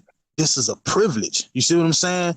It's just like the dolphins. You see what I'm saying? They are not automatic breathers. So every breath that they take is a conscious effort. So life to them is very important. You see what I'm saying? Yeah, I gotta wrap it up in a few, guys. It's very important, and I just feel like we lack that understanding, and that's why I say, are we really conscious of our consciousness? You see what I'm saying? Because we are so automatic with things that we don't think about that. I think the question would be, are you conscious of your consciousness? And then if you are, then you would just flat out go on teaching the people who don't know how to do it. See, I think a lot of time what distracts people, the people, the community from moving forward is the Borg mentality. Like, when we speak as a collective and in general, instead of actually being specific and diagnosing what needs to be diagnosed. Because I could sit here and go on for 30 minutes about what we don't do, but if we really do that, then I just wasted 30 minutes if all of them really do that, and if the brothers on the panel really do that. So what I try to do is I say, what is something I didn't see teach to talk, what I can add new, some we don't got, and then contribute to that. So you know what I'm saying? That's kind of much how I go about it. You know, if you want to deal I with respect that, but I'm more of a guy that aspect. You know, like really don't know or can speak in general about what, you know, when you say we don't really think is deep, for example. Well, I think everybody in that chat room is on a off of the surface to even be understanding the shit that I teach, Santos Bonacci teach, Seven Bomar teach. Like, we some deep motherfuckers. If you can even be interested in that for 30 minutes, you on some level of, you know what I'm saying, deepness. So I give them the benefit of the doubt sometimes. That's why I'm able to connect with them, because I got to know what level they on before I can even teach. And since I know how advanced they are, I can do saturation lectures and put the mixer board out there and get deep with them, because they advanced, bro. I'm just saying, you know, they advanced. But see, that's why I come away. I really value a question more than an answer. That's why you never really hear me. I ask questions. You hear me ask a lot of questions, because even if wise man know a question is more valuable than an answer. So I don't want to sit here and tell you guys I got the answers. But once you start to question a lot of things, the answer will come to you automatically. So that's the power of asking questions. You know what I mean? Yeah, I know what you mean. There's a lot of power in asking questions, especially asking other people questions, because it forces their mind to think. That said, I think that answers are important, and that's why we ask questions. Facts, it's I magnetic. see what you're saying. Yeah, I think asking questions I think asking questions are way more valuable than giving opinions, because it's the questions that the quest, you know.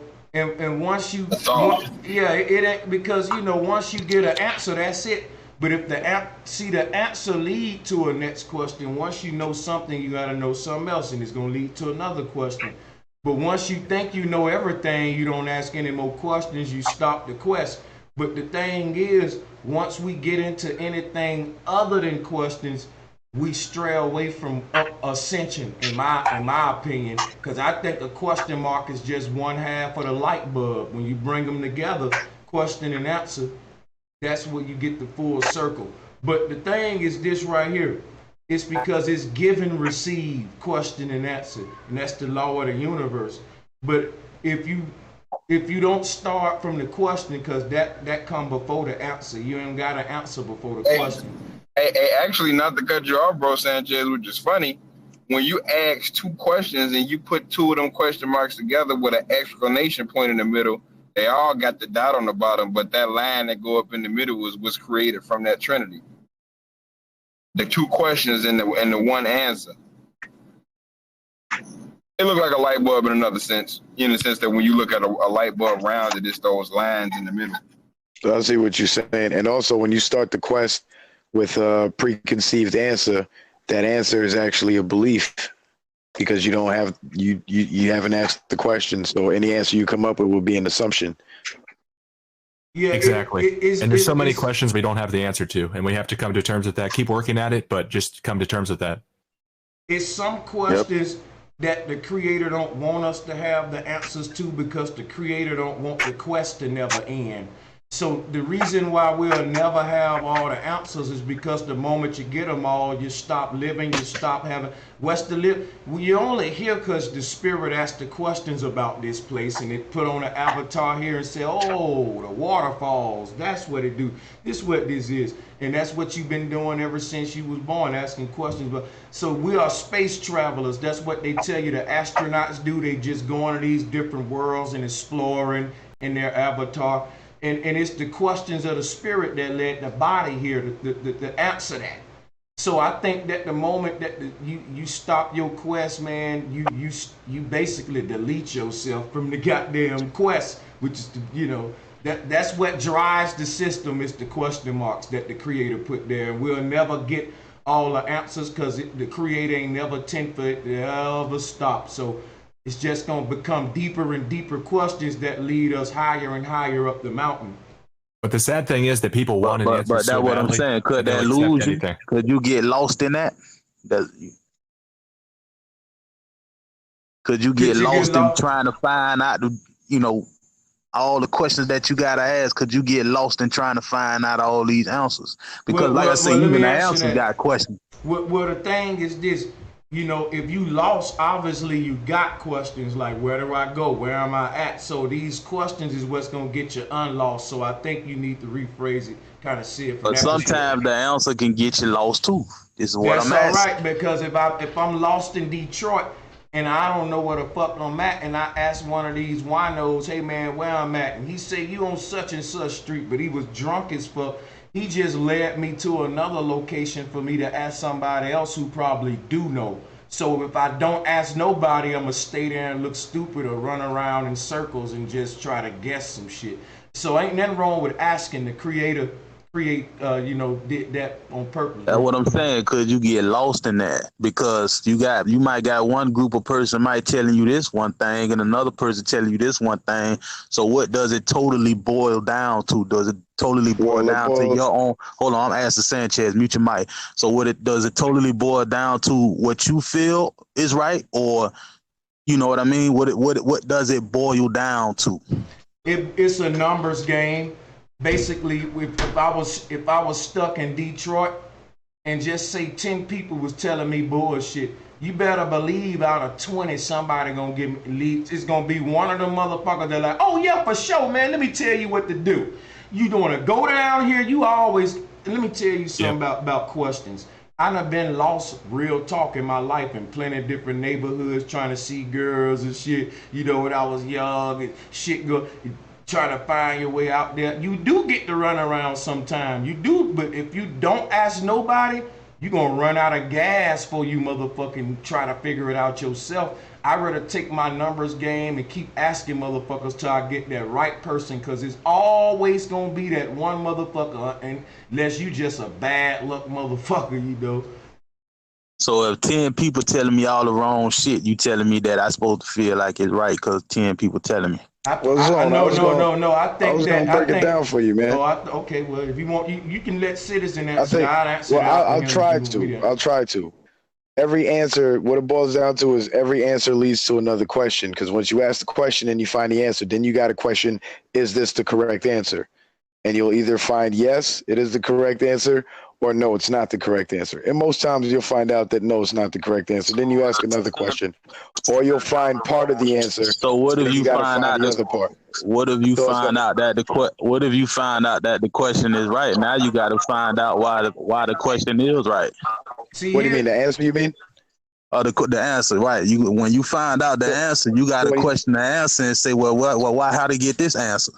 So that's another question. There you go. Yeah, exactly. When you find the right answer, then you say, what's the next answer I have to find? What's the next question? And zoned out, what's the alternative here to being quote lost? Just my main point is what we really learning the source of what we really need to know, or is it just more questions beyond that to learn what we know now? See what I'm saying? Well, the source. Go ahead, bro. Well, I look at the question as the source. Right, and Zoned Out was telling us earlier about the importance of asking questions, and I'm wondering what his point is. I can feel that, but at the end of the day, even though the question is the source, the answers that we do find out, is it accurate enough? Could we just say, okay, this the answer, this what it is, and boom, there it goes? Or do we still need to? Every answer is a reference point to lead to a bigger question. That's all. Because if you ask me what's 2 + 2 4, and I start teaching you about motherfucking adding, when you master that, then you're gonna start asking me about multiplication. To some of these real complex but what if 2 + 2 is 5 to me? You can always see then I'm gonna say, man, we want some of what you smoking. Teacher. Yeah, I'm gonna say I want some of what you smoking. well, nah. Listen, what I'm saying is, my point is, everything that we know, that we learn from your panel, no matter who panel it is it, do we stop there? Right? No matter all the proof you show, that's cool. But do we stop answer you there? right now. The Yeah. thing about what I do is so momentous that there's no word stop in it. You can't stop energy. We teach this all the time. Energy is always in motion. So what I'm doing, it ain't even a question of do you stop here. Yes, you stop by this motherfucker when you get that notification bell, and guess what? We go many places, so we ain't stopping. Brother, we come here and take off down the depths of motherfucking syncretism, things we couldn't do in class. We get to ask questions that when it came up in that prison called a school. So brother, when you come here, you start moving. That's when you Right, start but let me moving. ask you this, Sanchez. But see, the thing is, okay, now as you mentioned, you say everything is about magnetism. So now that we know that, where do it goes from there? Now that we know the importance let me of ask you magnetism, something. What one world, one hood doing? Please don't bring his name up, dog. Please. Yeah. Let me. I'm gonna stay with you because I know you wanna do this duel with me. So I'm gonna do it with you. Here's the thing. What am I doing with electromagnetism? Because one thing I can't do is answer for all of these people when you ask me what are we doing. So can I explain to you? Can we be fair enough, and I can just tell you what I'm doing with it, and then you can tell me what you're doing with it to be fair? Go ahead. What I'm doing with electromagnetism is unlocking the secrets of the cosmos with it. And this is what's called being an enlightener.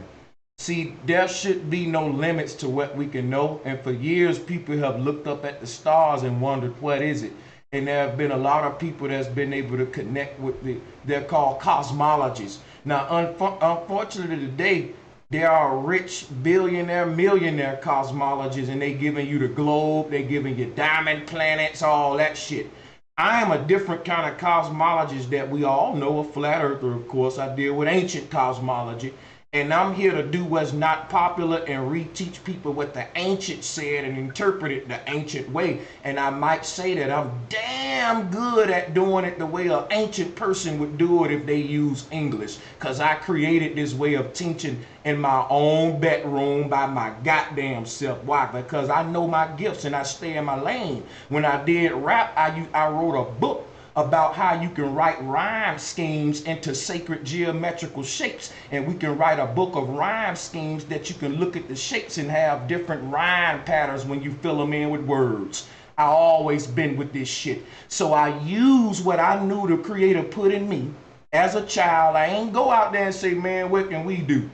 I went in my bedroom and said, what can I do to impact the world before I die? And give the people some out of my soul. And guess what? What I give them, can't nobody duplicate it, or you can regurgitate it, but it ain't coming from me, so it ain't got the same impact. So you can only go in your damn soul. I'm telling you what I'm doing with electromagnetism. I'm enlightening people. I'm taking away fears of death. I'm dealing with health, anatomy, syncretism. These the levels I wanted to go into. I didn't want to do nothing else. I always wanted to talk about the stars, the ether. You know, they pay people millions to do this shit.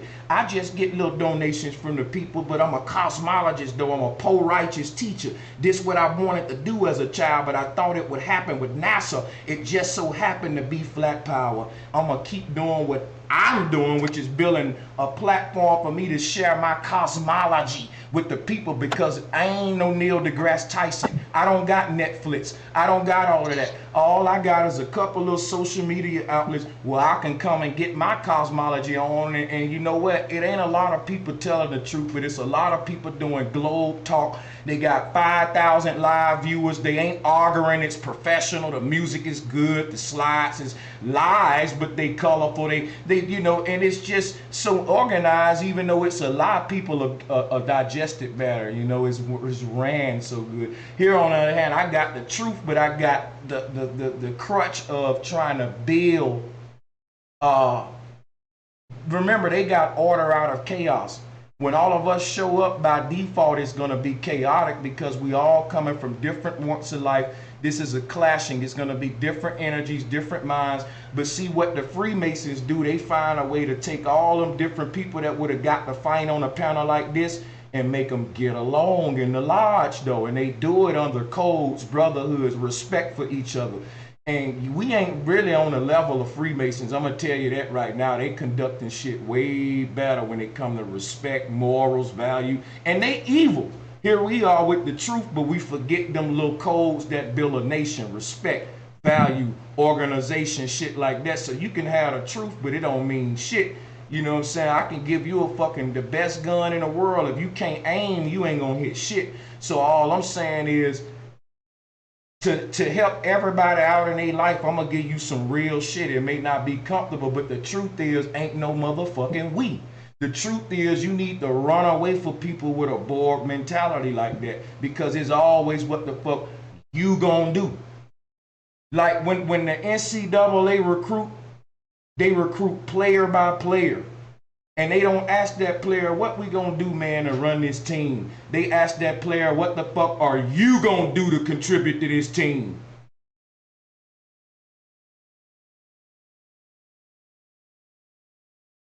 Yeah, but like the lady was saying earlier when she was saying one band, one sound, right? So that means that no matter everybody, yeah, they playing their own role, but together it makes a whole sound. Hold on, man. Come on, man. Can y'all shut the fuck, man? Every time I talk, somebody got to cut me off, man. But what I'm saying is, you get all these different. Now you make music. If you know about music, you got these different layers. You know, you got your verse. You might want to stack it. You might got your ad-lib. And if you're doing R&B, you know you got to stack those a couple of times, right? Now, each stack sounds differently, right? Each stack is a single, is its own thing. But once compressed together, it makes a full sound. You understand? See, the problem is we become so independent that we forgot it's not even about being independent. It's about being dependent. That's the problem. So when I say we, it's like a problem to somebody who's become so independent. Tell us who you depend on. I depend on my people, my community to get together and What you depend on them for? To clean up all this shit that we going through now. Well, what you do, you got faith that they'll do that, right? That's different than depending on them. Like I depended on my mother for breast milk when I came out of the womb. We gotta depend on that because our lives depend on that shit. Listen, brother, your life depend on you cleaning up your community. My life depend on me cleaning up mine. Because listen, I'm gonna tell you something right now. You may live in motherfucking buttfuck Mississippi, and your problem may be unique to you. We all got the same problems, but we experience them uniquely. The pain is the same. You see what I'm saying? But all of us got different obstacles. And like I always say, ain't no universal remote for this shit. Ain't no one size fits all. Like I can tell a motherfucker what I can do, but that ain't gonna fit if we do it. It may fuck you up trying to. If you make all the choices I made in my life to better your life, you may end up fucked up, dude. My choices was for me. I'm not thinking about it on that level. Let me ask you a question. If let's say women, right? If we have a whole bunch of women who raise their kids fucked up, then we can already see we're gonna have a fucked up next generation, right? Can we agree to that? So this is what I mean on a whole scale. A change could be made on the whole scale. Now individually, that's thinking small. That's being selfish, being independent. That's selfishness. Let me break something down to you about the word independent. It means you're dependent on the one inside of yourself, brother. I am independent. Hold on. No, they don't sound good. It's a lot of grown folk on this damn panel that's been dependent on themselves since 16, dude. So don't cut me off no more about sound good, because you talking to a real one. You play too much for me to take you serious. See, I'm gonna tell you why right now. for you to just say it sound good and we talking about some real shit, which is being dependent. I teach my children to be motherfucking independent so they don't have to rely outward on a motherfucker. They can rely inward on them motherfucking selves. And I ain't gonna play with you about that. I'm gonna disagree with you, but I'm gonna argue it back with a motherfucking brute force. So get ready, nigga. I'm saying independent. Let me ask you a question. All right, I said sound good because, see, you know, when you talk about independency and all that shit, yeah, it sounds good to the average person because this is the kind of mind frame we all stuck in, so they gonna gravitate towards it. But what I'm talking about, think about it. If you can't be used for something, you become useful. Listen, my nigga, so, you can't listen. You can't depend on Brother Sanchez if Brother Sanchez can't depend on his damn self. So anybody that you depending on is because you're not independent and they motherfucking is independent. So you got to depend on a motherfucker outside of you because you ain't independent. Yeah, and what do you mean, Zed, by saying it sounds good? That's kind of a backhanded compliment. Like, are you saying that it's not actually practical? No, I'm not saying that. Listen to what I'm saying. If you can't be used for something, you become useful. Can we agree to that? Okay. Can we agree to that? No, right. But as he said, it's like no but. Can we agree to that? I'm saying, but it's still, you gotta still put it in the proper context because if another person, don't get no more vivid than what I'm I saying. just If said. you can't help yourself, you can't help me effectively. You see? Let me ask you a question. Hold on. If you are going with a woman, but you can't financially help this woman, help her with her bills, how you are not useful to this woman. She can't depend on you. She can't depend on you. When you are with a woman, when you are with a your lady or whatever, your wife, y'all become one, right? So y'all both gotta bring. I'm about to mute you and make a point right here, right? So here's the point. I got them muted for a minute. Here's the thing. If a nigga like Zoned Out was with a woman, he'll be asking his cousin them for money for his rent. Cause he just told us he's a dependent nigga. I asked him, who do you depend on? Just a minute ago, I asked this nigga Zone, why are you dependent? Who do you depend on? Now this nigga bringing up something about a man taking care of a woman. Woman, put a one out there if you would want a nigga who depend on somebody else to take care of you. A nigga like this can't speak on a man providing for a woman after he just admitted on live broadcast he's a fucking dependent. You can't undo it or try to make it deep or try to unsay it. A nigga, you said you're a dependent. You can't provide for no woman because you're going to be asking another motherfucker, man, my girl needs some motherfucking, milk. Man, me and my girl needed to go here, cuz, loan me $5, man, so me and my girl can get... Cuz, let me get $20 so me and my girl, your girl gonna start effing you. Let me be quiet. Let me go back to the chat. It's the problem. We segregated. This the problem. The problem is we become so independent. We segregated ourselves from each other. This is the problem. Nigga, we not even independent. That's the problem. This is the problem.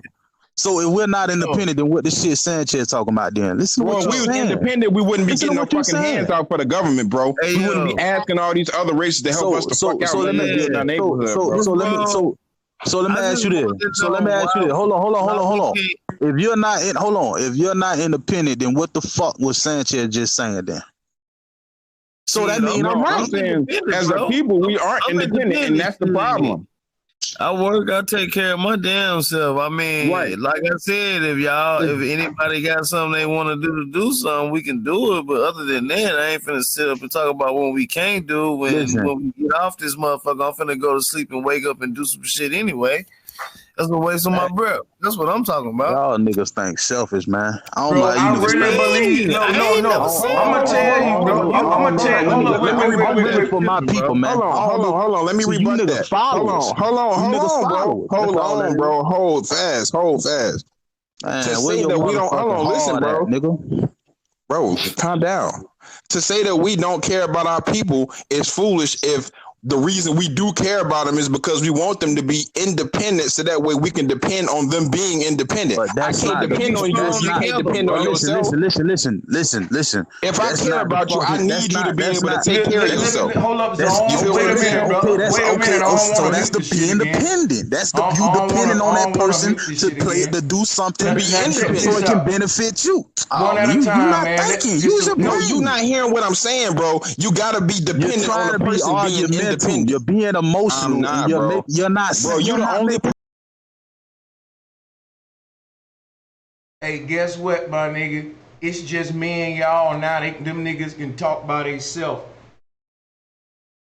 I can't even depend on these niggas to go one at a time while they talking about motherfucking independency. I can't depend on you niggas to motherfucking run an organized show, can I? Let's talk about dependency. I can't depend on the motherfucker to mute they mic now, can I? Can I? Want to talk about dependency and independency? I can't depend on Zone Out to stop being a goddamn troll now, can I? Care how many of you entertained by it, get tiring out the damn minute to serious niggas.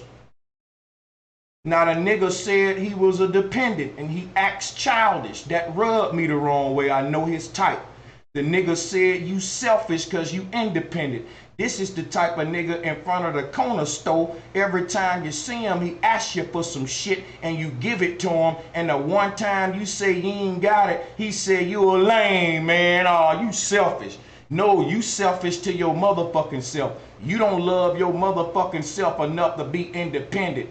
And you motherfucking selfish to others because it's easy for you to be dependent on every motherfucker about it, ask for shit.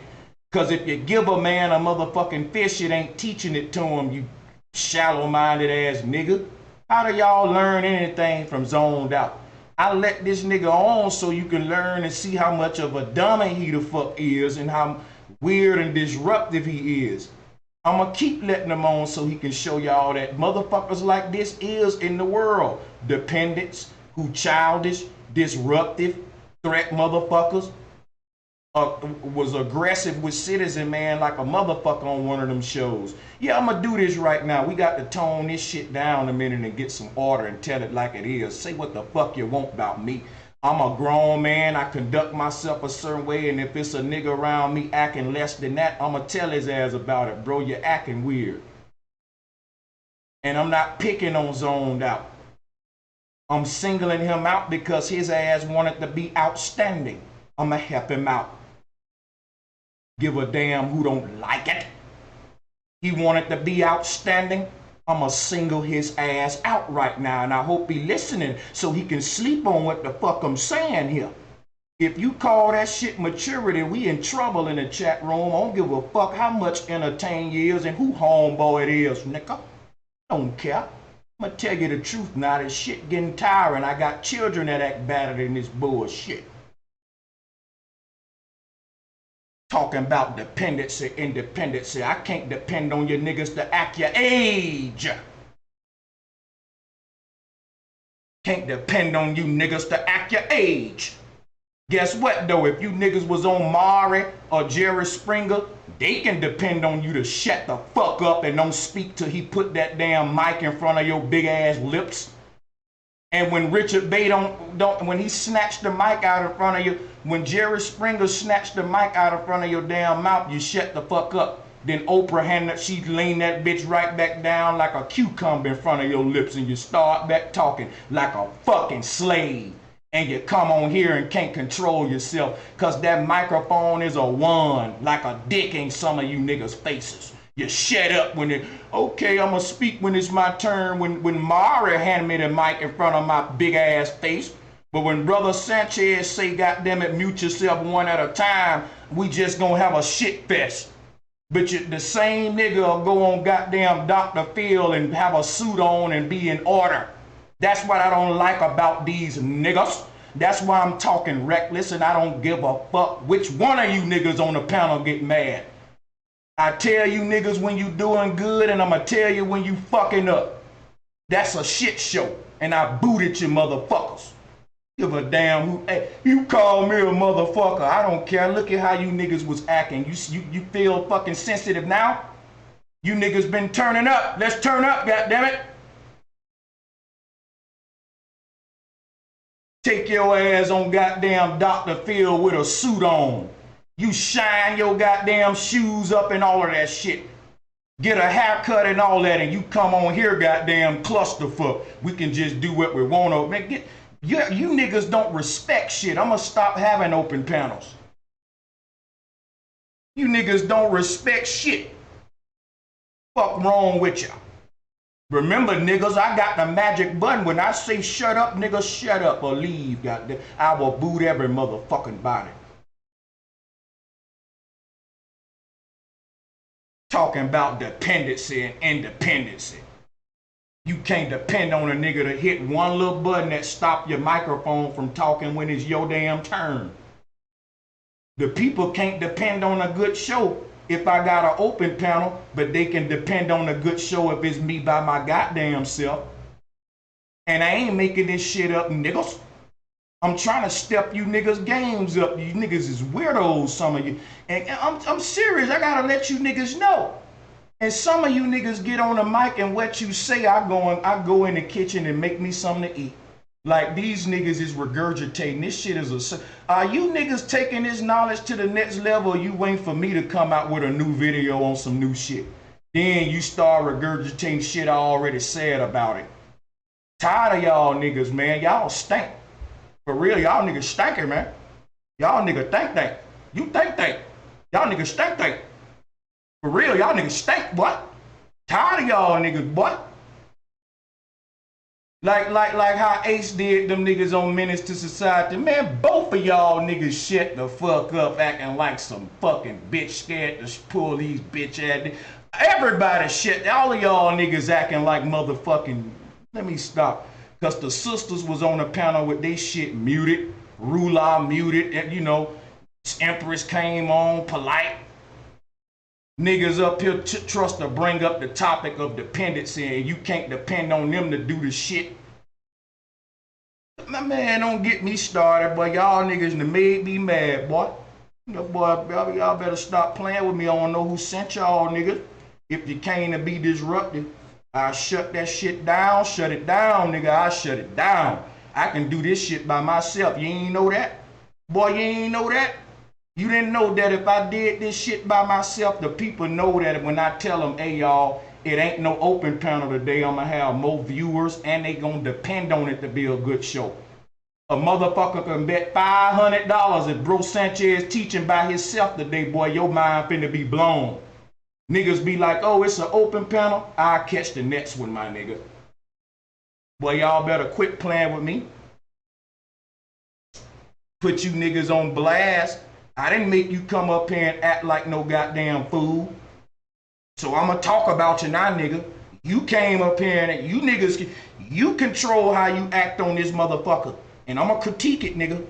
So be on your game when you come on this panel, or don't come, nigga. I'm gonna do you dirty. Every show I'm gonna talk to you niggas like this. I don't give a fuck if we friends. You can donate to me, I don't care. I'm gonna still tell you if you did some fuckboy shit, and thank you for the donation, but boy, you a fuckboy. I ain't gonna play with you niggas no more. Tired of this shit. I wouldn't wanna go to war with none of you. None of you.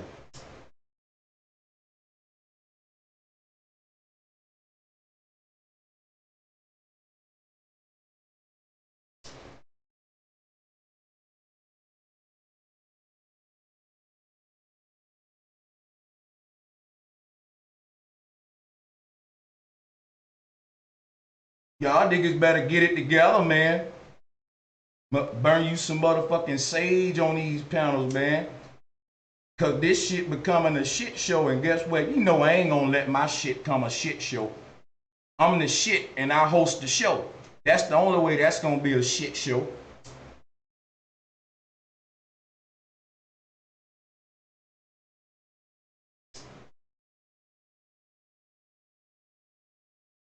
Cause I can embarrass you niggas right now, real talk. And the reason I'm doing this chat, cause these niggas need it. They get up on this panel, and if children watching, the children, you know, these niggas act immature. So every now and then I gotta put my foot down and let you niggas know, man, you niggas need to get it together, man. So don't get mad at me. You niggas need this shit, man. It's out of order. It's getting out of hand, man. I want to have an open panel, but I see why other YouTubers stay away. Do you see Dane Calloway doing this shit? And you see that man growing like a motherfucker because he ain't. See, I don't blame niggas like that. They don't believe in you niggas. They niggas like Dame, I don't blame them. And I ain't shitting on him. I'm saying a real nigga, I'm bringing him up for an example. Like, they keep to themselves because they depend on niggas to be niggas. You want to talk about dependency? Independency? I depend on you black men to show up on my panel and act like niggas. I depend on it. If I have a show and it ain't no shit show when I have an open panel with a bunch of black niggas up there, I'd be like, wow, boy, that was a good show. Clap for the niggas, they did good. They behaved themselves well. That's very rare though, do we get to celebrate that shit. Why? Because we depend on you niggas to be niggas, and you be niggas every time. You don't let us down. You don't let us down, man. I show up and I say, yeah, I'm having an open panel. I know it's mystery school. I said that shit today. I said, let me get me some wine. I know it's going to be a shit show. Because guess what? I'm going to tell you right now, you can get mad at me all you want. I don't believe in you niggas. I gave up hope. You're going to have to show me now. And that's the thing. Don't get mad at me for not believing in you. Believe in your damn self and convince me at this point, because I don't believe in you niggas no more. I depend on you to just show up and be niggas, because you've been consistent at that shit. I mean, if I hire a kicker and he keep missing motherfucking kicks, am I going to depend on him to make the motherfucker? You niggas don't let me down. Y'all don't let me down. I said, now these niggas know about electromagnetism. They know about syncretism. They know about generators. They know about magnetism, electricity, etymology. But guess what? They don't know how not to be niggas. So fuck all the good shit they know. They still don't know how not to be niggas. Niggas will come up here and break some deep shit down and be niggas. So you don't even get the deep shit they saying because it's blinded by their niggerism. All that niggatry in the way. You can drop all them Jews, but what's dulling them motherfuckers and make them, they ain't shining because of all that muck on your Jews. You putting too much niggatry on your knowledge. You ain't present your Jews in a shining light. Shine that shit up now. Because I'm not going to have no panel full of dull ass damn stones. You can shine, nigga. Dust that niggatry off and let your light shine. Let your soul glow. I can't do high notes, nigga. But let your soul glow. Nigga.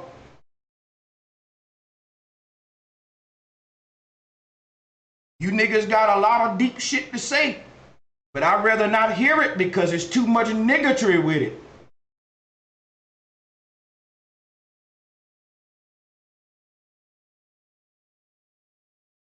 You niggas got a lot of good shit to say. If you can get past all the niggatry and niggerisms, that's a whole lot of niggerism going on now. I ain't saw that much niggatry since been niggatry. Y'all better get that niggatry under control now. Cause niggerism will dull your damn stone and won't let you shine. We can't see that shit shining now, but that motherfucker ain't got time to polish you, nigga. Hey, you wipe that niggatry off and you come back shining now.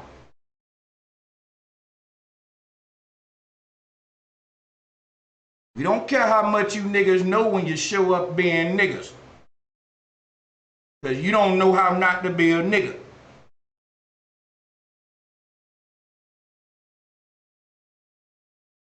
Now we gonna end this motherfucker for today because I done had enough. Now I want to say peace and much love to all of y'all. But these niggas had to go now. When my head start hurting, motherfuckers, you fucking with my health now. God damn it now. I sit in this damn chair. It's hot in this motherfucker. I'm in Las Vegas. I got on headphones. These bitches leather. I'm sweating under my ears. God damn it. You ain't gonna be yelling over me. Gonna put me in grandma mode round this motherfucker, boy. Put my switch out. Make you niggas go pick out your own switches and braid them up. I can do this shit by myself and I can be more entertaining and teach some shit. I don't need you niggas now. I ain't never need no niggas now. I ain't start this with a bunch of niggas. I ain't gonna let them destroy it now. I will motherfucking crank this bitch up and it'll just be me, myself, and I. Cause I will go Beyonce on you niggas. Try to give you niggas some shit, but every time somebody give niggas something, they vandalize it. Niggas vandalize their own community. Can't give niggas nothing. See why these YouTubers don't do open panels, because niggas gonna vandalize. They gonna put graffiti on your shit. Say we gonna pull up on niggas in front of the children, the guns coming out. Oh, we don't want no nigga shit, nope. We do electromagnetism, niggas. We do syncretism, nigga. We do etymology, nigga. Don't do guns, nigga. Keep that niggatry at home now. Told y'all this the final warning now. I can't stress this shit enough. Trying to give you niggas something. Don't motherfucking ruin it, cause I can do this shit by myself now. And I can talk for hours, goddammit now.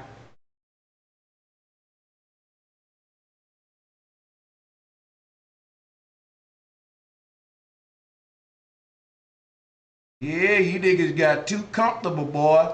Let me give a shout out to Troy Brown, man. Appreciate that love.